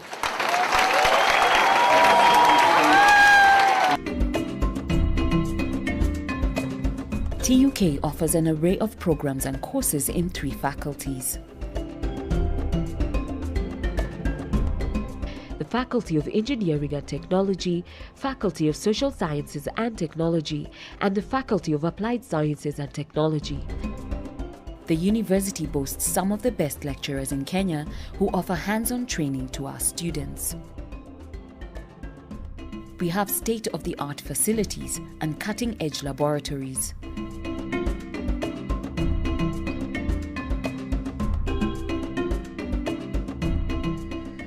The way we are training our students, they are getting state-of-the-art software. The future of engineering is dependent on using the tools and techniques that engineers and manufacturers and industries using out there. So the kind of training provided at the Technical University is one which is state-of-the-art. Our students are innovators. They graduate with skills and confidence to thrive in today's competitive job market. So our school doesn't really limit us to just classwork. They help us get there, they help us broaden our wings, so to say. They help us get to places I don't think I would have gotten to if I wasn't here. UK offers a special kind of a course, BTech. I studied BTech in journalism and mass communication. That BTech means you get, yes, the theory part, and in addition to that, you get the practical part. So that at the end of the 4 years, the 5 years, or the 6 years, you have the practical and the theoretical. You can easily even start up your own company for whatever you studied in.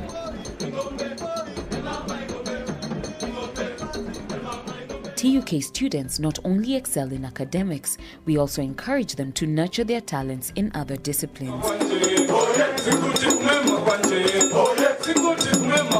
We boast an impressive alumni who work in leading corporations in Kenya and across the world. Some of these include Kenya Airways and major airports such as JKIA.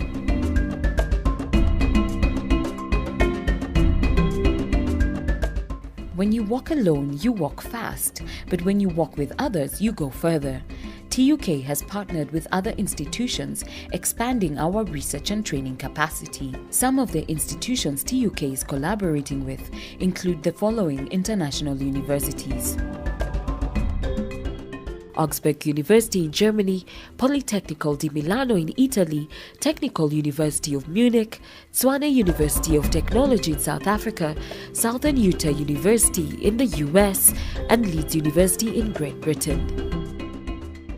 At TUK, we believe in corporate social responsibility and impacting communities around us positively.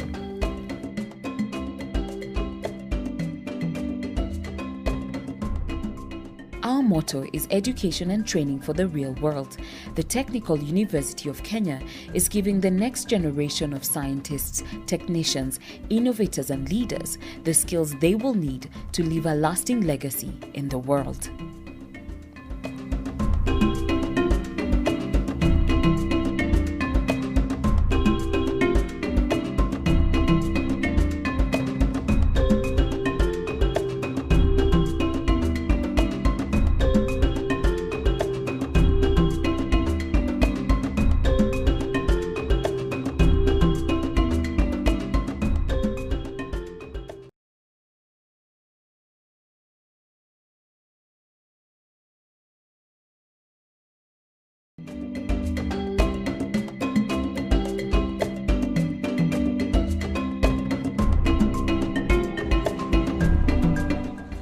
Technical University of Kenya is located in Nairobi's Central Business District.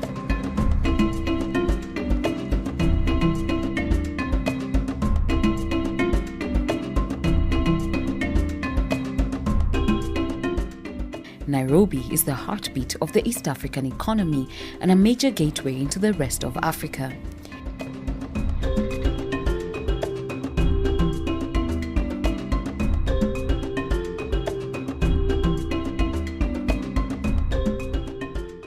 TUK, as it's fondly known, is home to students from various countries in the region.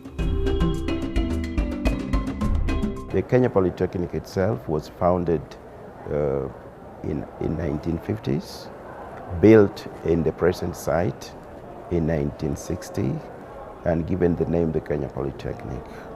From that time, it was a premier institution for training technologists and technicians for Kenya, and in the early years for the whole of East Africa.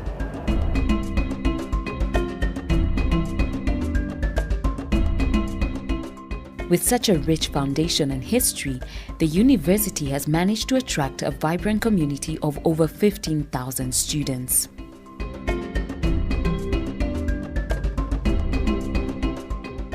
As we develop our capacity in technological development in the short term, we should be looking at this country's Vision 2030, which is committed to making Kenya a technological country.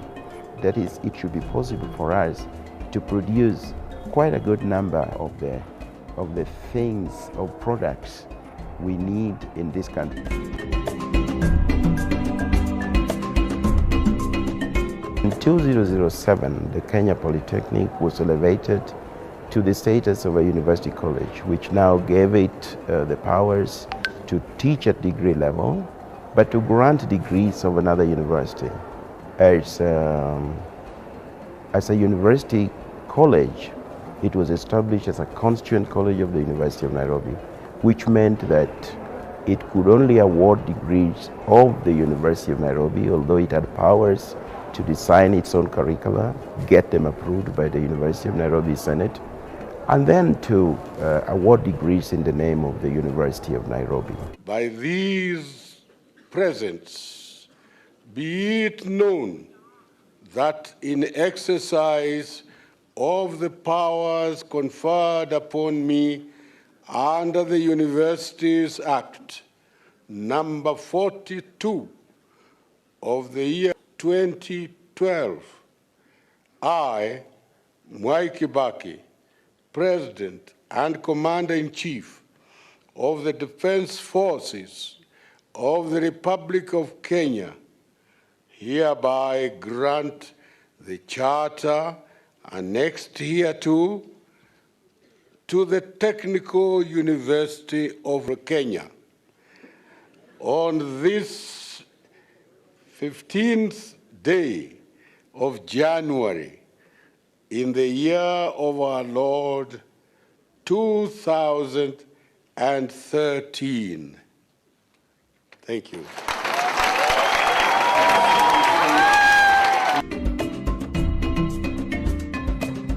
TUK offers an array of programs and courses in 3 faculties. The Faculty of Engineering and Technology, Faculty of Social Sciences and Technology, and the Faculty of Applied Sciences and Technology. The university boasts some of the best lecturers in Kenya who offer hands-on training to our students. We have state-of-the-art facilities and cutting-edge laboratories.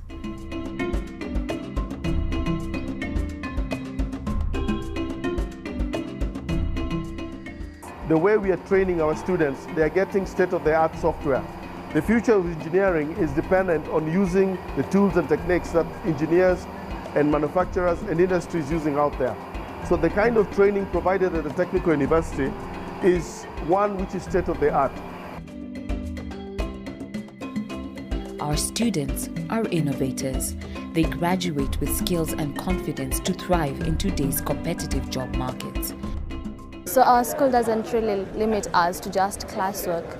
They help us get there, they help us broaden our wings, so to say. They help us get to places I don't think I would have gotten to if I wasn't here. UK offers a special kind of a course, BTech. I studied BTech in journalism and mass communication. That BTech means you get, yes, the theory part, and in addition to that, you get the practical part. So that at the end of the 4 years, the 5 years, or the 6 years, you have the practical and the theoretical. You can easily even start up your own company for whatever you studied in.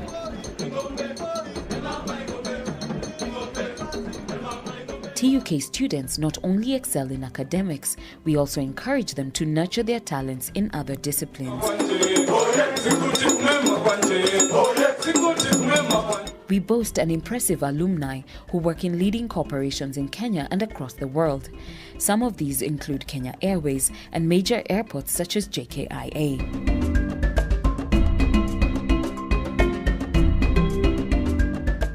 When you walk alone, you walk fast, but when you walk with others, you go further. TUK has partnered with other institutions, expanding our research and training capacity. Some of the institutions TUK is collaborating with include the following international universities: Augsburg University in Germany, Politecnico di Milano in Italy, Technical University of Munich, Tshwane University of Technology in South Africa, Southern Utah University in the US, and Leeds University in Great Britain. At TUK, we believe in corporate social responsibility and impacting communities around us positively.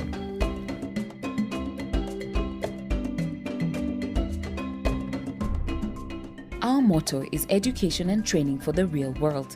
The Technical University of Kenya is giving the next generation of scientists, technicians, innovators and leaders the skills they will need to leave a lasting legacy in the world.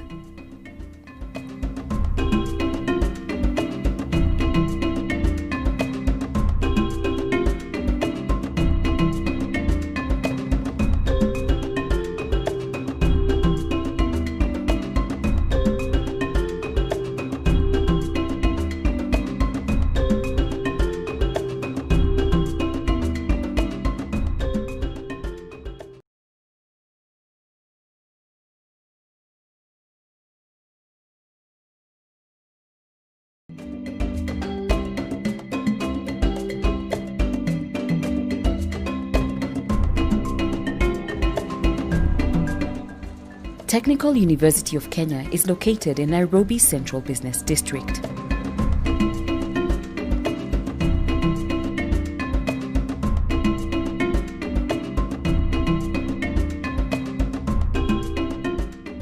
Nairobi is the heartbeat of the East African economy and a major gateway into the rest of Africa.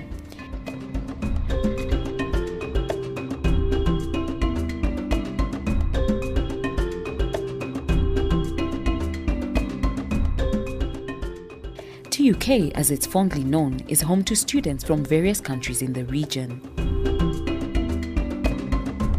The Kenya Polytechnic itself was founded in 1950s, built in the present site in 1960, and given the name the Kenya Polytechnic. From that time, it was a premier institution for training technologists and technicians for Kenya, and in the early years for the whole of East Africa.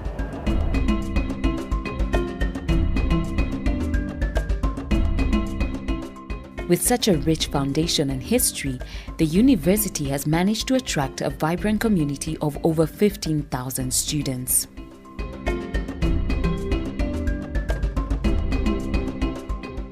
As we develop our capacity in technological development in the short term, we should be looking at this country's Vision 2030, which is committed to making Kenya a technological country.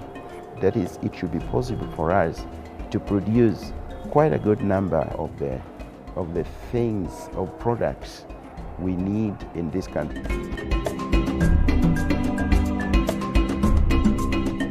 In 2007, the Kenya Polytechnic was elevated to the status of a university college, which now gave it the powers to teach at degree level, but to grant degrees of another university.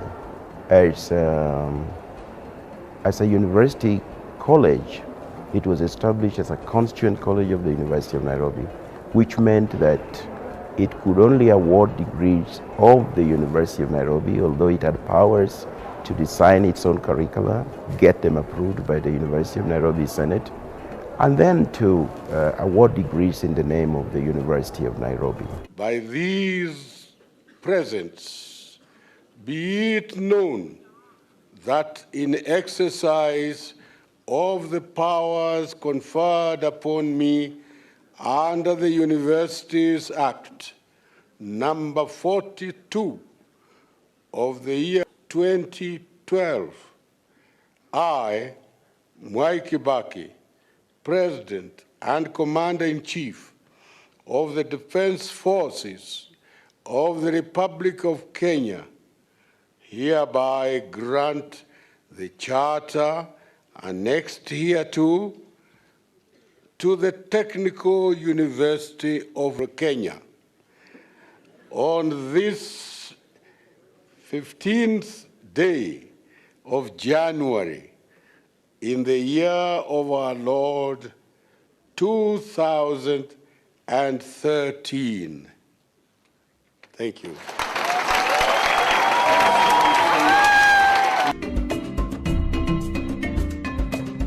TUK offers an array of programs and courses in 3 faculties. The Faculty of Engineering and Technology, Faculty of Social Sciences and Technology, and the Faculty of Applied Sciences and Technology. The university boasts some of the best lecturers in Kenya who offer hands-on training to our students. We have state-of-the-art facilities and cutting-edge laboratories.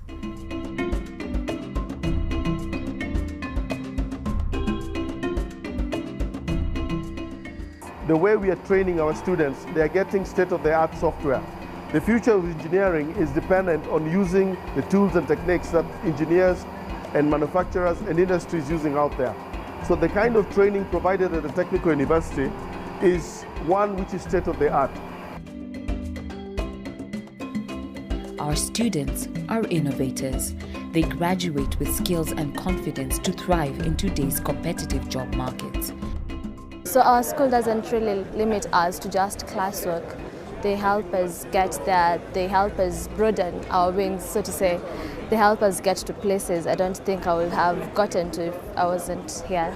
UK offers a special kind of a course, BTech. I studied BTech in journalism and mass communication. That BTech means you get, yes, the theory part, and in addition to that, you get the practical part. So that at the end of the 4 years, the 5 years, or the 6 years, you have the practical and the theoretical. You can easily even start up your own company for whatever you studied in.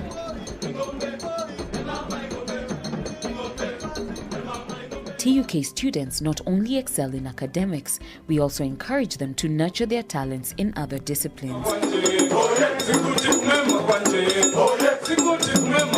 We boast an impressive alumni who work in leading corporations in Kenya and across the world. Some of these include Kenya Airways and major airports such as JKIA.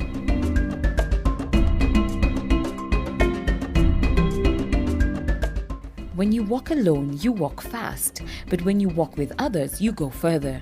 TUK has partnered with other institutions, expanding our research and training capacity. Some of the institutions TUK is collaborating with include the following international universities: Augsburg University in Germany, Politecnico di Milano in Italy, Technical University of Munich, Tshwane University of Technology in South Africa, Southern Utah University in the US, and Leeds University in Great Britain. At TUK, we believe in corporate social responsibility and impacting communities around us positively.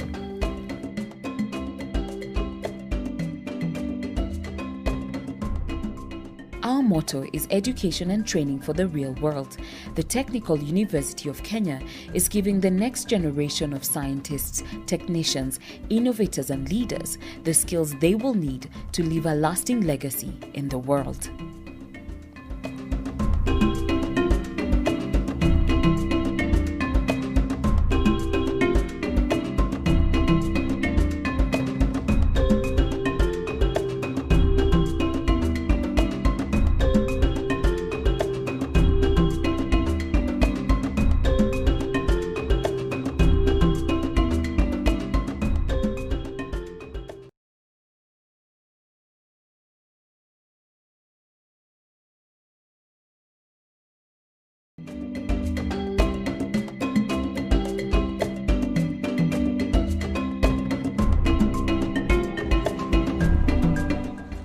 Technical University of Kenya is located in Nairobi's Central Business District.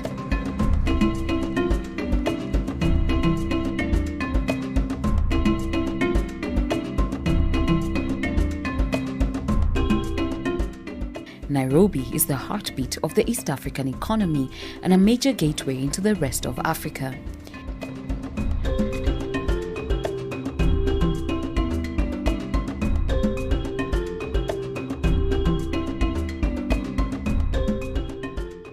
TUK, as it's fondly known, is home to students from various countries in the region. The Kenya Polytechnic itself was founded in 1950s, built in the present site in 1960, and given the name the Kenya Polytechnic. From that time, it was a premier institution for training technologists and technicians for Kenya, and in the early years for the whole of East Africa.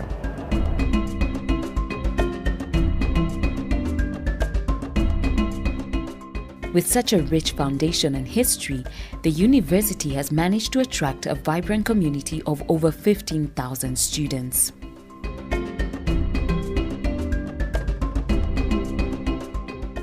As we develop our capacity in technological development in the short term, we should be looking at this country's Vision 2030, which is committed to making Kenya a technological country. That is, it should be possible for us to produce quite a good number of the things or products we need in this country. In 2007, the Kenya Polytechnic was elevated to the status of a university college, which now gave it the powers to teach at degree level, but to grant degrees of another university. As a university college, it was established as a constituent college of the University of Nairobi, which meant that it could only award degrees of the University of Nairobi, although it had powers to design its own curricula, get them approved by the University of Nairobi Senate, and then to award degrees in the name of the University of Nairobi. By these presents, be it known that in exercise of the powers conferred upon me under the Universities Act, number 42 of the year 2012, I, Mwai Kibaki, President and Commander-in-Chief of the Defense Forces of the Republic of Kenya, hereby grant the charter annexed hereto to the Technical University of Kenya. On this 15th day of January in the year of our Lord 2013. Thank you.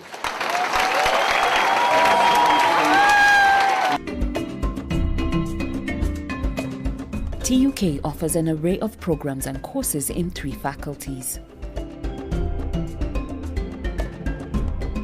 The Faculty of Engineering and Technology, Faculty of Social Sciences and Technology, and the Faculty of Applied Sciences and Technology. The university boasts some of the best lecturers in Kenya who offer hands-on training to our students. We have state-of-the-art facilities and cutting-edge laboratories.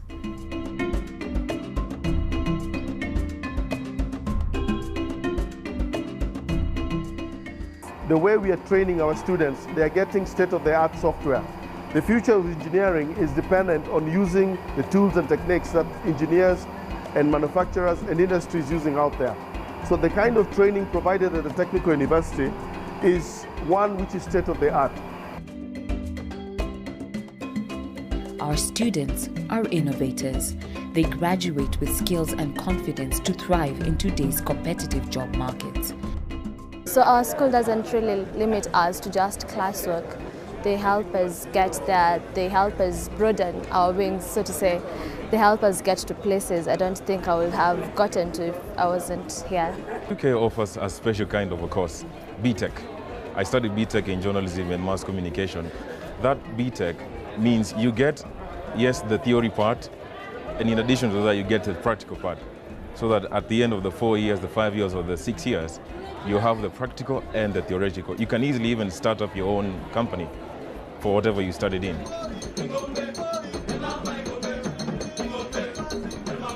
TUK students not only excel in academics, we also encourage them to nurture their talents in other disciplines.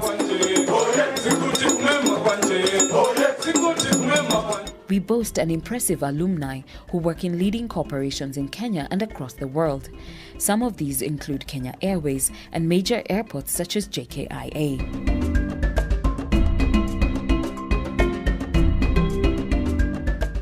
When you walk alone, you walk fast, but when you walk with others, you go further. TUK has partnered with other institutions, expanding our research and training capacity. Some of the institutions TUK is collaborating with include the following international universities: Augsburg University in Germany, Politecnico di Milano in Italy, Technical University of Munich, Tshwane University of Technology in South Africa, Southern Utah University in the US, and Leeds University in Great Britain. At TUK, we believe in corporate social responsibility and impacting communities around us positively.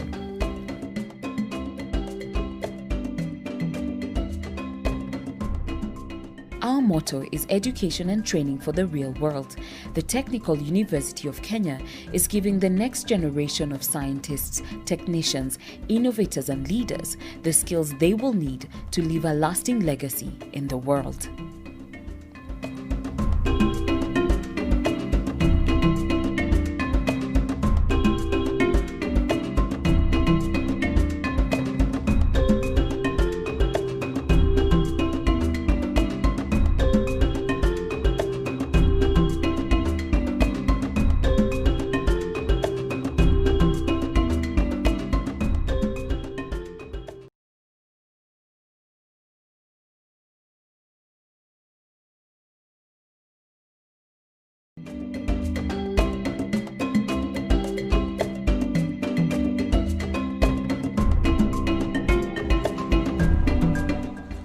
Technical University of Kenya is located in Nairobi's Central Business District.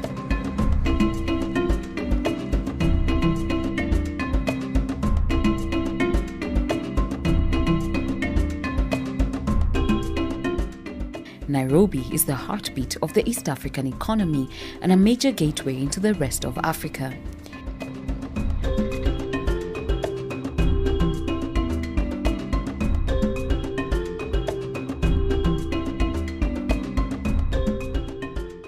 TUK, as it's fondly known, is home to students from various countries in the region. The Kenya Polytechnic itself was founded in 1950s, built in the present site in 1960, and given the name the Kenya Polytechnic. From that time, it was a premier institution for training technologists and technicians for Kenya, and in the early years for the whole of East Africa.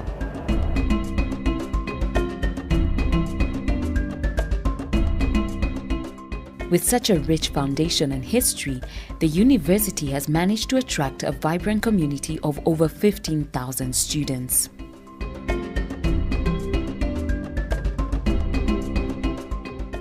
As we develop our capacity in technological development in the short term, we should be looking at this country's Vision 2030, which is committed to making Kenya a technological country. That is, it should be possible for us to produce quite a good number of the things, of products we need in this country. In 2007, the Kenya Polytechnic was elevated to the status of a university college, which now gave it the powers to teach at degree level, but to grant degrees of another university. As a university college, it was established as a constituent college of the University of Nairobi, which meant that it could only award degrees of the University of Nairobi, although it had powers to design its own curricula, get them approved by the University of Nairobi Senate, and then to award degrees in the name of the University of Nairobi. By these presents, be it known that in exercise of the powers conferred upon me under the Universities Act, number 42 of the year 2012, I, Mwai Kibaki, President and Commander-in-Chief of the Defense Forces of the Republic of Kenya, hereby grant the charter annexed hereto to the Technical University of Kenya. On this 15th day of January in the year of our Lord 2013. Thank you.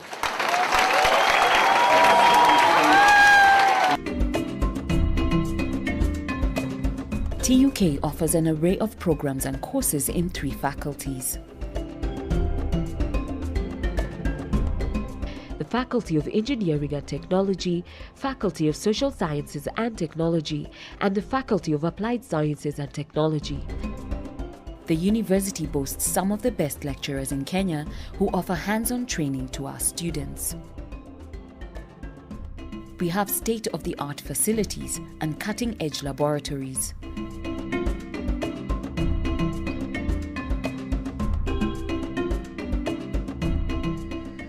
The way we are training our students, they are getting state-of-the-art software. The future of engineering is dependent on using the tools and techniques that engineers and manufacturers and industries using out there. So the kind of training provided at the Technical University is one which is state-of-the-art. Our students are innovators. They graduate with skills and confidence to thrive in today's competitive job market. So our school doesn't really limit us to just classwork. They help us they help us broaden our wings, so to say. They help us get to places I don't think I would have gotten to if I wasn't here. UK offers a special kind of a course, BTech. I studied BTech in journalism and mass communication. That BTech means you get, yes, the theory part, and in addition to that, you get the practical part. So that at the end of the 4 years, the 5 years, or the 6 years, you have the practical and the theoretical. You can easily even start up your own company for whatever you studied in.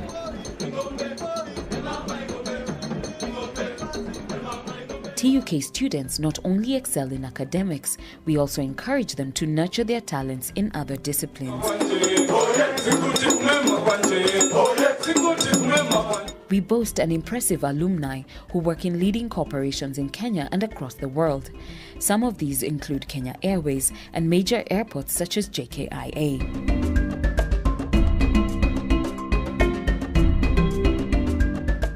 When you walk alone, you walk fast, but when you walk with others, you go further. TUK has partnered with other institutions, expanding our research and training capacity. Some of the institutions TUK is collaborating with include the following international universities: Augsburg University in Germany, Politecnico di Milano in Italy, Technical University of Munich, Tshwane University of Technology in South Africa, Southern Utah University in the US, and Leeds University in Great Britain. At TUK, we believe in corporate social responsibility and impacting communities around us positively.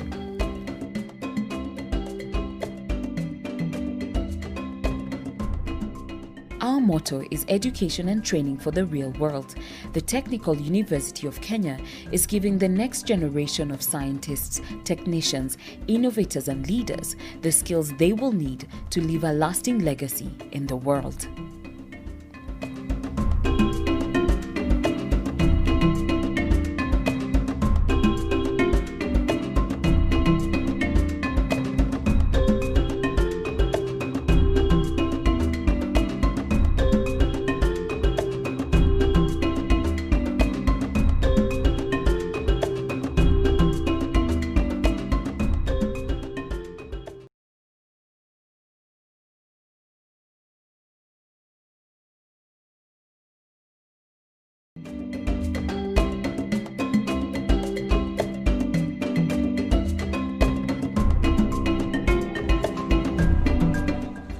Technical University of Kenya is located in Nairobi's Central Business District.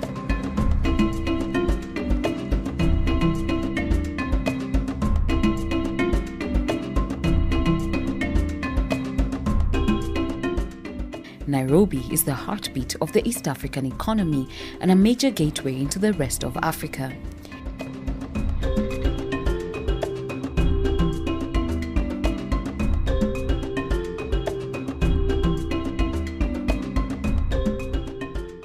TUK, as it's fondly known, is home to students from various countries in the region.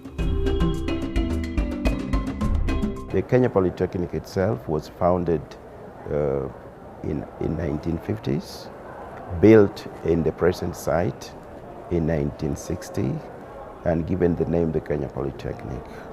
From that time, it was a premier institution for training technologists and technicians for Kenya, and in the early years for the whole of East Africa.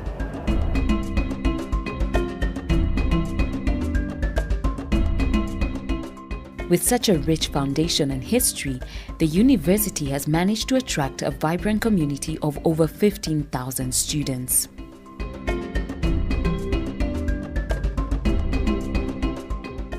As we develop our capacity in technological development in the short term, we should be looking at this country's Vision 2030, which is committed to making Kenya a technological country. That is, it should be possible for us to produce quite a good number of the things or products we need in this country. In 2007, the Kenya Polytechnic was elevated to the status of a university college, which now gave it the powers to teach at degree level, but to grant degrees of another university. As a university college, it was established as a constituent college of the University of Nairobi, which meant that it could only award degrees of the University of Nairobi, although it had powers to design its own curricula, get them approved by the University of Nairobi Senate, and then to award degrees in the name of the University of Nairobi. By these presents, be it known that in exercise of the powers conferred upon me under the Universities Act number 42 of the year 2012, I, Mwai Kibaki, President and Commander-in-Chief of the Defense Forces of the Republic of Kenya, hereby grant the charter annexed hereto to the Technical University of Kenya on this 15th day of January in the year of our Lord 2013. Thank you.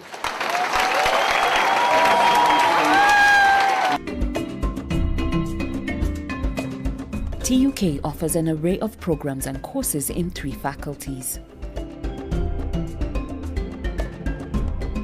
The Faculty of Engineering and Technology, Faculty of Social Sciences and Technology, and the Faculty of Applied Sciences and Technology. The university boasts some of the best lecturers in Kenya who offer hands-on training to our students. We have state-of-the-art facilities and cutting-edge laboratories.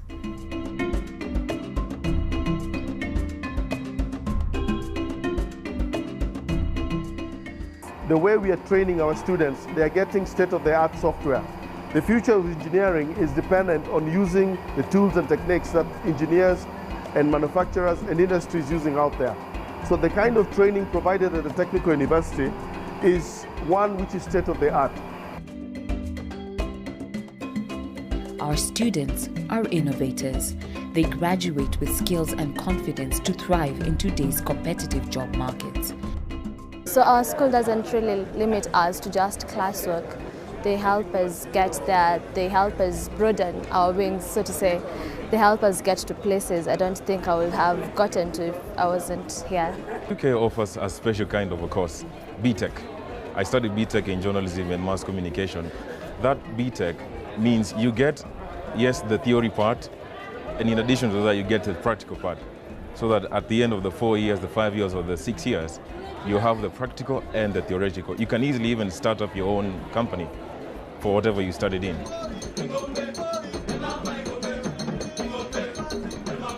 TUK students not only excel in academics, we also encourage them to nurture their talents in other disciplines. We boast an impressive alumni who work in leading corporations in Kenya and across the world. Some of these include Kenya Airways and major airports such as JKIA.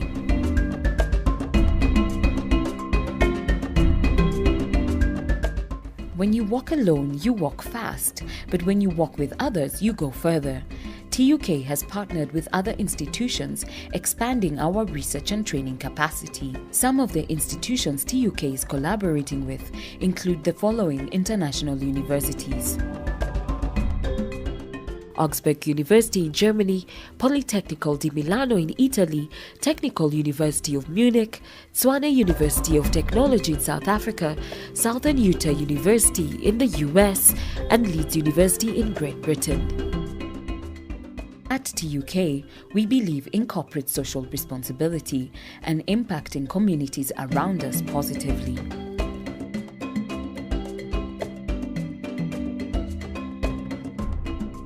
Our motto is education and training for the real world.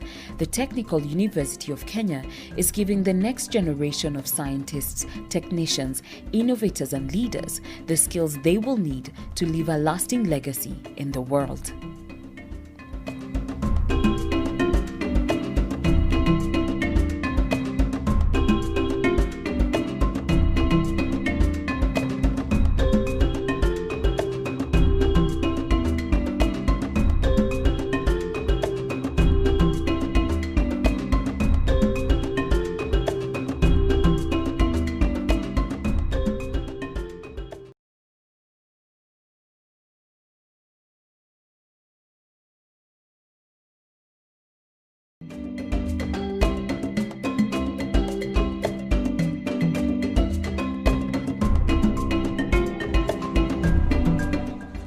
Technical University of Kenya is located in Nairobi's Central Business District.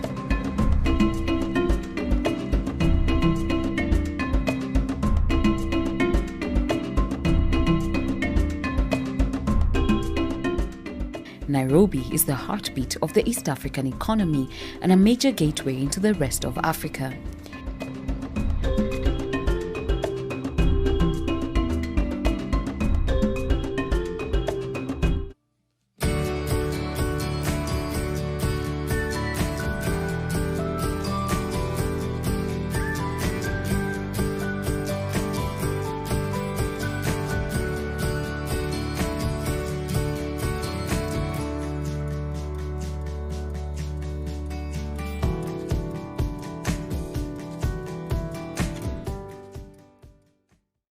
Since 1903, when the Wright brothers flew the first aircraft, the aviation industry has grown in leaps and bounds.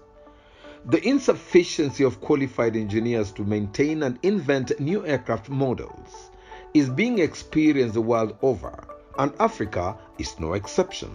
Aeronautical engineering is one of the oldest areas of engineering today, and one of the best established to the extent that we have had aircraft flying.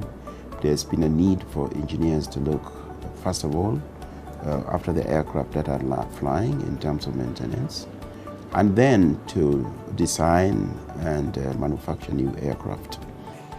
Over the years, there have been tremendous increase in the need for air travel for both passengers, cargo, and general commercial goods across the continent, across many cities in the world. And on a typical day, millions of aircraft hours are spent traversing the globe in all directions.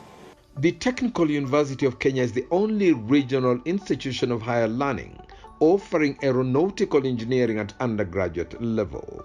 In Kenya, we are the first university to offer degree programs in aeronautical engineering.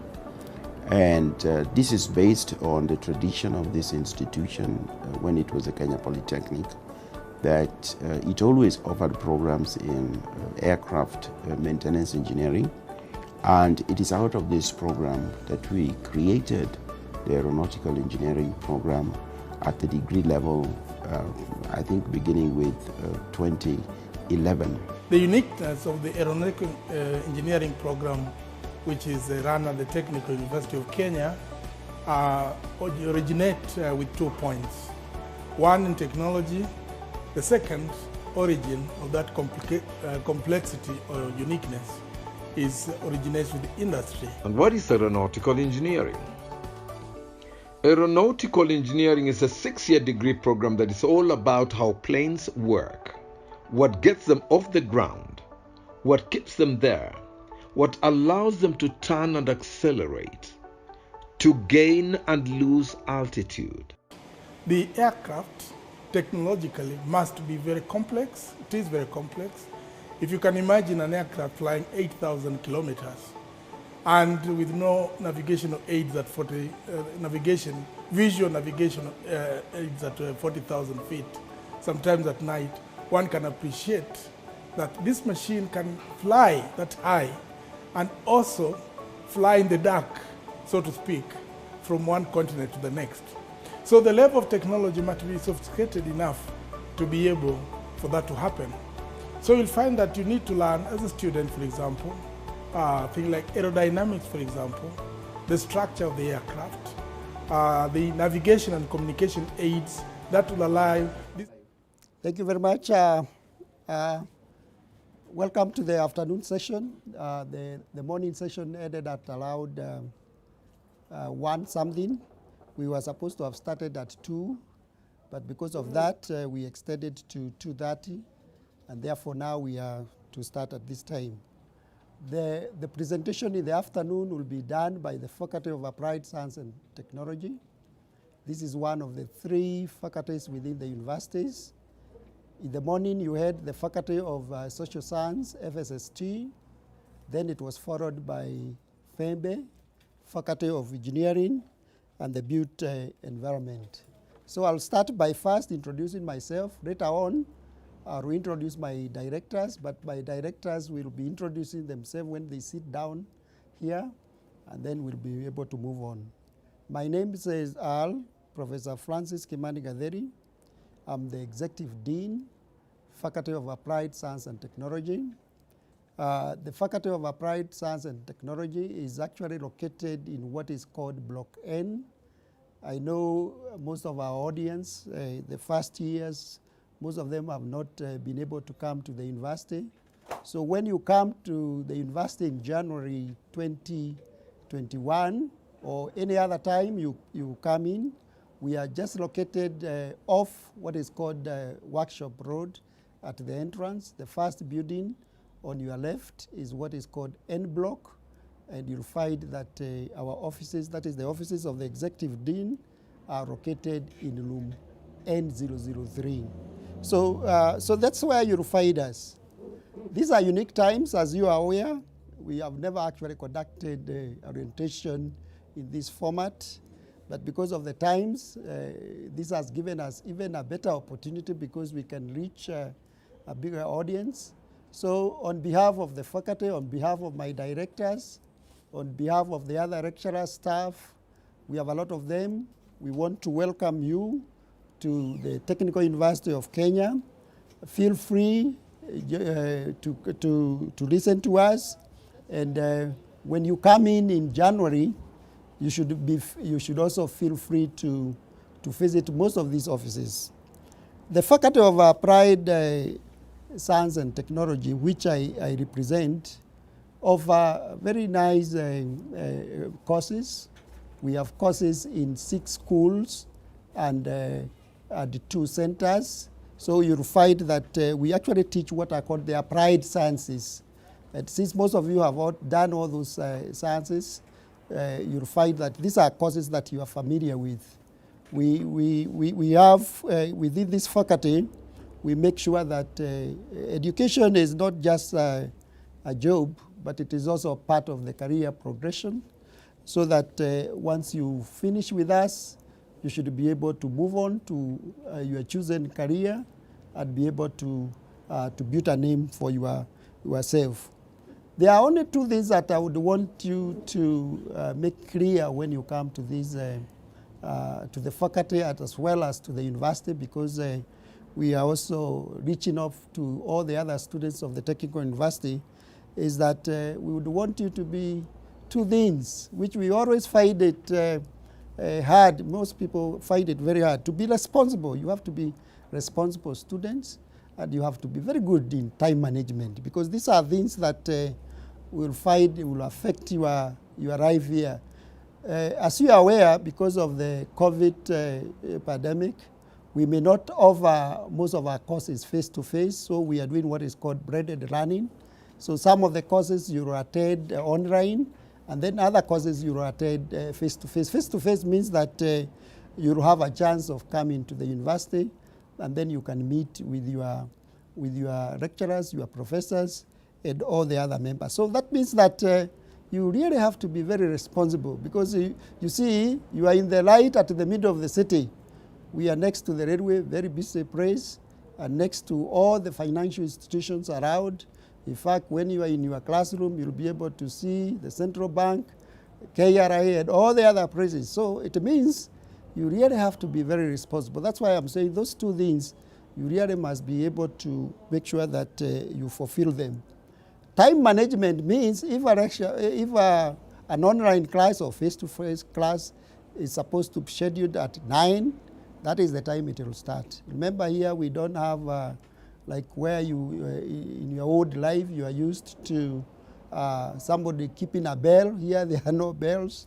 So we'll expect you to manage your time, attend all the classes, because you see the university has a policy. I'm sure you have been told by the academic registrar that you must attend your classes religiously, because we count 75% means that you must attend most of the classes, unless you are really not able to attend. And that will also include the online classes. Remember, online classes are very interesting because they are even recorded. So we can even tell whether you attended or you did not attend.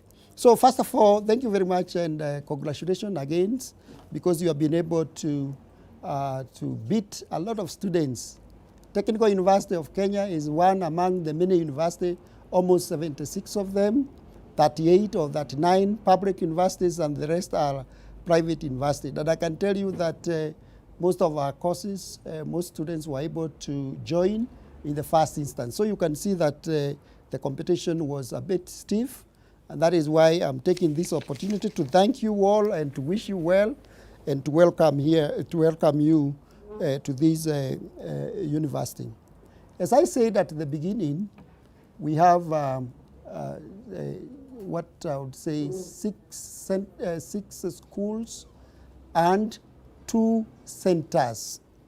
The schools that are currently in the faculty are one, the School of Biological and Life Sciences. It's headed by Professor Dorcas Yore. She'll come here. In fact, she'll be the one to form me. She'll tell you what they do in the school, what are the career prospects, what kind of courses they teach. The other school is the School of Chemistry and Material Science, which is headed by Dr. Jeffrey Otieno. He'll come also here and he'll be able to tell you what they are doing in the school. He'll also introduce some of for now, today we cannot be able to introduce some of the best equipment we have. Chemistry has got some of the best equipment in the lab. We have the third school is called School of Computing and Information Technology. Dr. Selashia Kiora is currently the director. Again, he will come and tell you what exactly they do there. Then you'll have a School of Biomedical Health and Biomedical Sciences. It's headed by Professor Isaac Alfred Orina. This is where they teach mainly health courses, biomedical courses. And again, he'll be able to take you through. School of Mathematics and Actuarial Science is another school within the university. This is a big school because you see most of you who have been admitted to the university, particularly the students from the Faculty of Engineering, Built Environment, you'll be doing mathematics. Mathematics is almost a compulsory course. It's one of the key courses. And therefore, you'll find a lot of our lecturers will come to teach you. And I hope that you'll be able to enjoy the maths that they'll be able to teach. Then the school number 6 is what is called School of Physics and Earth Sciences. It's headed by Professor George Amoro. He's a physicist, and he'll also be able to take you through what they do within the school. As I said earlier, we have 2 other centers to make 8. Center for Integrated Water and Resource Management is headed by Dr. Luke Orang. Currently, they are not teaching, but they have courses that have been approved recently. So in the near future, we'll get students to be doing certificate courses, diploma courses, degree courses, and postgraduate courses. So for now, we don't have teaching going on there, but they are involved with a lot of research. As you are aware, water is a devolved part of the devolved functions. And I'm sure you have seen where you come from, there is water everywhere. So this center, we want to look at how to manage that resource, which is very important. Then we are also lucky that we have experts from physics looking at not only physics, but also other objects in the universe. So we have a center which is dedicated for what is called planetary and earth sciences. It is headed by Professor Patel. You'll find that when you come to physics, there is a part of the physics, they have space science, and actually some of the courses that you'll do will be geared toward that. So the 2, Dr. Luke Olang and Professor Patel will not be here today, but you'll meet them when you come in January or any other time, because I'm saying that in January because if you are attending classes online, you don't have to be here the first day. You can come when you have to attend laboratory courses, which are going to be face-to-face. Within the faculty, we have courses that are dedicated to certificate courses. So we have a few of them. We have a lot of students who are currently also enrolled for diploma courses, both Module 1 and Module 2. I know we have almost like 10 programs within the faculty. Both students who have admitted privately, those are the ones we call Module 2, and those ones who are admitted through COOPS. Of course, we also have got the undergraduate courses. We have two kind of courses. We have got the BTech, the Bachelor of Technology. I'm sure it has been explained by the DVC, the difference between we are really one of the faculties and our schools. I don't think there is any school within my faculty that does not teach a BTech course, including, by the way, I forgot to say that I teach maths, including mathematics. We have got the Bachelor of Technology in Applied Statistics. So these are the courses that you have. Then there is also something else you'll notice that we are very good. Our faculty has got, I think among the 3 faculty, we have a lot of postgraduate courses that are currently running. So most of the school also have got postgraduate courses, and therefore you can see that you have a progression. Those who have been admitted at certificate course can move on after 1 year successfully. They can join in the diploma program. From diploma program, you can join in the degree program, and then from the degree, you can move on to postgraduate, and you can move on all the way up to the PhD level. In fact, next week we'll be graduating one of the PhD within one of the schools in the faculty. So we are endowed well with all those facilities, and therefore, when you come here, you'll be taken through all those courses, all those facilities that you have, and I'm sure that at the end of your either 1 year certificate, 2 years, 3 years for diploma, or 4 years for the degree program, you will be much more richer than you joined in this praise. Maybe I can just give you a few statistics so that you see that the schools within the faculty are well endowed. We currently have about 9 full professors within the faculty. These are people who are experienced in their areas of specialization. They have done a lot of research. They are supervising a lot of students. They are very good in teaching.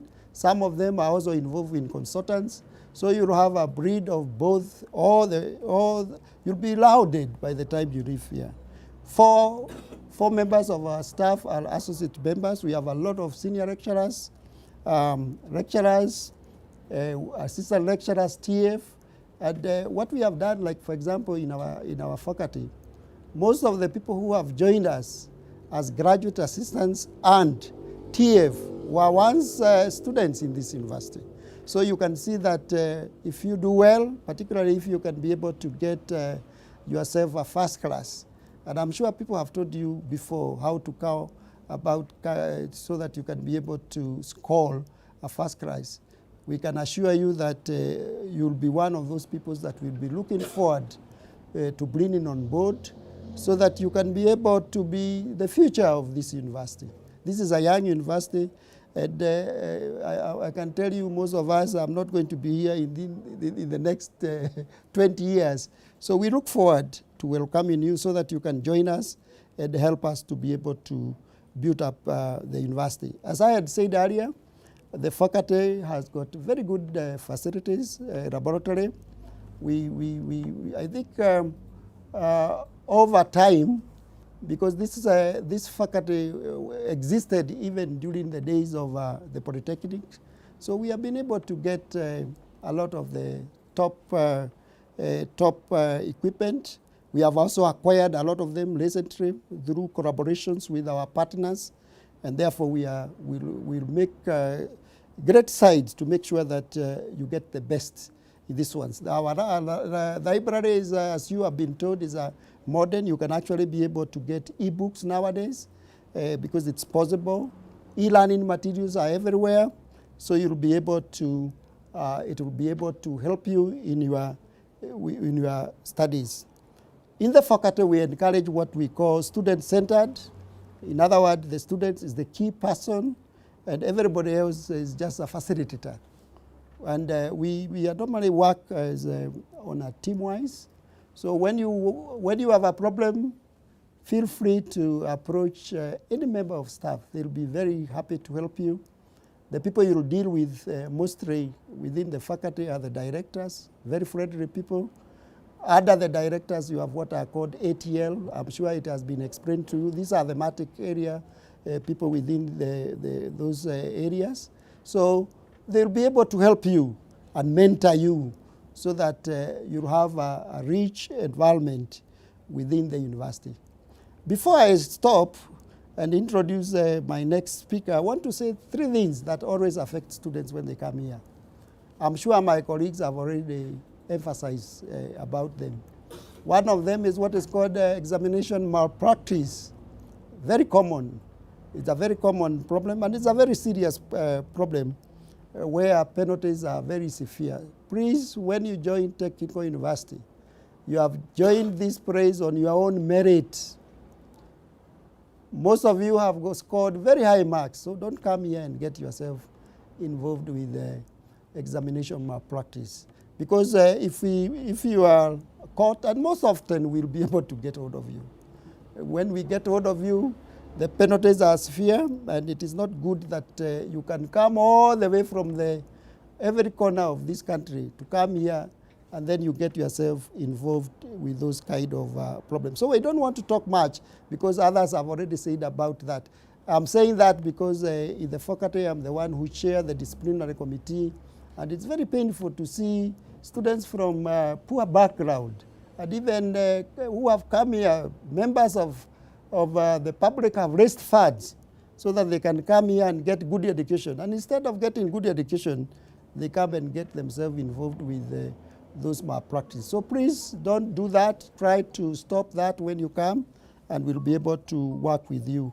The other thing that I would want to say is that I've already said is that when you come here, make sure that you join the various associations that are here.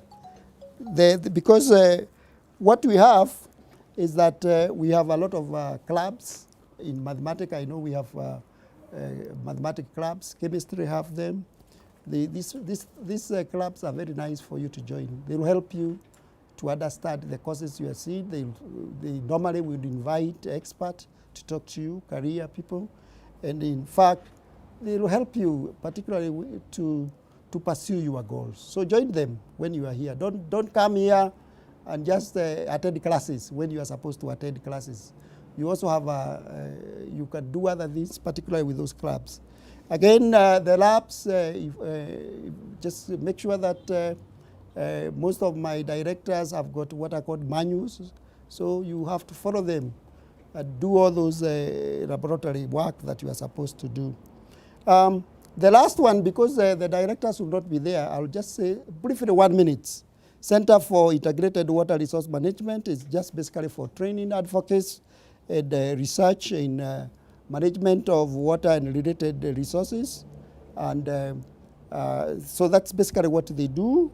The other one is the Center for Earth Sciences and Space Sciences. There are 4 areas within them.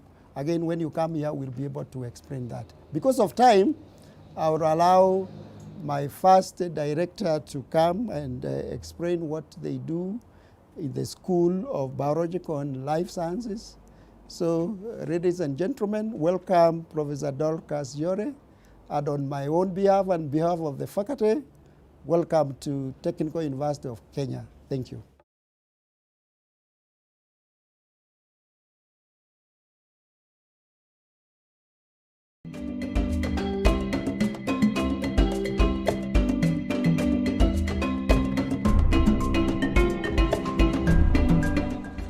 Technical University of Kenya is located in Nairobi Central Business District.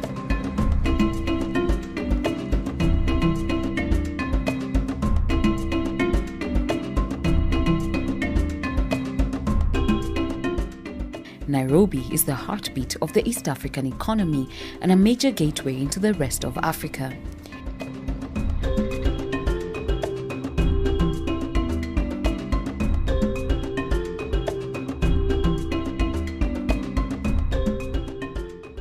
TUK, as it's fondly known, is home to students from various countries in the region.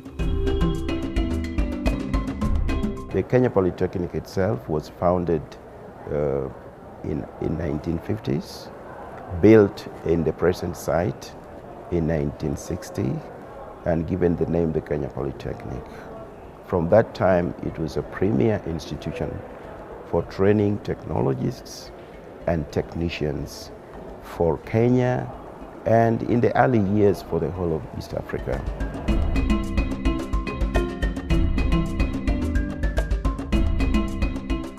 With such a rich foundation and history, the university has managed to attract a vibrant community of over 15,000 students.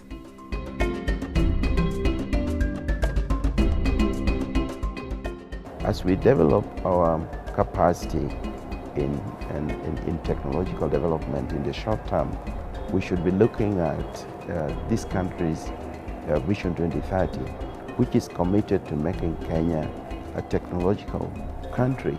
That is, it should be possible for us to produce quite a good number of the products.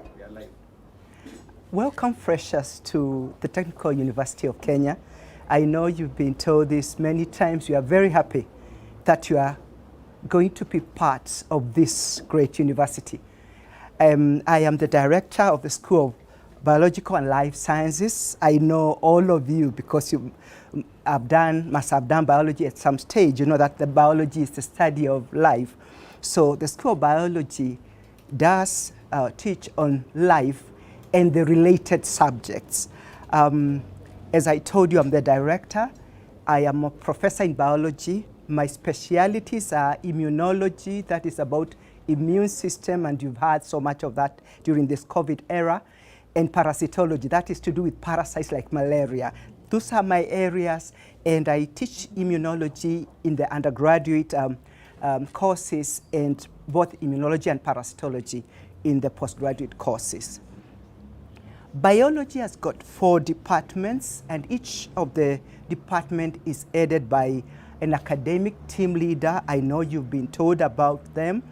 Academic team leaders are responsible for teaching, for exam, and for research in the departments, and the office of the director is really involved in the administration of the entire school. I will start with the first school, which was already in place even while we were still Polytechnic, the Department of Applied and Technical Biology. The academic team leader is Dr. Susan Imbahale, who is a senior lecturer and entomologist. In that department, the focus is on fundamentals of life and application of biology, that is both industrial research, medical, even agricultural. And as you know, biology is an essential component of life, and all the technical courses, even the engineering courses, have to do a bit of biology. Those people who are in aerospace need to know what the biology, which happens when people are in the plane. So biology is taught in most of the programs. The courses taught in the department are Bachelor of Technology of Applied Biology. We've got a small holistic class. We don't take a huge class. We want to spend quality time on the few students. We take about 12 and ensure that we fully equip them. We are a technological university, and we want these students to be involved in innovation and technology and research.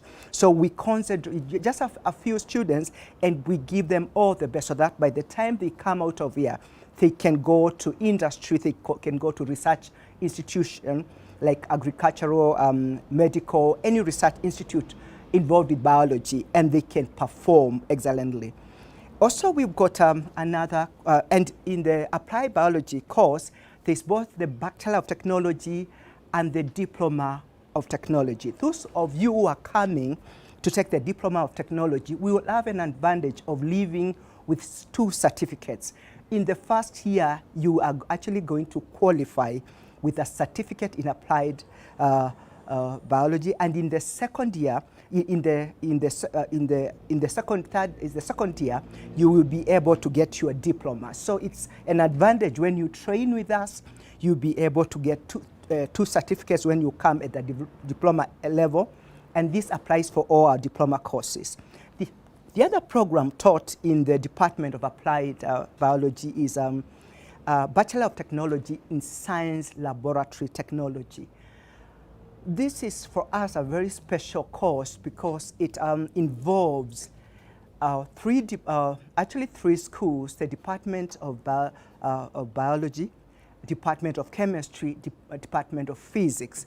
We are training students who, after they qualify, who will be able to go and do research, who will be able to go to industry, who will be involved in processes, who will be able to work on equipment. And so we really cherish this program.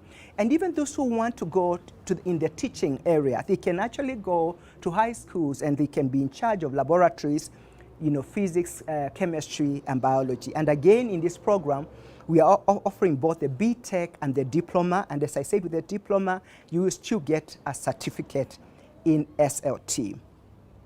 And then there's the Department of Biochemistry and Biotechnology. The academic team leader is Dr. Peris Mwai, who is a senior lecturer, a biochemist. Biochemistry is the chemistry of living things. It is concerned with the biological processes at cellular and molecular level. And biotechnology uses living organisms to create or modify products and processes. And the careers which are like the biochemist will be very critical and useful in the pharmaceutical companies, and the biotechnologists will be very useful in industry where there are this product development and people are involved in developing products or changing processes or adding value into processes. And then, so in this department, we offer basically three courses: Bachelor of Science in Biochemistry, Bachelor of Technology in Biotechnology, and Diploma in Biotechnology. The other department is the Department of Food Science and Technology. The academic team leader is Dr. Mercy Mwaniki. She is a senior lecturer. Food science deals with biological, chemical, biochemical, physical, and engineering sciences in food processing. I know you've drunk milk, processed milk, and all that, you know, Coca-Cola. And this is a critical course in development and improvement of safe and nutritious foods. Those of you who will be undertaking this course, you will have many places to work in. You will have the food industry, research industry, in research places. So you will not lack a place where to work in. And if you are very innovative, you can have your own company where you can make your yogurt and all sorts of products, and really run your own businesses. And the courses offered are Bachelor of Technology in Food Science and Technology and Diploma in Food Science and Technology. And then we've got another department whose curricula are waiting approval by the Commission of Education. And this is the Ecology and Conservation, the Department of Ecology and Conservation Biology. It deals with sustenance and use of natural resources. And ecology deals with the relationship between living things and the environment. And those, finally, when we are able to launch courses, who will be able to graduate in this course will be able to work in places like the wildlife, any wildlife, place and conservatives in the parks. And we are looking forward to be able to get students in this program. What is our mode of study in biology? We are going for the teaching, the lecturing, we are going to use blended learning, whereby we will divide half of our time on face-to-face and then the other half of the time on online. That is when it comes to the theory part. We lay a lot of emphasis on practicals. And for every unit, you'll have to do 6 practicals. Every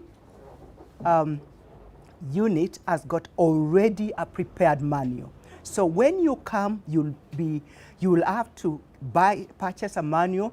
It will cover all the units which you take either in that term or that semester. And we as a technical university, we believe we are not just producing people who are good academically, but also who are good at hands-on. And because our emphasis is technology and innovation. So doing practicals for us is compulsory. Actually, during your assessment, 70% will go to the final exam, 30% will go to what we call the continuous assessment. And in the continuous assessment, practicals count for 15% out of the 30 marks. Tests take 10 marks, and then assignments 5 marks. Sorry. The department is, again, the school is very interested in technology and innovation. And every department has got a technology club, both in the applied biology, in the Department of Biology and Biotechnology, and in the food science. We have got these clubs. And these are the clubs whereby students work and start innovating. You come up with your idea. The department and the school will provide you with the chemicals, sorry, with chemicals and reagents which you need to work on, and you'll be able to start innovating, to start creating products, even at your own level.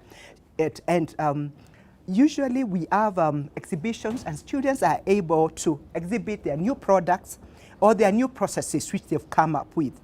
And also, these clubs have got workshops. Every year we are able to have a workshop whereby they invite speakers who will talk to you and encourage you in your field, either in biology, biochemistry, or in food science. And as our executive dean has said, we are very strong on postgraduate programs. The School of Biology was actually initiated in 2014, and in 2018 we were able to graduate out the first PhD students for the Technical University of Kenya, and also master students. We are very strict about the time students take on our postgraduate programs. If it's PhDs, we want students to take just 3 years, and if it's masters, 2 years. And normally when students lag behind, it is because of them, not because the lecturers are not wanting to assist them. And we produce, even though we work at getting our programs, our masters and PhDs in real short time, we ensure that there's quality, there's integrity, and that our postgraduate certificates are credible. We are also involved in research. As our executive dean has said, we normally take our first classes as graduate assistants, and when they finish their masters, we take them on again as tutorial fellows. And this is one way we do research. And also the lecturers, including myself, are involved in researches, various researches, like I'm involved in drug development, vaccine development. So we are also involved in researches. When you come to the school, you'll not be alone. Every class has got a mentor. We have got class advisors who will not just now take care of the academics, but if you've got an issue, you can go and talk to. So you will not be alone. There will be a mature parent in your class.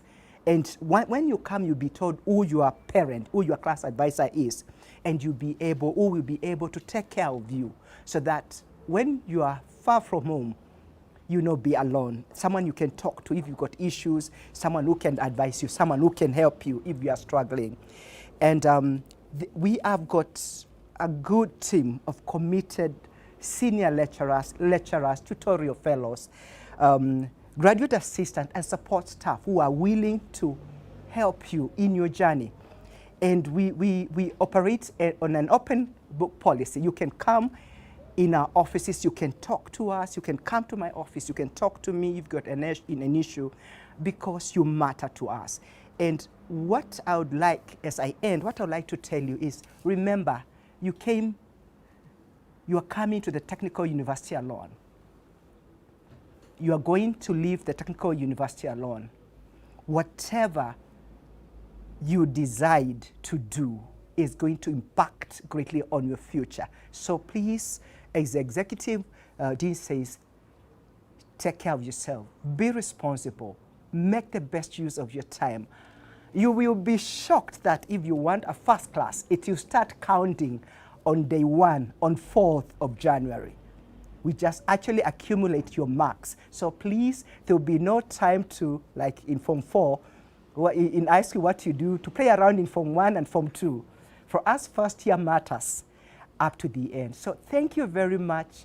We will support you. We love you, and we will be there for you. Asante sana.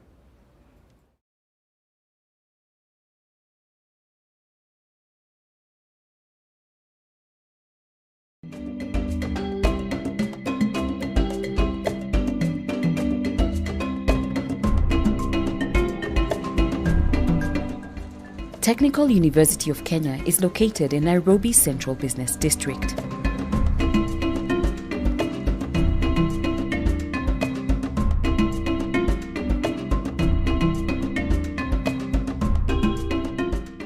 Nairobi is the heartbeat of the East African economy and a major gateway into the rest of Africa.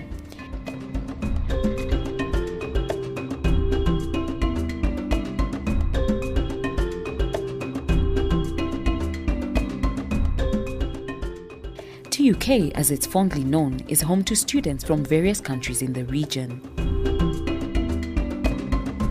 The Kenya Polytechnic itself was founded in 1950s, built in the present site in 1960, and given the name the Kenya Polytechnic. From that time, it was a premier institution for training technologists and technicians for Kenya, and in the early years for the whole of East Africa.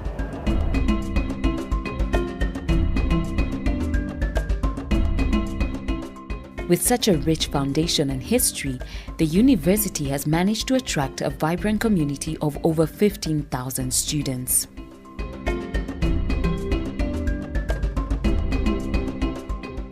As we develop our capacity in technological development in the short term, we should be looking at this country's Vision 2030, which is committed to making Kenya a technological country. That is, it should be possible for us to produce quite a good number of the things or products we need in this country. In 2007, the Kenya Polytechnic was elevated to the status of a university college, which now gave it the powers to teach at degree level, but to grant degrees of another university. As a university college, it was established as a constituent college of the University of Nairobi, which meant that it could only award degrees of the University of Nairobi, although it had powers to design its own curricula, get them approved by the University of Nairobi Senate, and then to award degrees in the name of the University of Nairobi. By these presents, be it known that in exercise of the powers conferred upon me under the Universities Act, number 42. Hello everyone, and specifically hello to the fresh students to the Technical University of Kenya. You're very much welcome to Technical University of Kenya. I'm Dr. Geoffrey Otieno. I am the director of the School of Chemistry and Material Science, and therefore I'm going to talk about the School of Chemistry and Material Science. So, the school has the two areas, which is chemistry and material science, but with the flagship programs being in chemistry. And I will start by describing what chemistry is by asking a question. So what is chemistry? So I will pose this question to you. Between salt and water, which one dissolves faster? Salt and water, which one will dissolve quicker than the other one when put in water? That is part of what is called chemistry. So the textbook definition, of course, is that we study matter, its composition, its properties, and how we can use it. And today morning, or wherever you are in the world, if you woke up in the morning, you must have used a couple of products or materials. And we can start, say, by toothpaste. That's part of chemistry. Your soap that you use to wash yourself, that is chemistry. If you took tea in the sugar production process, there is chemistry. If you used some makeup, or you sprayed yourself, or you used roll-on or deodorants, that is all part of what chemistry is. So chemistry is something you meet in your life every day, and therefore we focus on training competent and people who, or students who graduate from the School of Chemistry and Material Science are people who can actually go out there in the industry, or whether in academia or in various regulatory bodies who are competent in chemistry, not just the theory, but the practice of chemistry. So now to the school. The school has 4 departments. We do have this Department of Industrial and Applied Chemistry. We have the Department of Pharmaceutical and Medicinal Chemistry, Department of Material Science and Technology, and Department of Geochemistry and Environmental Chemistry. Now, these departments are headed by academic team leaders. These are renowned academics or researchers in these fields. So for the Industrial and Applied Chemistry, we do have Professor Shiundu. Professor Shiundu is currently our Deputy Vice Chancellor for Academics and Students, and he is the one who will be in charge or leading the Department of Industrial and Applied Chemistry. The next department, which is Pharmaceutical and Medicinal Chemistry, is headed by Dr. Claire Muhanji, who is a renowned organic chemist. And then we do have Material Science and Technology, we do have Professor Low, and finally Geochemistry and Environmental Chemistry, which is headed by Professor Lala as the academic team leader. Now, we have several programs that run in the school. Our flagship program is the Bachelor of Technology in Industrial Chemistry. TUK, where it is currently located, is next to the industrial area of Nairobi, and therefore this program has gone to produce a lot of students who found themselves in the industrial area of Nairobi. Later on, I'll talk about where some of our graduates have gone from the school. So the Bachelor of Technology in Industrial Chemistry is our flagship program, and many students have gone through us and are now in various industries out there. The other program we have is Bachelor of Technology in Medicinal Chemistry. This is where you study which kind of plants or material can give you medicines. You know, COVID-19 is a big problem, and there have been a lot of concoctions being made out there that are used to relieve some of the effects of COVID. So in medicinal chemistry, we will be looking at different plants or materials that can be used as a pharmaceutical or that may have pharmaceutical activity. The other programs we have are Masters of Technology in Petroleum Chemistry. Kenya is exploring has been exploring and is currently drilling oil, and therefore petroleum chemistry is an important part. We offer this at the postgraduate level, and anyone who's done their undergraduate in chemistry can proceed to take this kind of program. Then the next program is Masters of Science in Computational Chemistry. This program prepares candidates who can go out there and model things. It takes you away from the lab at least, and you can do things on the computer. You can do chemistry reactions on your computer and predict products that can then be tested in the lab to see if the reactions you predicted on the computer are viable. And we do have PhD in chemistry. We have a couple of students doing their PhDs in chemistry at postgraduate level also. The other programs we offer are diploma programs. We have Diploma in Technology in Analytical Chemistry. These are people, when they graduate, they go into the industry, they end up in the labs analyzing all sorts of materials in these analytical labs. Then we do have diploma in technology in industrial chemistry. Also, this prepares the students to go into the industry to work in various departments in the industry, especially in production. Now, the student profile. Every year we have about 250 undergraduate students at the school, undergraduate students at the school, and then we do have about 60 diploma students. As of this year, we have nine PhD students at the school and 3 MSc students. As has been mentioned before, we are heavily relying on providing hands-on skills. Therefore, our mode of delivery, we teach mainly, of course, giving you the theory, but we also focus on the practice. We do have well-equipped laboratories, arguably the best labs in the land, as the Executive Dean mentioned. We do have top of-the-range equipment for different analyses in the field of chemistry, and we use this equipment, of course, to deliver or to reinforce the theory that we do teach in the class.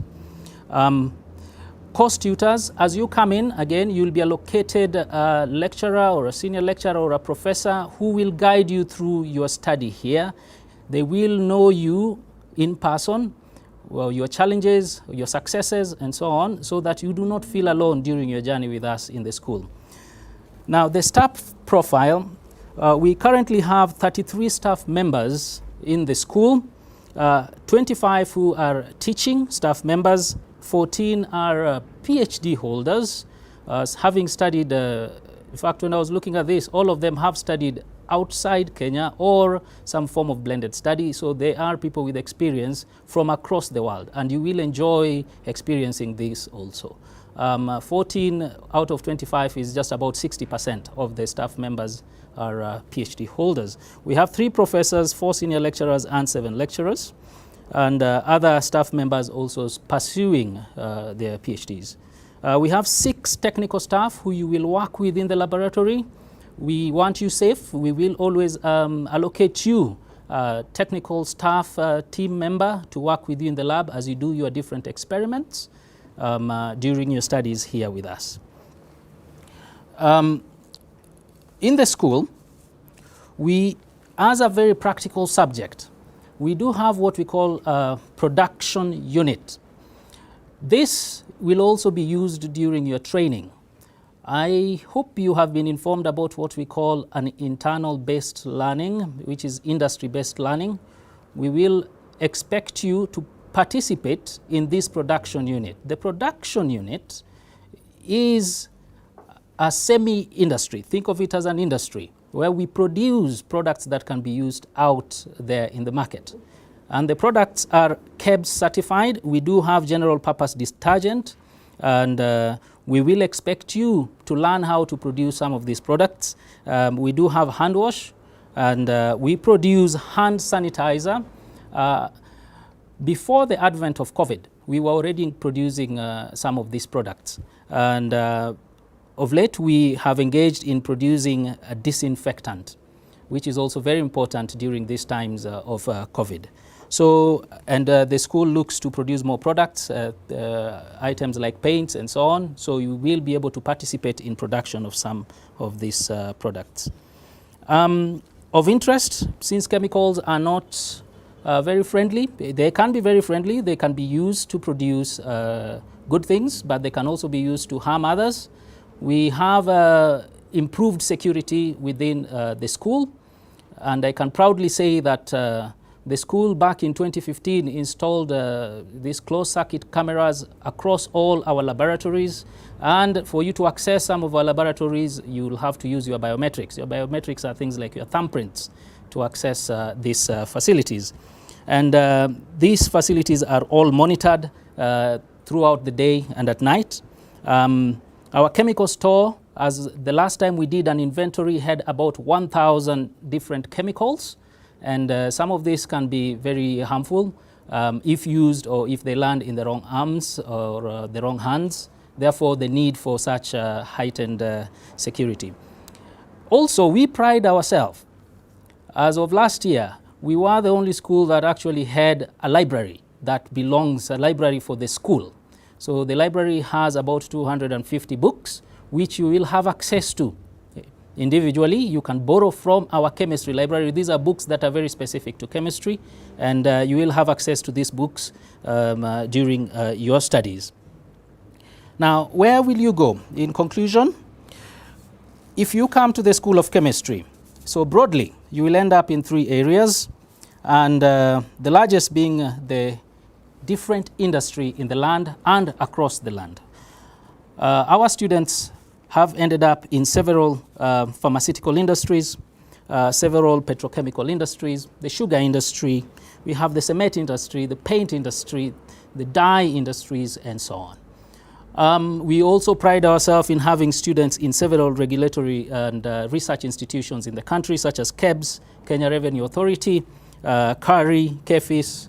KEFIS is the Kenya Plant and Health Inspectorate Services, NEMA, which is the regulator for our environment, among others. We also pride ourselves in having several of our students studying in some of the top universities in the world. We have students in Massachusetts. We have students who've gone to Yale. 1 week ago, a student left for the London School of Economics. You can see you can also move from chemistry to do other things. So I would like to welcome you to the school. Whether you're doing chemistry or not, please visit the school. We do have some of the very top of the range kind of equipment. I would welcome you to come and visit and see this kind of equipment. Talk to the staff members who are doing some of the some world-known or world-renowned research, working with different collaborators across the world, producing different products that are viable to the world market currently. So karibuni sana, and you're very welcome, very much welcome to the School of Chemistry and Material Science, whether you're coming to study there or just to come and visit and say hello to us. Asanteni.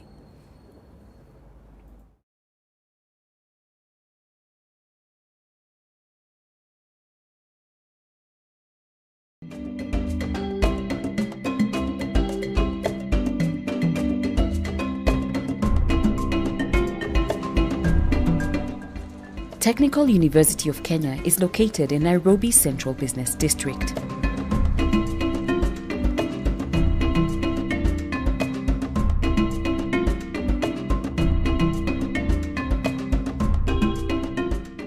Nairobi is the heartbeat of the East African economy and a major gateway into the rest of Africa.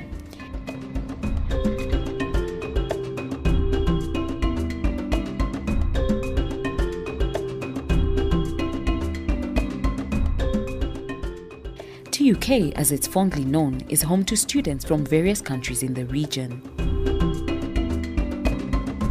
The Kenya Polytechnic itself was founded in 1950s, built in the present site in 1960, and given the name the Kenya Polytechnic. From that time, it was a premier institution for training technologists and technicians for Kenya, and in the early years for the whole of East Africa.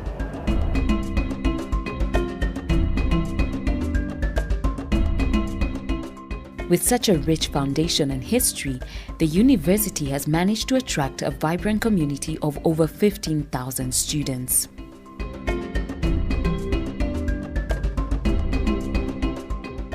As we develop our capacity in technological development in the short term, we should be looking at this country's Vision 2030, which is committed to making Kenya a technological country.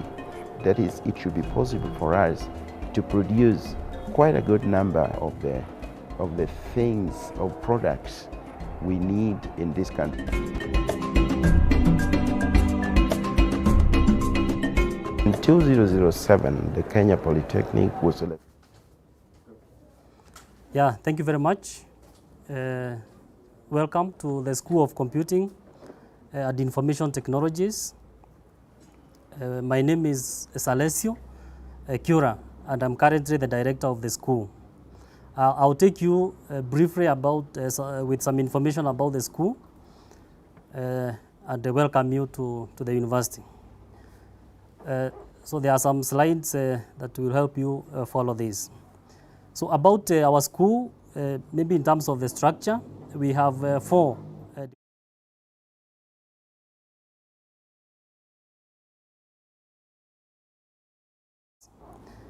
computer, communication and networks, where we teach telecommunications, computational science and engineering, and also multimedia and digital technologies. So things to do with animation, virtual reality, augmented reality, etc. You find us in Block D.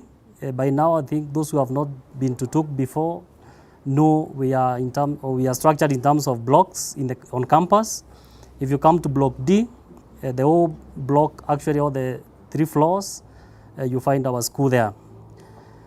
On the academic programs, we have 3 main areas where we run diplomas, bachelors of technology, masters and PhD. We have a course called computer technology. It's a bachelor of technology and a diploma of technology in computer technology. This is comparable to computer science in other universities. However, ours, given the history of the university as well, we have a strong component of hardware-related training. And this leads to what would classically be referred to as computer engineering. So it is computer technology, but has both elements of hardware and software. In the information technology program, both the diploma and the degree, we teach mainly programming. That means specializations like software engineering or information systems. And there you can do the very nice things like web development or mobile development, etc.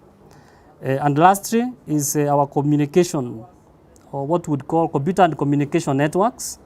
This is actually a program that comes from our history as a school, coming from engineering. We blend computing with electronics, and that specifically telecommunications. This is an important aspect also for computing students. What I would like you to know, probably you have not read this, is in these 3 areas, we give you the foundations of computing or the computing science, but then we move on to the technology, and that's when you will find your specializations or areas of what would be referred to major in the traditional programs B. I received a question here, what are the requirements to pursue a course? And therefore at this point, with these programs on the screen, what I would like to say is for the computer technology, for the degree, you need a C+. Actually for computer technology, you need a C+ in the 4 cluster subjects. So the 3 main ones are mathematics, physics, and then a language, like English. Whereas in the IT, information technology, other than having a C+ min grade, you will need also, you are not required then to have physics as per the current cluster. So physics, what is required probably is just attendance that you did it, but you won't check that you have a C+ in physics. In computer and communication networks, this has a higher entry requirement. It's actually an engineering course, and therefore it requires a C+ in all the 4 cluster subjects.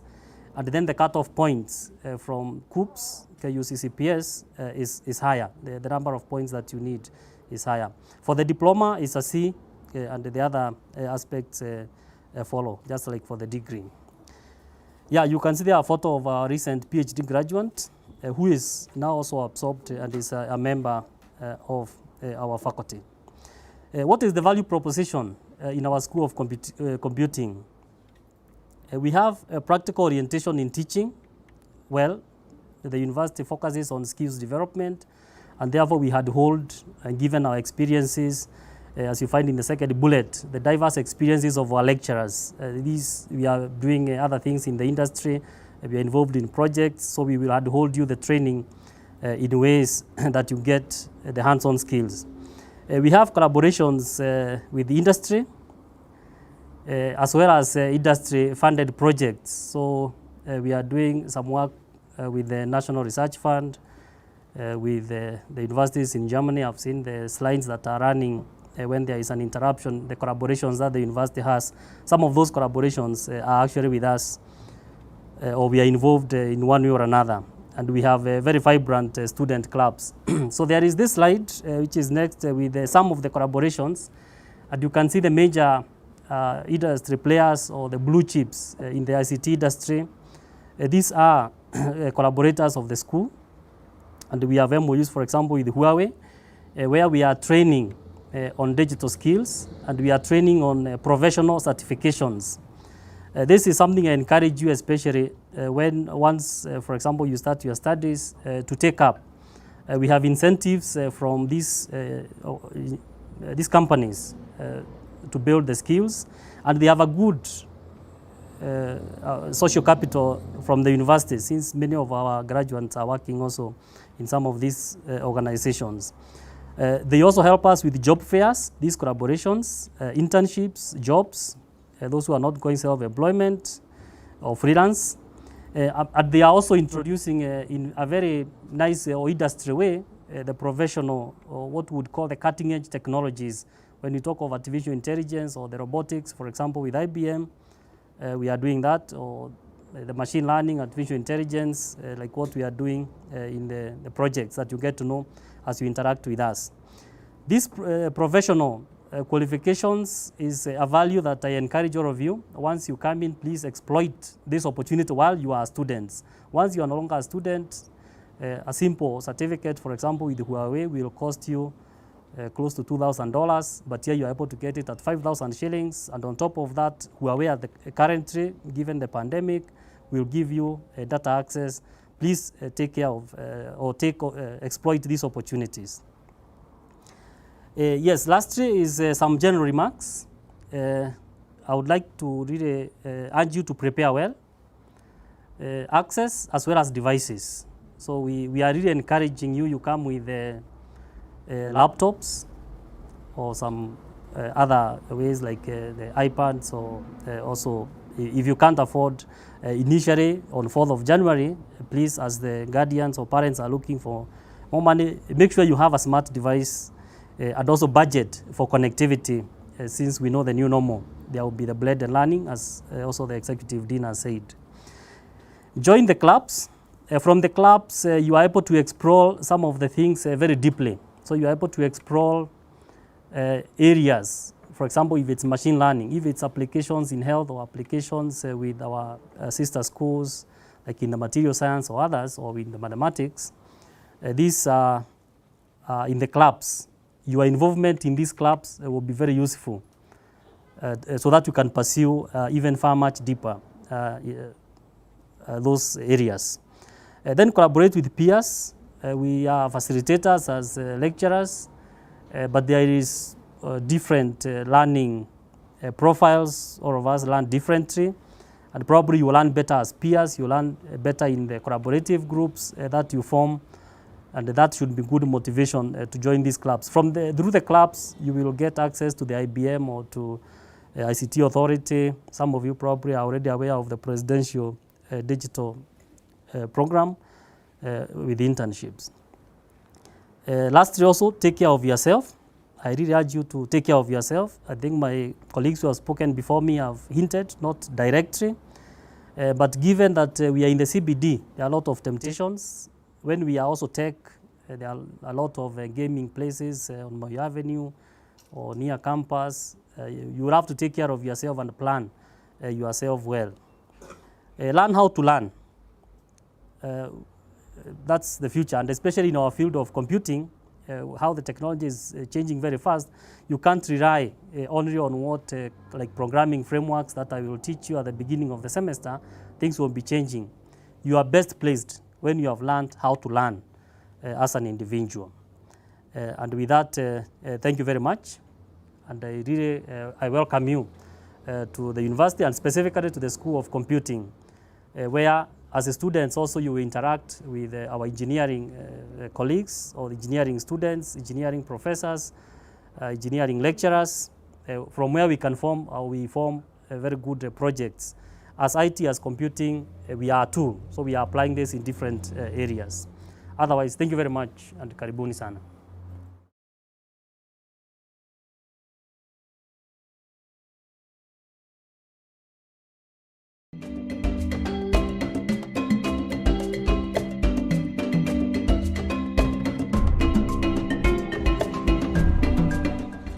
Technical University of Kenya is located in Nairobi Central Business District.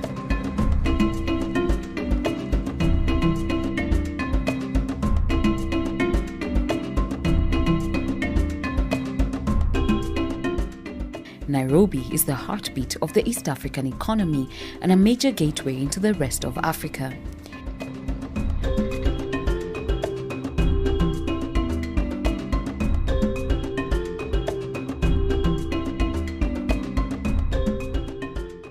TUK, as it's fondly known, is home to students from various countries in the region. The Kenya Polytechnic itself was founded in 1950s, built in the present site in 1960, and given the name the Kenya Polytechnic. From that time, it was a premier institution for training technologists and technicians for Kenya, and in the early years for the whole of East Africa.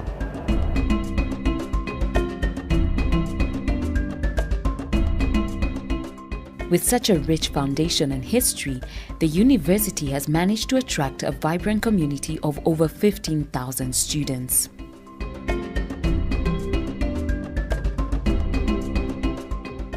As we develop our capacity in technological development in the short term, we should be looking at this country's Vision 2030, which is committed to making Kenya a technological country. That is, it should be possible for us to produce quite a good number of the things, of products we need in this country. Okay. My name is Professor Isaac Orina, and I'm an associate professor of pharmaceutical sciences and technology, and the director of the School of Health and Biomedical Sciences. On behalf of the School of Health and Biomedical Sciences, I'd like to welcome you all to the Technical University of Kenya. The School of Health and Biomedical Sciences has 4 departments. I'll start with the first one, Department of Biomedical Sciences and Technology. And this department admits students who are going to pursue various programs in medical laboratory. We do have programs at diploma level, at degree level, at master's level, and also PhD level. And just for your information, this department has been giving these programs, offering these programs for many years, from 1960s. So it's a very well-established program, and those of you who will be joining that program, we are very privileged to be part of that department. The department is quite well-staffed with 6 members of academic team who have PhDs. It has 1 member of staff who is a full professor, and also various other cadre of staff at various levels of assistant lecturer, tutorial fellows, and graduate assistants. So those of you who will be joining this department, you rest assured that there's a very, very highly qualified team of academic staff who's going to support your learning. The program is very intense in practicals and hands-on skills. So you'll be expected to come with what we call lab coats and other gear that you need in the lab. The other department within the School of Health is called Human Nutrition and Dietetics. This is headed by Dr. Chudi Duaswa, and it's also a very well-established program that has clinical courses. It's important to distinguish this from other food technology courses. These are clinical courses that trains professionals who work alongside doctors and nurses in hospitals and other related facilities. So the program covers various levels: diploma, degree, at master's level, as well as PhD level. And just for your information as well, this department provides critical staff members who serve various hospitals in the country. If you go to an hospital, you're likely to find graduates of this program working there. This program is also very intense in practicals, and it also has attachment programs for students' practical skills. So the other department within the School of Health and Biomedical Sciences is called Health System Management and Public Health. This program is headed by Dr. Francis Oguya, and it has at least 5 members of staff with PhDs, and they offer various programs in public health and health records and IT. And also, they have programs at various levels at diploma, degree, MSc, and PhD levels. And they provide very critical staff human resource in the country that serves various sectors in relation to public health and health records. And also, this is also a very practical program that requires a lot of hands-on skills. And therefore, in the course of your training, you'll be exposed to a lot of competence courses and attachment before you graduate.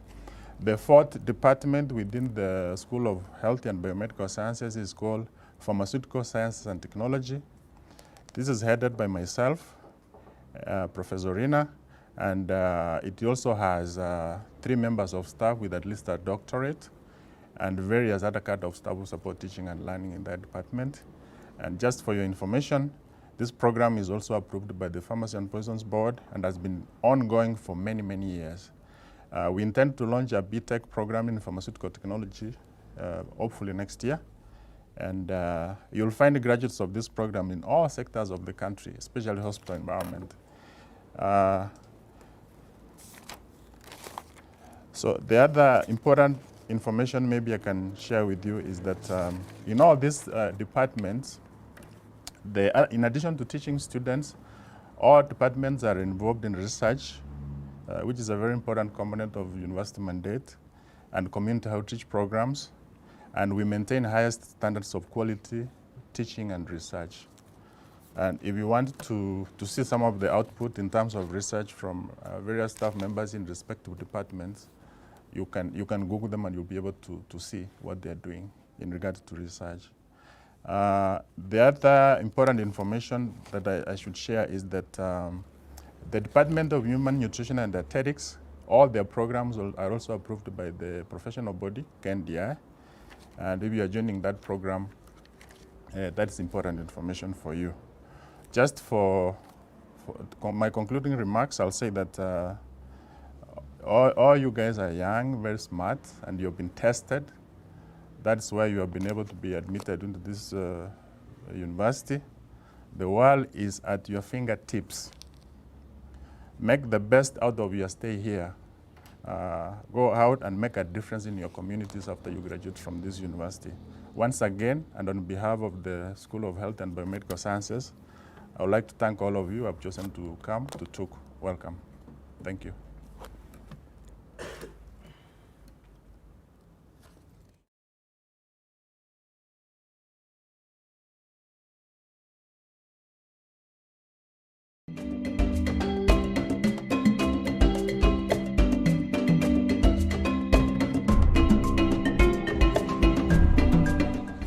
Technical University of Kenya is located in Nairobi Central Business District.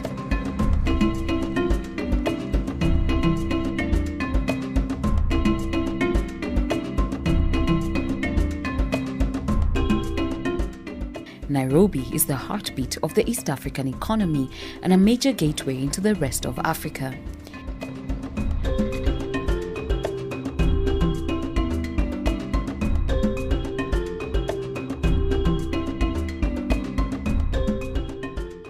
TUK, as it's fondly known, is home to students from various countries in the region. The Kenya Polytechnic itself was founded in 1950s, built in the present site in 1960, and given the name the Kenya Polytechnic. From that time, it was a premier institution for training technologists and technicians for Kenya, and in the early years for the whole of East Africa.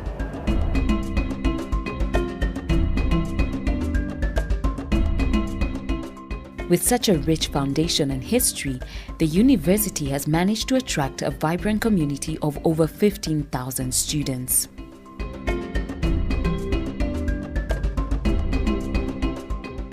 As we develop our capacity in technological development in the short term, we should be looking at this country's Vision 2030, which is committed to making Kenya a technological country. That is, it should be possible for us to produce quite a good number of the things or products we need in this country.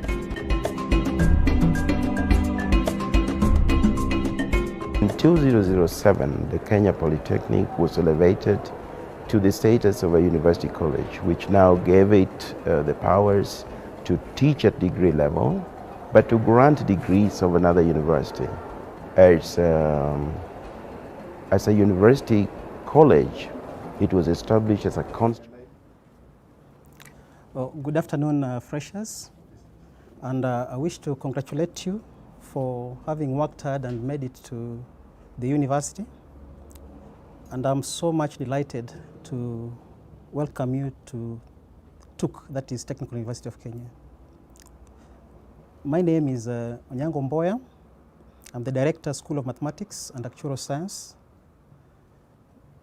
I'm Associate Professor in Computational Mathematics.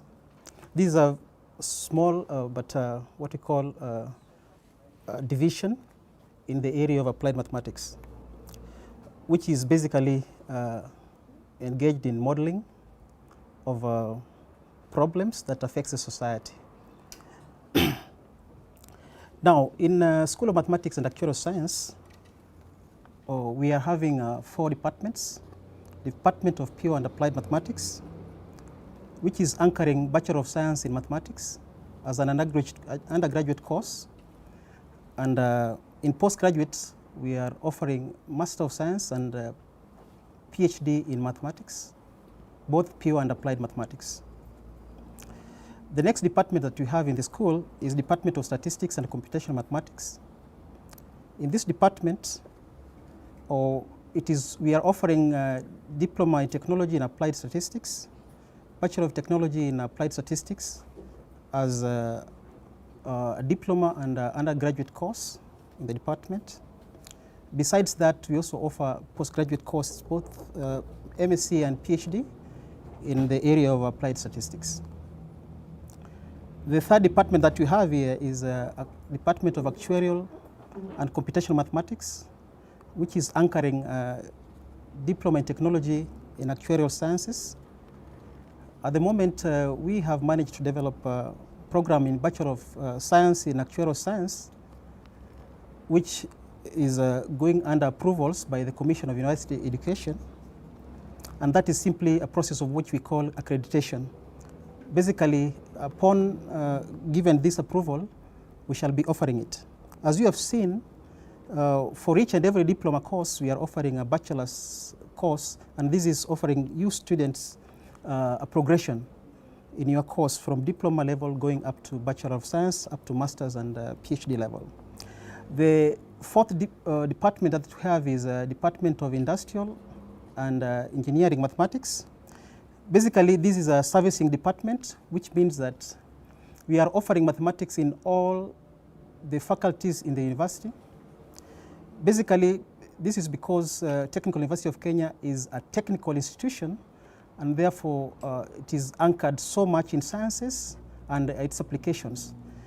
And that requires almost everyone in the Technical University of Kenya to pursue a course in mathematics. Therefore, definitely, whichever course that you're going to be pursuing in TUK, you shall be able to meet one of our staff. That is the staff from School of Mathematics and Actuarial Science. Now, what is very special about this, our department, is that, which is different from the other department in other universities in this country, is that all our students go through industrial-based learning. And through this industrial-based learning, we have managed to even secure a research with an insurance company in the country and also out of the country. and that research is now ongoing, and that's a very big plus. In other universities, you find that students who are taking statistics and mathematics are not introduced to the work of world, the industry. Now, the next thing that I maybe would like to introduce you to is generally, where are we? At the institution, we are based in C block. We are using C21 as our departmental offices, C22 as our school office, and C23 as our coordination offices. All of them are being occupied by our lecturers. Meanwhile, all other lecturers are spread across the university in different offices. Now, in number, this school is proud of being one of the largest in the institution, because currently we are having 45 lecturers. Out of these 45 lecturers, 38 of them have PhDs, and also we are having 2 professors in this school. And that means that you will be meeting, as you come to class, very able persons who will be able to help you go through your studies in a very friendly manner and also very ably. Now, we also have a very interesting program that is we absorb our own students, especially those ones who have performed very well and have gotten first-class honors. And for that, I would like to encourage you to, when you come, you work entirely hard. In the last 3 years, we have managed to absorb 5 of them who are having first-class honors. From these 5, 4 of them have secured scholarships. 3 have secured scholarship to South Africa, 1 to Ghana. And from this number, they have already returned back with a master's degree, and they are currently teaching. The other one is still pursuing a master's degree course. So all this is because of hard work, tidiness, diligence, and also trying to inculcate a reading culture in maths, because without that and or mathematical courses, you cannot be able to make it easily. Lastly, I would like to say that in the area of careers, mathematical courses have numerous careers. Actually, they tend to blend very well with almost all sectors of the society. And the first career that we normally have is that maths and statistics in their own selves are a career. They are a career choice. You can decide to pursue them up to graduate levels and become a researcher. The other area that we have that you can be able to get employment is in areas of research, institutions like Cambridge, which are dealing with drugs and diseases, metrology in the energy sector, finance and insurance in the government sector. We also have numerous government institutions who are absorbing mathematicians and statisticians. One of them, which is very near to us here, is Kenya National Statistics Bureau, who have managed to take about 3 of our students for employment. For me, I think you have made a right choice to join TUK, and for that matter, I would like to welcome you to TUK, and specifically to our School of Mathematics and Actuarial Science. Please visit us and ensure that you at least get to know what we are offering, because along the way you'll go to meet us somewhere. For that, I do wish you a nice holiday, because it is the December festivities, and hope to see you in January. Welcome.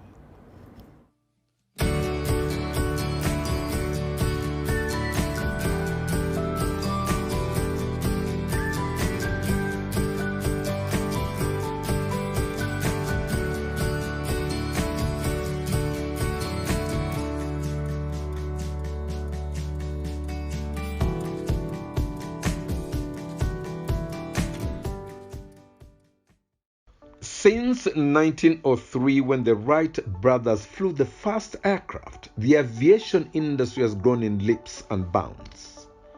The insufficiency of qualified engineers to maintain and invent new aircraft models is being experienced the world over, and Africa is no exception. Aeronautical engineering is one of the oldest areas of engineering today, and one of the best established to the extent that we have had aircraft flying.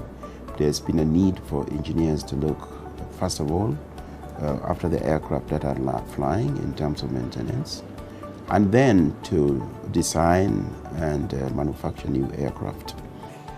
Over the years, there have been tremendous increase in the need for air travel for both passengers, cargo, and general commercial goods across the continent, across many cities in the world.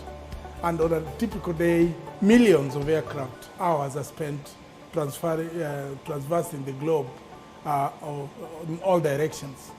The Technical University of Kenya is the only regional institution of higher learning offering aeronautical engineering at undergraduate level. In Kenya, we are the first university to offer. Hello and welcome. My name is George Amolo. I'm the director of the School of Physics and Earth Science.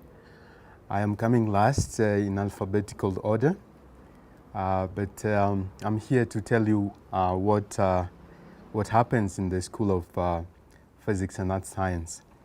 The School of Physics and Earth Science is based in the N block, the second floor. When you enter the gate from Workshop Road, M block is the first block on the right-hand side. The School of Physics has 3 disciplines. It's made up of the discipline of physics and the broad discipline of geoscience and the environment. In physics, we have 3 thematic areas. We have the area of astronomy and space science that is headed by Professor Baki. We have the theme of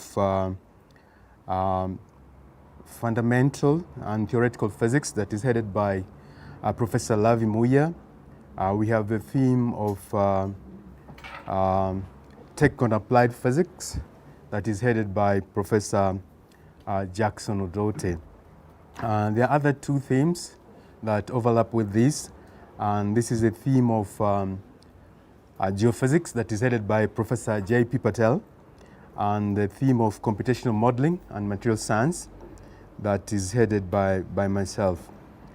In this school we have the 2 undergraduate degrees are Bachelor of Technology in Environmental Resource Management and Tech and Applied Physics.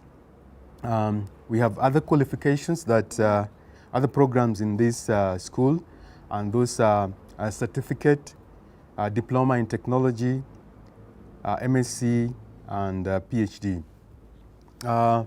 Like all BTech degrees in the Tech University of Kenya, the first to the 3rd year are reserved for grounding in fundamental physics, for instance. In the 3rd semester or the 4th term of 3rd year, we have internal based learning in which students are expected to go to other areas that are outside their department to get some learning experience. In the 4th year, the students then focus on research tracks that are housed in the school. In physics, we have the astronomy and space science. We have energy and instrumentation. We have material science, and we have acoustics. For geoscience, we have extended fieldwork in which the students are exposed to the world of work. This then marks the BTech degree in which the students have the fundamentals up to the 3rd year, and in the 4th year they look at research tracks, but this is also supported by the 2 learning experiences within the university, the first one in third year, and the external one. Graduate students from GSC are expected to be familiar and well-grounded in areas on environmental safeguards, sustainability, and carbon footprinting. Graduate students from a Bachelor of Technology in Tech on Applied Physics are expected to have a good grounding in fundamental physics, but to be able to apply these principles in various areas within the Kenyan economy and abroad. So that was a description of the School of Physics and Earth Science, or in short, SPACE. The next bit I'm going to give maybe by asking a question. What is the role of SPACE in national research and community engagement? In geoscience and in the environment, they are highly involved in activities that promote sustainable environmental use. We have one very outstanding case in which faculty in geoscience and environment were involved in the Ngong Keserian sewer drainage, and other research in wastage, management of waste. For physics, I just want to give you an illustration. I have a phone here. Most Kenyans have a phone, even in rural Kenya. However, very few people pay attention to what went into making this phone. We are very excited about the end product. But in here, we have a lot of fundamental physics. Your touch screen is made up of transparent conducting oxides, and that's how you're able to make contact between the touch and what is below there, the liquid crystal display. Okay? So a lot of fundamental science goes in here, but very few people appreciate that. We only appreciate the end product. And as an example, I want to mention that physics is a fundamental science that supports engineering and the applied sciences. We all know that countries selling these products to us have highly developed fundamental science labs. Some of these labs have been in existence for more than 50 to 70 years. And that's a long time for them to have perfected the science and been able to produce products. So what we are seeing now in these countries, in Europe, America, and Asia, that are selling us these products are years of investment, consistent investment in the fundamental sciences. And they have a ready market. They have a ready market, which is Africa and the developing world. So we need to come out strongly and also ensure that we have a strong fundamental science so that we can produce products. In physics, we have DARA. DARA is a development in Africa using radio astronomy. Physics, the School of Physics and Earth Science is the national lead headed by Professor Baki in this area, where they have collaborations with the University of Leeds, and their latest development is the development of, is the production of nanosatellite technology. We also have remote temperature sensing. During this COVID-19 pandemic, we saw that we needed to monitor temperature of visitors who are coming into the university remotely so as to avoid overcrowding. And in this case, I have colleagues, Bernard Murumbwa, Alex Gashai, and Professor Odote, who made a device that could do that. It's now being suited to fit the environment properly. We also have cross-discipline computational modeling and material science, where Tech University of Kenya again is the national lead. And this is via the Kenya Education Network and ASESMA. I am a research associate with Kenneth in this group, and our goal is to provide initiation grants in materials science. We are looking at materials for energy conversion, materials for water purification, and development of fuel cells. This involves chemistry, physics, and engineering. And in 3 out of the 5 cases where the grants were offered, we have both computational modeling and experimental work. Another question, who employs our graduates? This is a question that parents and students ask because they invest money sending their children to school. In geoscience and environment, we have students being absorbed by environmental planning services, private and national. We have NEMA, we have wildlife services also employing graduates from there. We have ChemFree, we have county and national environmental services looking for graduates from GSE, or geoscience and environment. And take on applied physics, we have the calibration industry, weights and measurement. Kenya Bureau of Standards, we have weights and measurements now in the countries that are absorbing graduates from take on applied physics. We have private institutions that are calibrating devices that are measuring pressure and temperature. Hospitals, we have national county hospitals that are also employing our graduates. We are all aware about emerging and traditional diseases. The issues of cancer is a very hot thing. So we have radiation treatment and safety that, that requires expertise from our graduates. We also have quality and calibration that is needed for biomedical instrumentation. We also have environmental and energy startups that are looking for a graduate with qualification in take on applied physics. Other areas are software development industry, electrical works, materials testing, that's the Kenya government, just based on Machakos Road.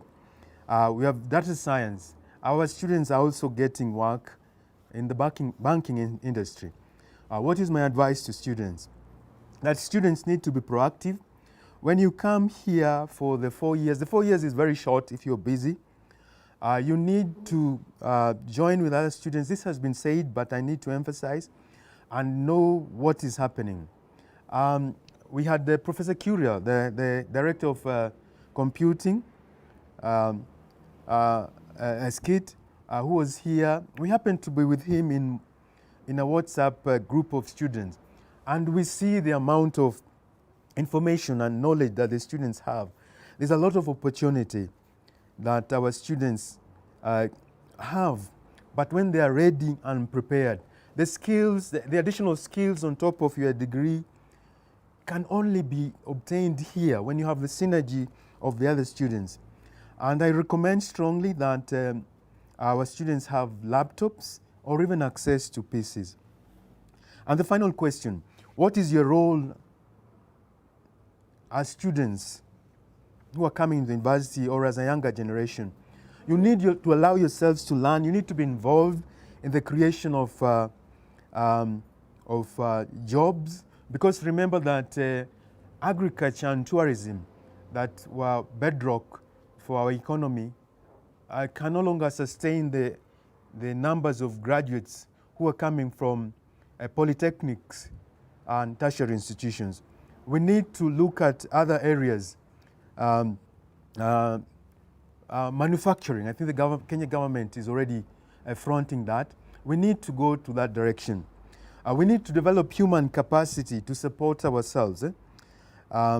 We had an example here of the COVID-19 pandemic. We saw in the developed world leaders looking into science. They say they will ask the scientists, they will want a scientific advice. That is just an example. We need to be ready, and it is your generation that is going to do this. This time we have the COVID-19 pandemic. Next time we might have an environmental or a terrestrial disaster. Thank you very much. Welcome to the Tech University of Kenya.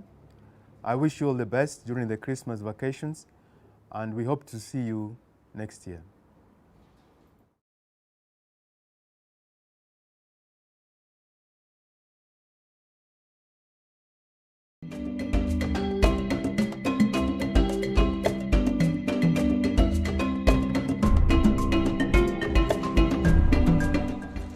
Technical University of Kenya is located in Nairobi's Central Business District.